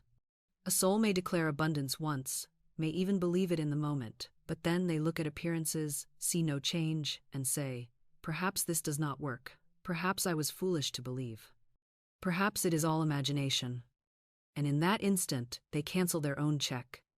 The word of faith is like a seed planted in the soil. If you dig it up every hour to see if it has sprouted, you kill it. If you water it with fear, you drown it. But if you plant it, leave it, and trust it, it grows in silence, and in time the harvest appears. I recall a student who came to me saying, "Florence, I have prayed for money for years, yet nothing changes." I said to her, "You have not prayed, you have begged, you have confessed lack in every word. You have knocked at the door of appearances, when the door of truth stands wide open." I gave her this affirmation: I give thanks that the supply which is mine by divine right now pours in, under grace, in perfect ways. She spoke it, at first timidly, then with growing faith. She ceased her begging, she refused her fear, she dissolved her doubt, and soon the transfer came. Money arrived through channels she could not have outlined. The divine bank had never been empty. She had simply never learned how to withdraw. So I ask you now, have you been blocking your own account? Have you been letting fear write your checks? Have you been begging instead of declaring? Have you been doubting instead of trusting? The universe is not withholding from you. The bank of spirit is not delayed. The fortune is already credited in your name. But the withdrawal must be made with boldness, with thanksgiving, with certainty. Here is your affirmation. I do not beg. I do not fear. I do not doubt. I declare that my supply is mine now. I give thanks that $110 million moves from the unseen into the seen, under grace and in perfect ways. The divine bank releases it, and I receive it now. Speak it until you feel the truth rise like a flame within you. Speak it until fear falls silent. Speak it until doubt has no more voice. For once you stop blocking the transfer, the angel of money rushes to deliver what has always been yours. Transition. And now that you see why most never withdraw, you are ready for the next revelation. The spoken word itself is the check. Every decree you utter is a draft against the divine bank, and every check written in faith is honored without delay. Here is the great secret that overturns the whole illusion of lack. Every word you speak is a check written upon the divine bank of spirit. Your tongue is the pen, your faith is the ink, your subconscious is the clearinghouse, and the supply of God is the account against which it is drawn. The law is exact, the law is impartial, the law is unfailing. If you consider, write a check of fear, it will be cashed in lack. If you write a check of doubt, it will return stamped insufficient faith. If you write a check of complaint, it will purchase only more to complain of. But if you write a check of faith, a decree of thanksgiving, a word of power spoken as fact, then heaven itself rushes to honor it and your fortune appears. For the divine bank cannot refuse a properly signed decree, any more than an earthly bank can refuse a valid draft against a full account. The difference is only this: the account of spirit is limitless. Most people are writing bad checks all day long and do not know it. They say, I am always broke, money slips through my fingers. Nothing ever works out for me. These are checks written against the account of lack, and the subconscious, obedient servant rushes to cash them. It does not argue, it does not reason. It does not say, this is only a joke, this is only a figure of speech. It accepts the word as law, presents it at the clearinghouse of life, and the angel of supply delivers more of the same. And then the speaker sighs, see, I told you so. They do not realize they themselves wrote the check, but the wise soul writes only checks of truth. They say, large sums of money come to me quickly, easily, and under grace, in perfect ways. They say, God is my unfailing supply, and I am rich in every good thing. They say, I walk in abundance, I draw upon my fortune freely, my purse is always full. These words are signed in faith, deposited in the subconscious, and honored by the law without delay. The angel of money hears the decree and rushes to fulfill it. The demonstration appears not because the supply was created, but because the check was written and cashed. I recall a woman who often said in jest, I should like to live in a trunk. She spoke it so often that the subconscious recorded it as command. In time, she lost her home and possessions, and indeed she lived out of a trunk. Her careless words had been checks written to lack, and they were cashed in her own life. But I have also known a student who learned to write checks of faith. She declared, I give thanks for large sums of money that come to me quickly and easily, under grace. At first, nothing seemed to change, but she persisted. Soon, unexpected checks began to arrive in the post. Gifts flowed from friends, opportunities opened, and her supply multiplied. The difference was not in her labor, not in her fortune, not in her circumstances. It was in her words, the checks she wrote with her tongue. So I ask you now, what checks are you writing today? Are you scribbling drafts of fear, sending out slips of complaint, signing decrees of doubt? Or are you issuing bold drafts of faith, written in thanksgiving, signed with authority, and deposited with trust? Remember, the divine bank never refuses a decree written in truth. The account is limitless, the funds are available, the angel of supply is standing at the counter. All that is required is your word. Here is your affirmation. My word is my check. I write only checks of faith, abundance, and joy. I give thanks that each decree I speak is honored instantly by the divine bank. I draw upon my limitless account. I receive my millions now, under grace and in perfect ways. Speak it until you feel the authority of heaven in your tongue. Speak it until your heart knows that every sentence is law. Speak it until your words carry weight, until your decrees resound through the unseen and the transfer is made in full. Transition. And once you see that every word is a check, you must also grasp this next truth. The Bank of Spirit does not deal in delay. It does not hold your request for months or years. It credits your account instantly, outside of man's time, the moment the decree is spoken. That is the law of immediate credit. Here is a truth that overturns the whole lie of delay. Spirit does not deal in time, as man measures time. Spirit does not say, wait 3 months, wait 3 years, struggle and sweat, and perhaps your fortune will appear. No, the divine bank credits your decree instantly. The very moment the word of faith is spoken, the transfer is made in the unseen. The account is credited in full, the angel of supply is dispatched at once, and the demonstration begins to move toward you without hesitation. If the manifestation seems slow, the delay is never in spirit, it is always in man's doubt, in man's fear, in man's restless interference with the process. The law itself moves outside of hours and minutes. The supply is present now, and it rushes into form the instant you declare it. Most people stagger because they measure by appearances. They say, I affirmed yesterday, but today I see no change. They speak the word at night, but in the morning they stare at the same purse and declare, it is still empty. They do not understand that the moment they spoke, the decree was honored. The account was credited, and the angels were already at work, arranging the channels, preparing the way, opening the doors.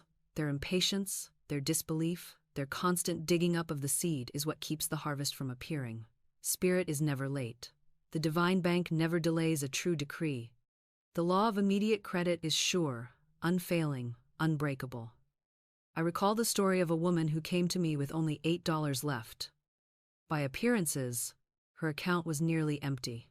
Yet she had a strong hunch, an inner urging of spirit, to take a train home, though she feared the cost. She obeyed the intuition, trusting the law. On that very journey, channels opened, doors swung wide, and her fortune began to flow in unexpected ways. That $8 was not her limit, it was only the appearance. The supply had already been credited to her name, and her obedience to the inner voice released it into view. That is the law of immediate credit. Another student once told me, Florence, I affirmed my good, but it never came. I said, never came? It came the moment you spoke, but you canceled the transfer with doubt. You buried the harvest with your fear. You stamped stop payment upon your own decree. Spirit did not delay, you withdrew the order. When she at last learned to speak the word and then rest, refusing to interfere, her supply arrived with astonishing speed. She said to me, I see now that heaven was never slow, I was the one in the way. So I ask you, are you delaying your own demonstration by expecting slowness? Do you say, someday my good will come, when the law declares it is already here? Do you declare wealth in one breath and deny it in the next by staring at appearances? Remember, the divine bank does not withhold. It does not process your request over weeks or months. It stamps it, paid in full, the moment the decree is uttered. The only question is, will you believe it? Will you act as though it is so? Will you stand still and see the salvation of the Lord? Here is your affirmation. I declare that the law of immediate credit is mine. My word is honored in full the instant I speak it. I give thanks that my $110 million is credited to my account now, under grace and in perfect ways. There is no delay in spirit. There is no waiting in God. My supply is present, visible, and overflowing. Speak it, not as a hope but as a fact. Speak it until your mind rests, until your heart rejoices, until you know beyond appearances that the fortune is already deposited in your life. For when you align with this truth, miracles arrive swiftly, easily, perfectly, and the law proves itself without fail. Transition. And now, having seen that the Bank of Spirit credits your decree instantly, you are ready for the crowning revelation of this first section, the mystery of the night hour, when your words sink deepest, when your declarations become seeds in the fertile soil of sleep, and when you may wake to the harvest by morning. Here is a mystery most people overlook, and yet it is one of the most powerful laws you will ever know. The subconscious is most impressionable in the hour before sleep. Whatever picture you carry into the night, the subconscious accepts without resistance and works upon it while you rest. And because the subconscious is the workshop of spirit, It labors faithfully all night to bring forth in the outer what you have planted within. That is why I call your evening word the night deposit. Just as a man may walk into a bank after hours, slip a deposit into the slot, and know it will be credited by morning, so you may speak your decree before you close your eyes, and by the dawn, unseen forces have already gone forth to fulfill it. Most people, however, deposit the wrong thing. They go to bed rehearsing their worries, counting their debts, trembling over tomorrow. They toss upon their pillows muttering, "How will I pay? What if I fail? What if disaster comes?" And the subconscious, obedient servant takes those fears as checks, stamps them valid, and sets to work producing more of the same. By morning, they rise heavy, their burdens multiplied, their way still shut. They do not see that they themselves made the night deposit of fear, and so they awoke to the harvest of fear. But the wise soul knows better. The wise soul lays down in peace, having first spoken the word of truth, depositing faith into the subconscious, and rising in the morning to a harvest of supply. I recall the story of a woman who had only $2 left. By appearances, her purse was nearly empty. I told her, "Bless it, call it the magic purse of spirit that can never be depleted. Speak over it before you sleep, and watch what happens." She obeyed. Each night, she said, "This purse is filled and refilled endlessly. It is the magic purse of spirit, and it brings to me supply from every direction." Within a short time, that little deposit multiplied into $6,000. The purse itself had no power, but her word, spoken in faith, planted in the soil of the subconscious, became the seed of abundance. That is the law of the night deposit and the morning harvest. Another student, burdened with debt, would lie awake each night counting what she owed. I said to her, "Stop rehearsing debt and begin rehearsing supply. Before you sleep, say, 'I give thanks that every bill is paid, every need is met, every door is open. I rest in peace, knowing my supply rushes to me under grace and in perfect ways." She obeyed. Her nights grew peaceful, her fears dissolved, and soon money began to flow from unexpected sources until her debts were cleared. By changing her night deposit, she changed her morning harvest. So I ask you, what are you depositing tonight? Are you laying fear in the vault of your subconscious, or are you depositing faith? Are you filling the night with worry, or are you sowing the seed of abundance? Remember, the subconscious does not argue, it only obeys. If you give it fear, it brings you more fear. If you give it faith, it brings you miracles. If you deposit complaint, you will rise to more lack. If you deposit gratitude, you will rise to more blessings. The harvest is always determined by the seed, and the seed is always the word. Here's your affirmation.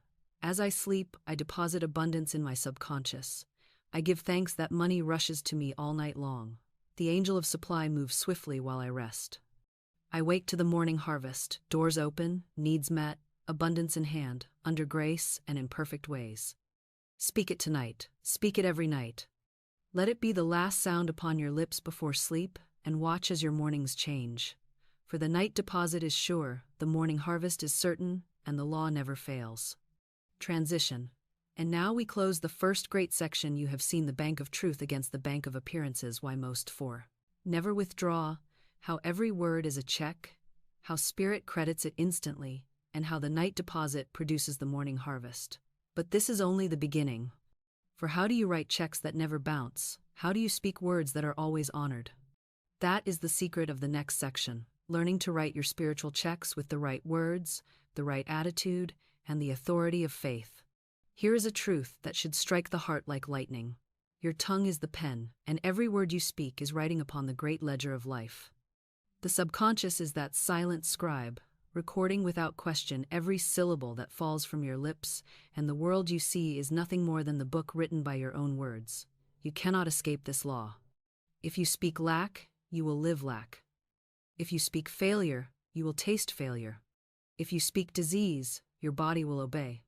But if you dare to speak abundance, abundance will come. If you declare health, health will blossom. If you decree success, success will follow. Life and death are in the power of the tongue, says the scripture, and by your words you are justified, and by your words you are condemned. Most people treat their words as though they were idle chatter, forgetting that each word is a seed sown in the soil of the subconscious. The subconscious does not laugh at your jokes. It does not dismiss your careless phrases. It does not say, "Oh, she did not mean it." It simply receives the word as law, plants it in the soil, and brings it forth in harvest. That is why so many live in misery. They have sown weeds with their own tongues. They have cursed their own money by saying, "It never stays. It slips away." They have cursed their own health by saying, "I am always tired. I catch every illness." They have cursed their own opportunities by saying, "Nothing ever works out for me." And then they sigh in defeat, not realizing they themselves were the author of their misfortune. I recall the story of a woman who said so often, half in jest, that she would like to live in a trunk. She repeated it until her subconscious engraved it, and at last she lost her home and indeed lived out of a trunk. Her tongue had written her destiny, and the law had obeyed. But I also recall another who learned the opposite, who learned to write her fortune with her words. She declared, "God is my supply. Large sums of money come to me quickly, easily, and under grace." At first, nothing seemed to change, but she persisted. She wrote the decree again and again with her tongue, and soon her outer world shifted to match it. Unexpected income, open doors, multiplied supply. Her tongue had become the pen of a ready writer, and her life became the book of abundance. So I ask you, what are you writing today? Do you scrawl out lines of fear, sketch paragraphs of defeat, sign pages of complaint? Or are you composing a story of triumph, writing checks of faith, filling your book with words of health, wealth, and joy? For every sentence matters, every phrase is recorded, every declaration is honored. Here is your affirmation. My tongue is the pen of a ready writer. I write only words of life, abundance, and joy. Every word I speak is a seed of good, and it bears fruit swiftly, under grace, and in perfect ways. My tongue writes my millions, my health, my victory now. Speak it until your very lips refuse to utter complaint. Speak it until your tongue becomes holy ground, carrying only decrees of good. Speak it until your words are so filled with faith that the universe itself rushes to fulfill them. Transition. And yet, if the tongue is the pen, then we must ask, what ink are you using to sign your checks, faith or fear? For both write upon the subconscious, both are honored by the law, and whichever you choose will determine your harvest. That is the secret we must uncover next. Here is a truth most souls never grasp, and yet it governs. Every fortune and every failure, every word you speak is a check, but the signature upon it is either fear or faith. Fear and faith are both belief. Fear is belief in evil, faith is belief in good. Fear is belief in loss, faith is belief in supply. Fear is belief in sickness, faith is belief in health. And because the law is impartial, because the subconscious is a perfect servant, it does not judge which you choose, it only cashes the check as signed. If you sign with fear, lack rushes in. If you sign with faith, abundance appears. The law itself is neutral, the power is one. The only difference is whether you turn it toward darkness or toward light. Most people live as scribes of fear. They sign every decree with dread. They say, "I knew something would go wrong." They say, "I can never get ahead." They say, "I always fall ill at this time of year." These are not idle phrases. They are signed orders presented at the bank of life. The subconscious takes the check, sees the signature of fear, and pays it out in full. The man who fears bills will always have more bills, for he has signed them into his experience. The woman who fears poverty will always see lack, for she has endorsed it with her tongue. And then they cry, "Why has this happened to me?" Not realizing they themselves signed the order. But the soul that lives in faith signs a very different decree. Faith says, "God is my supply, and I am rich." Faith says, "Large sums of money come to me quickly, easily, and under grace." Faith says, "I walk in health, in strength, in joy, and nothing can oppose me." These checks, signed with faith, are presented at the same bank, and the bank of spirit pays them out with unfailing certainty. For the law does not delay, the law does not argue, the law does not play favorites, it simply honors the signature. I recall the story of a man who lived in continual dread of a rare disease. He studied it, thought of it, spoke of it constantly. He signed every check with fear, and though the disease was exceedingly rare, it came upon him. His signature had commanded it. But I also recall the woman who longed for supply. She ceased her begging and began to sign her decrees with faith. She said daily, I give thanks that God is my unfailing source. My millions are mine now, under grace and in perfect ways. Soon, unexpected money flowed in. Her debts cleared, her life transformed. The only difference was the signature. So I ask you, what signature are you placing upon your checks? Do you sign with fear, endorsing lack, rehearsing disaster, preparing for loss? Or do you sign with faith, endorsing abundance, rehearsing victory, preparing for miracles? Remember, both fear and faith are honored. Both signatures are binding. The only choice is which you will place upon the word you speak. Here is your affirmation. I refuse the signature of fear. I sign every decree with faith. I declare that my $110 million is mine now, under grace and in perfect ways. I sign every check with trust, and the bank of spirit honors them instantly. My fortune flows, my health abounds, my life is victorious. Speak it until fear loses its voice. Speak it until your tongue moves only in faith. Speak it until you know beyond doubt that every decree signed with faith is honored without fail. Transition. And yet, even with faith, many cancel their demonstrations by carrying their burdens instead of casting them. They sign the check, but then they hold on to the debt in their minds, smothering the supply with worry. That is why we must learn the next secret: casting the burden, clearing the overdrafts, and letting spirit balance the account. Here is a law so simple, yet so neglected, and because it is neglected, many cancel their demonstrations even after they have spoken the right word. You must cast the burden. Just as a man may write a check against a full account, but if his ledger is clogged with overdrafts and debts, the bank will refuse to honor it. So too, your decrees may be delayed if you carry the weight of worry, resentment, or fear. Worry is the overdraft of the soul. Resentment is the red ink that clouds the page. Fear is the unpaid charge that blocks the account. And the only way to clear it is to cast it, lift it off yourself, and lay it upon the Christ within, the burden bearer who never grows weary, who never delays, who always balances the account in full. Most people clutch their burdens as though holding them tight could solve them. They drag them to bed, they rehearse them through the night, they wake with them still in hand, and then they wonder why their decrees bear no fruit. They do not see that their own worry is the block, their own anxiety the barrier, their own fear the overdraft that cancels the check. The Christ said, "Come unto me, all ye that labor and are heavy laden, and I will give you rest." That is not sentiment, that is law. The moment you cast the burden, the account is cleared, the overdraft is erased, the check is honored. I recall a woman who came to me trembling over a lawsuit.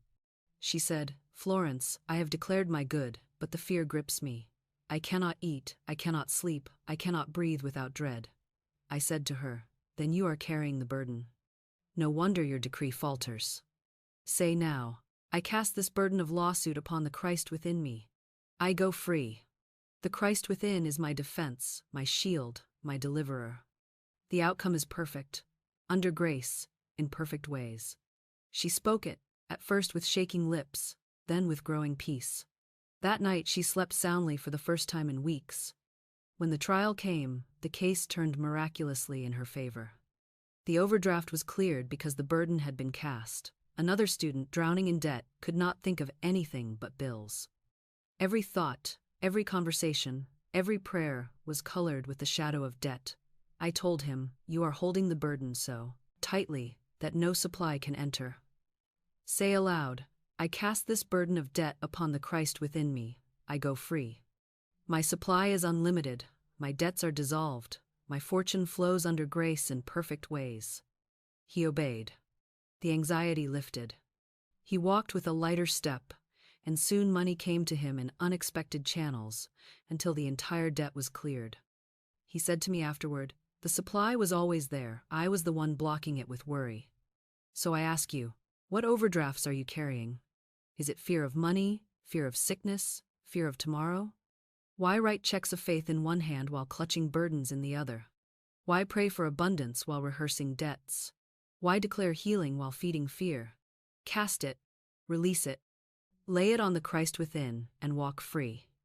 For the Christ within never slumbers, never weakens, never fails. Here's your affirmation. I cast every burden upon the Christ within me, I go free. Every overdraft is cleared, every debt dissolved, every fear erased. My checks of faith are honored instantly. My supply flows now, under grace and in perfect ways. Speak it until the burden lifts. Speak it until your spirit feels light, until peace enters, until your whole being rests in the assurance that the account is balanced, the ledger is clear, and the divine bank honors your every decree. Transition. And once the overdrafts are cleared and the account stands open, you must learn the next step, the power of gratitude. For gratitude is the deposit slip that multiplies what you have and prepares the way for more. Here is a law that multiplies everything it touches. Gratitude is the deposit slip of the divine bank. Just as no check is honored without being deposited, so no decree is complete without thanksgiving.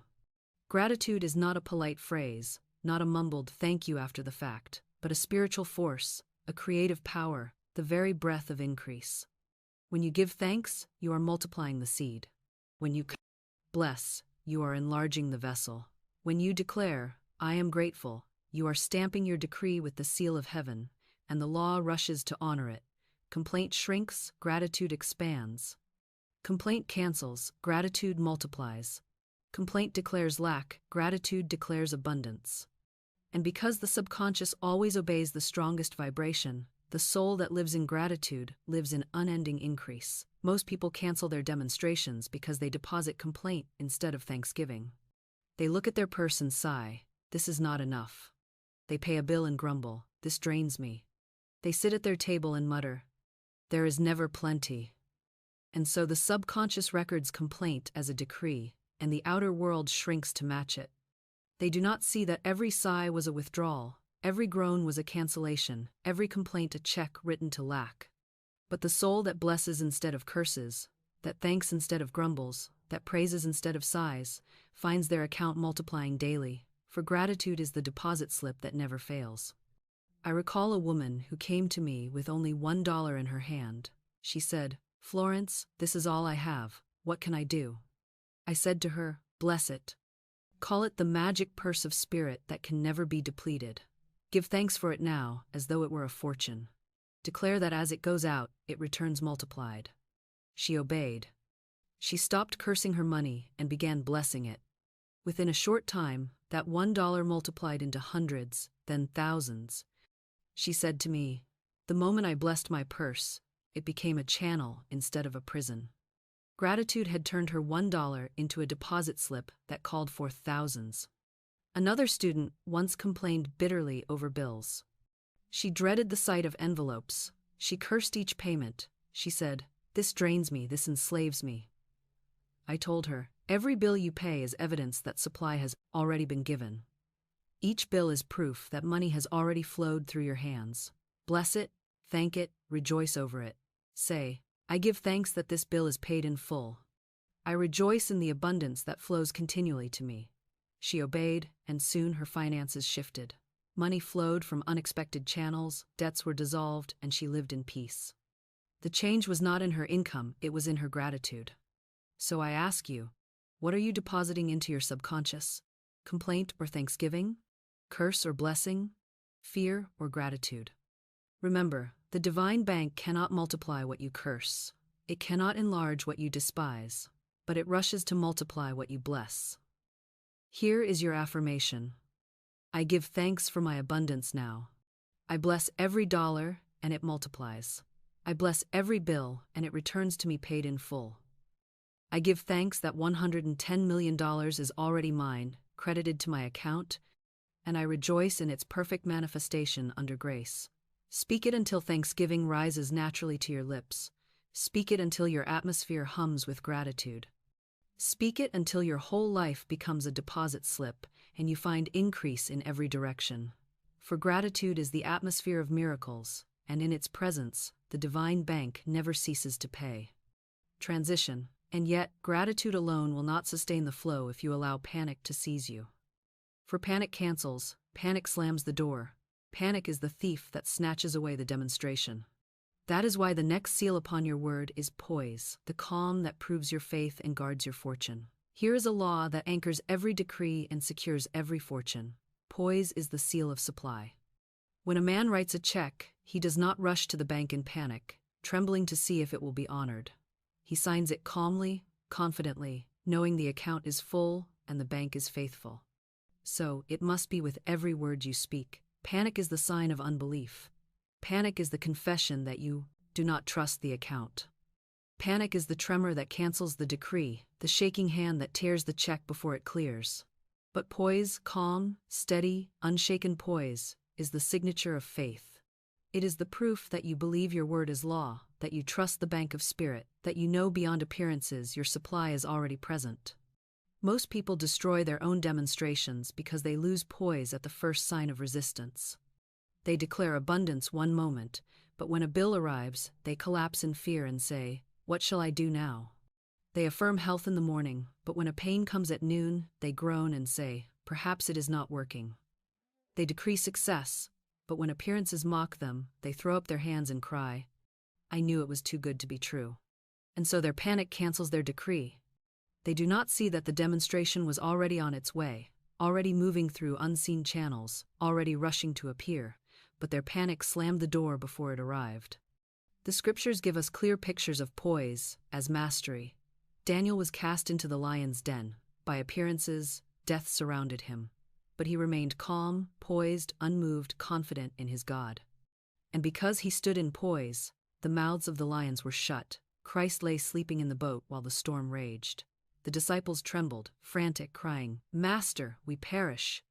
But he rose in calm authority and said, "Peace, be still," and the storm obeyed. Do you see? Poise is not passivity, it is mastery. Poise is not weakness, it is strength.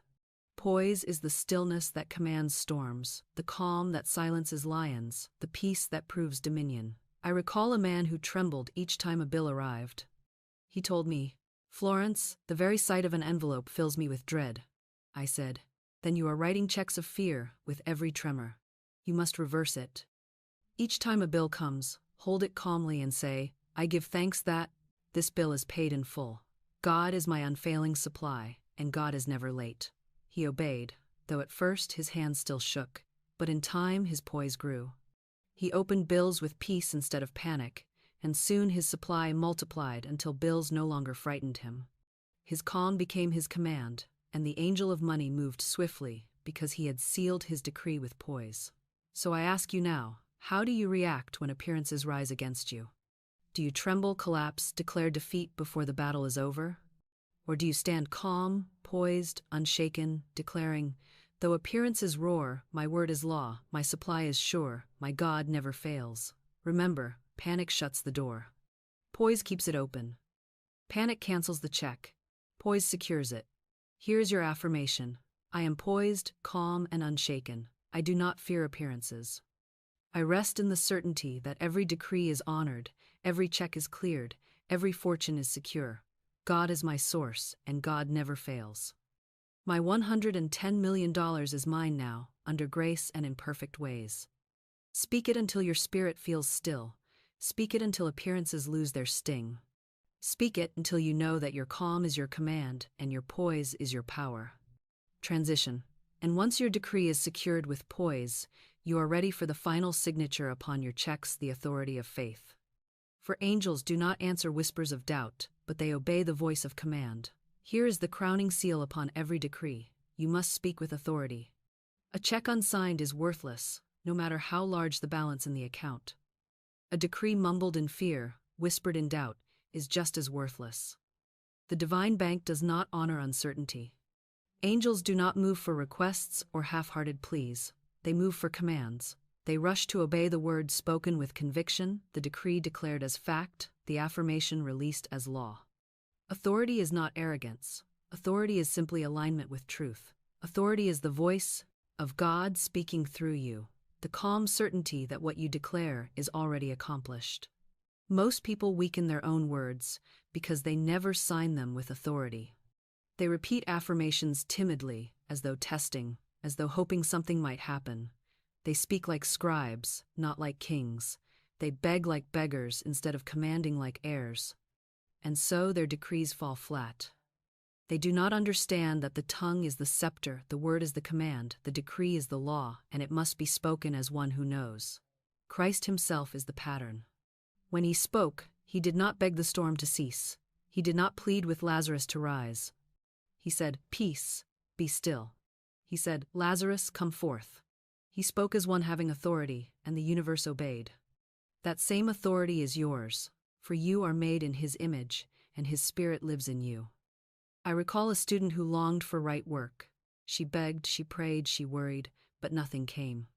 I gave her the affirmation, "I have a perfect work in a perfect way. I give perfect service for perfect pay." But I told her, "Do not whisper this as a wish, speak it as fact. Speak it as though the position is already yours. Speak with thanksgiving, with authority, as one who knows." She obeyed. Her tone changed. She spoke no longer as a beggar, but as a claimant of divine inheritance. And soon, the right work opened to her better than she had imagined, paid higher than she had expected. The change was not in the words, but in the authority with which they were spoken. Another woman confessed that she affirmed often, but her affirmations seemed empty. I asked her, "Do you speak them as though they are already done, or as though you wish they might be?" She admitted she hoped, but did not believe. I said, "Then you are writing unsigned checks. Speak as though the money is already in your hand, the blessing already delivered, the demonstration already complete." She began to affirm with thanksgiving, saying, "I give thanks that my fortune is mine now." And the supply rushed in, for at last the signature of authority had been placed upon the decree. So I ask you, how are you speaking your words? Are you murmuring them with hesitation, casting them out as experiments? Or are you signing them boldly with the authority of faith, knowing they cannot return void? Remember, the angel of money obeys the commanding word, not the wavering plea. Here is your affirmation.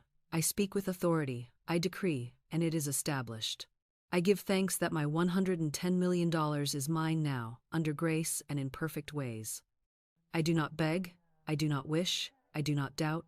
I command, I declare, I receive. My word is law, my decree is honored, my supply is manifest. Speak it until you feel the weight of authority in your own tongue. Speak it until your word carries the ring of command. Speak it until heaven and earth bow to the voice of faith within you. Transition, and now this great section closes.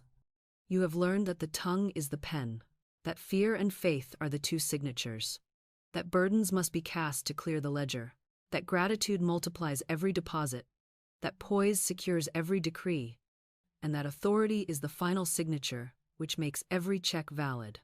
But this is not the end. For once you know how to write your checks with authority, you must learn how to live daily in the flow of permanent supply, so that your $110 million never runs dry. That is the next revelation. Here's a law that governs the flow of every fortune. Life will always meet you at the level of your expectancy. What you continually look for, you will find. What you prepare for, you will receive.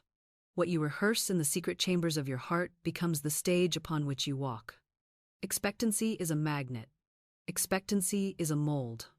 Expectancy is the invisible vault into which supply is poured. If you expect poverty, poverty fills the vault. If you expect delay, delay rushes to meet you. If you expect disaster, disaster hurries down the road. But if you expect abundance, abundance must come. If you expect health, health will flourish. If you expect open doors, the hinges will turn. The divine bank is never empty. The question is only, what vault have you prepared to receive its riches? Most people do not understand this law. They wake each morning braced for trouble. They open the post, dreading the bill. They step out expecting disappointment. And because the law is impartial, because the subconscious must honor the picture it is given, their day unfolds exactly as expected. They have prepared their vault with dread, and dread is delivered. They have rehearsed loss, and loss appears. They say, "I knew this would happen," not realizing their knowing was the very magnet that drew it.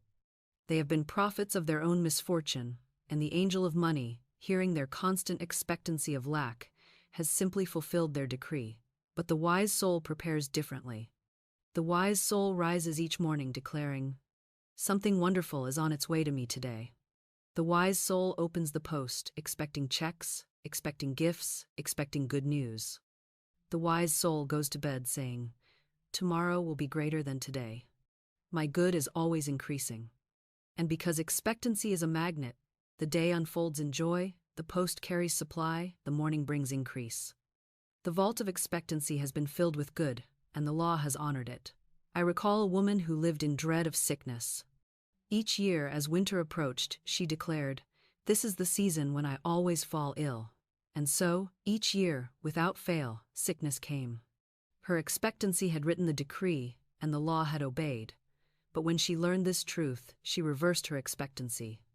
Each autumn, she declared, "I live in radiant health. I expect vitality. I go from strength to strength." For the first time in many years, the winter passed, and she remained well. She said to me, "I see now that I myself had been summoning illness. The moment I expected health, health obeyed." Another student, weary of lack, had grown accustomed to expecting empty pockets. "Every trip to the market," he said, "I will never have enough. Every bill," he said, "this will drain me." And the vault of his expectancy filled with lack. When I told him, "Stop expecting emptiness, begin expecting abundance," he resisted at first, saying, "But the appearances prove otherwise." I said, "Appearances are shadows. Truth is substance. Expect truth, and appearances will bow." He began each day declaring, "I expect abundance. I prepare for supply. I open the vault of my life to receive millions, under grace and in perfect ways." Soon, unexpected channels opened, and money began to flow. His expectancy had shifted, and so had his fortune. So I ask you, what vault are you preparing? Are you lining it with dread, filling it with complaint, stocking it with doubt? Or are you building it with faith, decorating it with joy, filling it with thanksgiving? The angel of money cannot fill an empty vault until you prepare it with expectancy. Here is your affirmation. I live in constant expectancy of the best. I prepare the vault of my life to receive abundance. I expect $110 million credited to my account today, under grace and in perfect ways. I expect health, I expect joy, I expect victory, and I receive it now. Speak it until expectancy fills your heart like a song. Speak it until you wake each morning with joy, until you go to sleep with peace, until the vault of your subconscious is so filled with good that only good can pour out. Transition. And once you see that expectancy is the magnet of your fortune, you will also see the folly of preparing for failure. For whatever you prepare for, you invite. And many souls, thinking themselves wise, unknowingly prepare for the very disaster they dread. That is the snare we must uncover next. Here is one of the greatest traps of the human race: preparing for failure. Men call it prudence, women call it caution, the world calls it wisdom, but heaven calls it inverted faith. For whatever you prepare for, you invite. Whatever you make room for, you receive. If you set a place at the table for fear, fear will dine with you. If you build a room for lack, lack will inhabit it. If you put money aside for disaster, disaster will surely arrive. If you expect sickness and prepare for it with dread, sickness will knock at your door. The subconscious is exact. It reads every preparation as a command, and the angel of supply, obedient servant of the word, can do nothing but fulfill it. Most people do not see the connection between their anxious preparation and their repeated troubles. They buy insurance against calamity and then wonder why calamity strikes. They store up money for rainy days, and the rainy days appear. They keep medicine ready for the usual illness, and the illness arrives right on time. They say, "I must be realistic." But what they call realism is simply faith in failure, dressed in respectable clothing. And because the law is impartial, it grants them exactly what they have rehearsed. They do not know they have been setting traps for themselves, rehearsing disaster in advance, and living out the very play they wrote. I recall a woman who once told me, "Florence, I must save every cent for the day when I can no longer work, for surely old age will bring weakness." I said to her, "Then you have already decreed your decline. You have signed your own downfall in advance. For the law cannot give you strength while you prepare for weakness. Stop rehearsing frailty and begin preparing for vigor. Say aloud, I go from strength to strength. My youth is renewed like the eagle's. I am prepared only for health and vitality." She obeyed, and instead of weakening with age, she grew stronger, living in energy and joy long after others had declined. Her preparation had been shifted from failure to success, and the law obeyed. Another student dreaded each winter. She said, "Every year I fall ill, so I must stock my home with medicine. for sickness is inevitable. And sure enough, every year she became sick, for her preparations had commanded it. I told her, stop preparing for illness, prepare for health, clear away the medicine, and declare, I expect radiant health. I prepare for vitality. I go through winter strong and untouched. She did so, though trembling, and for the first time in years, winter passed without sickness. She said to me afterward, it was as though my body had been obeying my storage closet, but when I prepared for health, health answered. So I ask you, what are you preparing for? Are you laying bricks for failure, or are you building mansions for success? Are you rehearsing disaster, or are you rehearsing victory? Are you hoarding for lack, or are you expanding for abundance? Remember, preparation is prophecy. To prepare for one thing is to call it, to make room for it is to guarantee its arrival. Here is your affirmation. I never prepare for failure. I prepare only for success. I never prepare for sickness. I prepare only for health. I never prepare for lack. I prepare only for abundance. My vault is filled with expectancy of good, and I receive it now, under grace and in perfect ways. Speak it until the very thought of preparing for failure becomes impossible. Speak it until your heart sings with readiness only for blessings. Speak it until your whole being becomes a house prepared for joy, a vault prepared for millions, a temple prepared for victory. Transition, and once you stop preparing for failure, the river of supply flows without obstruction. But to keep that river clear, you must understand the law of circulation, that giving is the proof of faith, and blessing others is the key that multiplies your own fortune. That is the secret we will unfold next. Here is a truth that few dare to practice, and yet it is the very law that determines whether your fortune flows like a river or dries up like a stagnant pool. Circulation keeps the channel open, and blessing others multiplies your own good. Money is like blood in the body, its health is found in motion. If it flows freely, the body is strong. If it clots or stagnates, disease sets in. So it is with supply. When money flows through you in faith, when you give with joy, when you bless what leaves your hand, your channel remains clear, your vault remains open, and the divine bank continues to pour into your life. But when you clutch in fear, when you hoard in resentment, when you curse what you give, the flow is stopped, the river is dammed, and your account appears empty though heaven itself is still overflowing. Most people destroy their own fortune with stinginess. They say, I cannot afford to give, I must hold tightly, for I may never see more. And in that very thought, they shut the door against the next inflow. They mistake hoarding for safety, when in truth, hoarding is the surest road to lack, for the law is circulation, and circulation is life. To withhold is to choke the river, but to release is to prove your faith that supply is endless. The divine bank does not pour its millions into clenched fists, it pours them into open hands. I recall a woman who came to me with her last few dollars. She said, Florence, I dare not give, for this is all I have. I said, that is why you must give. For if you hoard this, you are declaring that God is not your source. But if you release it in faith, you prove that supply is limitless, and the law will multiply it. Trembling, she gave a portion as a gift, and blessed it as it went. And soon, money returned to her multiplied, far beyond what she had given. She said to me, it was as though the moment I opened my hand, heaven opened its vault. That is, the law of circulation, what you release in blessing returns multiplied. Another student lived in constant lack, though she earned enough. She complained each time she paid, cursed each time she gave, resented every gift required of her. I told her, you are poisoning your own supply. You must bless what leaves your hand, for it will return to you in kind. Each gift is a seed, and every seed returns a harvest. She obeyed. Each time she gave, she declared, I bless this gift, and it returns multiplied. I rejoice in the circulation of my abundance. Soon, her finances shifted. Money began to flow in channels she had never expected. Debts cleared, opportunities multiplied. Her giving had unlocked her receiving. So I ask you, how do you treat what leaves your hand? Do you curse it, groan over it, resent it? Or do you bless it, rejoice in it, declare it multiplied? Remember, every gift you give is a seed, and every seed brings forth after its kind. Sow with fear, and the harvest will be small. sow with faith, and the harvest will overflow. The angel of money cannot multiply what you curse, but it rushes to increase what you bless. Here is your affirmation. I bless everything I give, and it returns to me multiplied.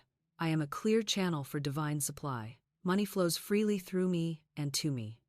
I rejoice in circulation, for it proves my faith in God as my source. My $110 million flows in and out with joy, under grace, and in perfect ways. Speak it until every act of giving feels like planting seed in a field you know will flourish. Speak it until you bless every bill, every gift, every outflow. Speak it until you see that nothing leaves your life without returning multiplied. For blessing keeps the channel open, and in that circulation lies the secret of permanent wealth. Transition. And once you learn to bless and circulate, your life begins to take on a new atmosphere, not of fear, not of waiting, not of hoping, but of triumph. You walk as though the millions are already yours, because in truth they are. That is the next great secret. Walking in victory consciousness. Here is the summit of supply, the crown of every demonstration, the secret that turns single deposits into an unbroken stream. You must walk in victory consciousness now. Victory is not future, it is present. Victory is not a far-off dream. It is a living reality. Victory is not something to strive toward, it is something to stand in. Most people live as slaves to appearances. They rejoice when things look good, but collapse when shadows fall. They declare abundance when money is in hand, but speak defeat when the purse is light. They affirm health when they feel strong, but confess weakness at the first ache. They walk in and out of faith, up and down with circumstance, tossed like a ship upon the waves. That is not victory consciousness, that is defeat dressed in religious phrases. Victory consciousness looks beyond appearances. It declares, though my eyes see emptiness, I know fullness is mine.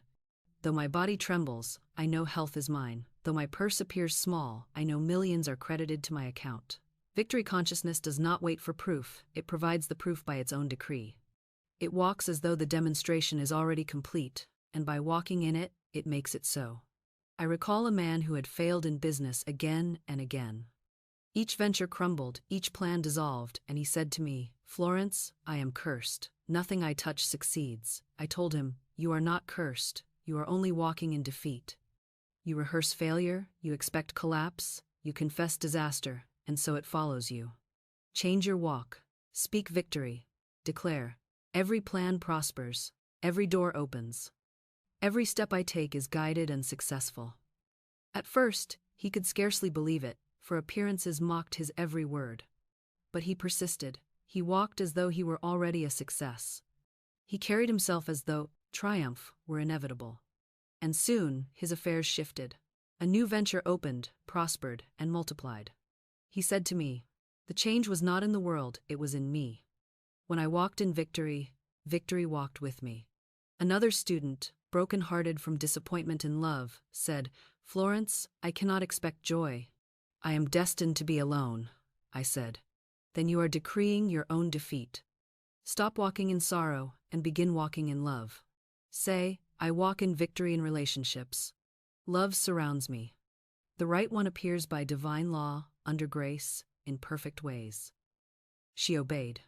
Though her outer world still seemed empty, she walked as though she were already cherished. She blessed her days, she carried herself with joy, she spoke victory at every turn. And soon, love appeared, rich and harmonious. Her walk had summoned it. So I ask you, how are you walking today? Do you walk as a beggar, eyes cast down, waiting for crumbs?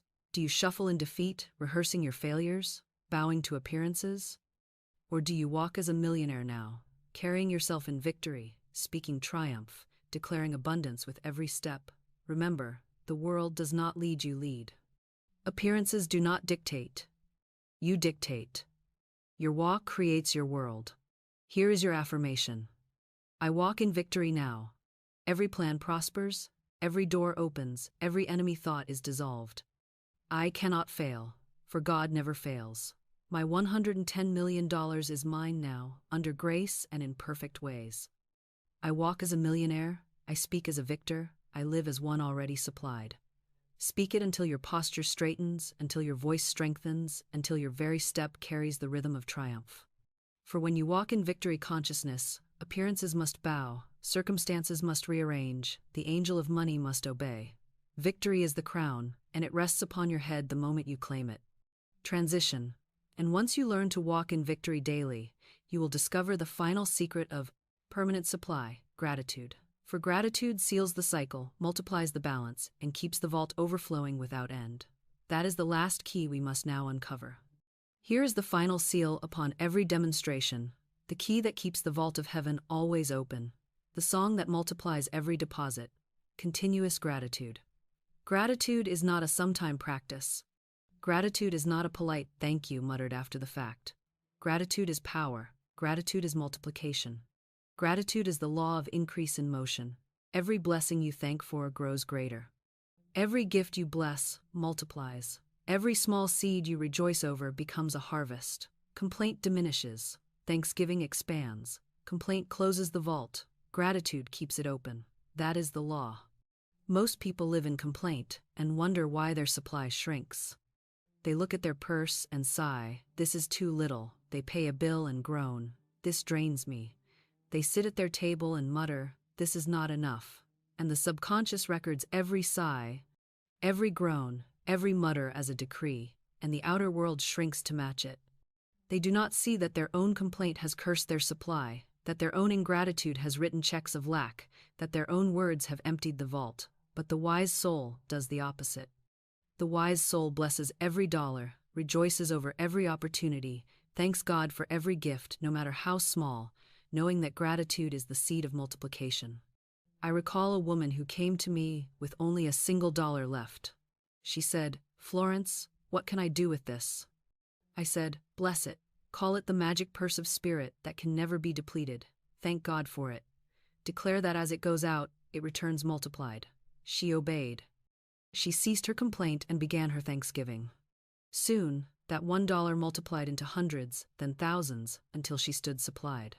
She said to me, the moment I began to bless instead of curse, my purse became a river instead of a pit. Gratitude had multiplied her balance. Another student cursed every bill she paid. She saw them only as burdens, as drains, as proofs of lack. I said to her, every bill you pay is evidence that supply has already been given. Each one proves that God has already met your need. Bless the bill. Thank God that it is paid. Say, I rejoice in my abundance. This bill is paid in full, and more supply rushes to me, even now. She obeyed. Her finances shifted. Money flowed in unexpected channels. Debts dissolved. Her vault overflowed. The change was not in her income, but in her gratitude. So I ask you now, what is the song of your lips? Do you mutter complaint, shrinking your supply with every word? Or do you sing gratitude, multiplying your fortune with every note? Remember, the angel of money listens not only to your commands, but to your atmosphere. If you complain, the angel withdraws. If you thank, the angel multiplies. Gratitude is the music of heaven, and when you sing it, the universe cannot help but dance in response. Here is your affirmation: I live in continuous gratitude. I bless my money, and it multiplies. I bless my bills, and they return to me paid in full. I bless my opportunities, and they increase. I give thanks that my $110 million is already mine, under grace and in perfect ways. My life is filled with thanksgiving, and my vault is overflowing. Speak it until gratitude becomes the rhythm of your heart. Speak it until complaint is impossible. Speak it until every thought, every word, every act is drenched in thanksgiving. For gratitude is the seal, the multiplier, the keeper of the vault. And when you live in continuous gratitude, your fortune flows without end. Transition, and now you have walked the full circle. You have seen the bank of truth, learned why most never withdraw, written your checks with faith, secured them with poise and authority, prepared your vault with expectancy, refused to prepare for failure, blessed others in circulation, walked in victory, and sealed it all with gratitude. The law is complete. But before we close, let us bring it all together in one final declaration, one last affirmation that seals your $110 million as present fact in your life today. You came to this message with a question burning in your heart. Can the universe send $110 million into my bank account today? And now, having walked with me through law upon law, story upon story, decree upon decree, you know the answer is not perhaps, not someday, not if I am worthy enough, but yes, by divine law. Yes, the fortune is already credited, the account in spirit is already overflowing, the balance is already in your name. The only action required of you is to speak the word, to write the check with your tongue, to sign it with faith, to seal it with gratitude, and to walk in the calm certainty that it is already yours. The bank of heaven has no delays. Spirit does not withhold. Angels do not hesitate. The moment the decree is spoken, the transfer is made, and the only question is, will you believe it? Will you stand in it? Will you live as though it is already true? You have seen that most never withdraw because they beg, they fear, they doubt, and in so doing they cancel their own checks.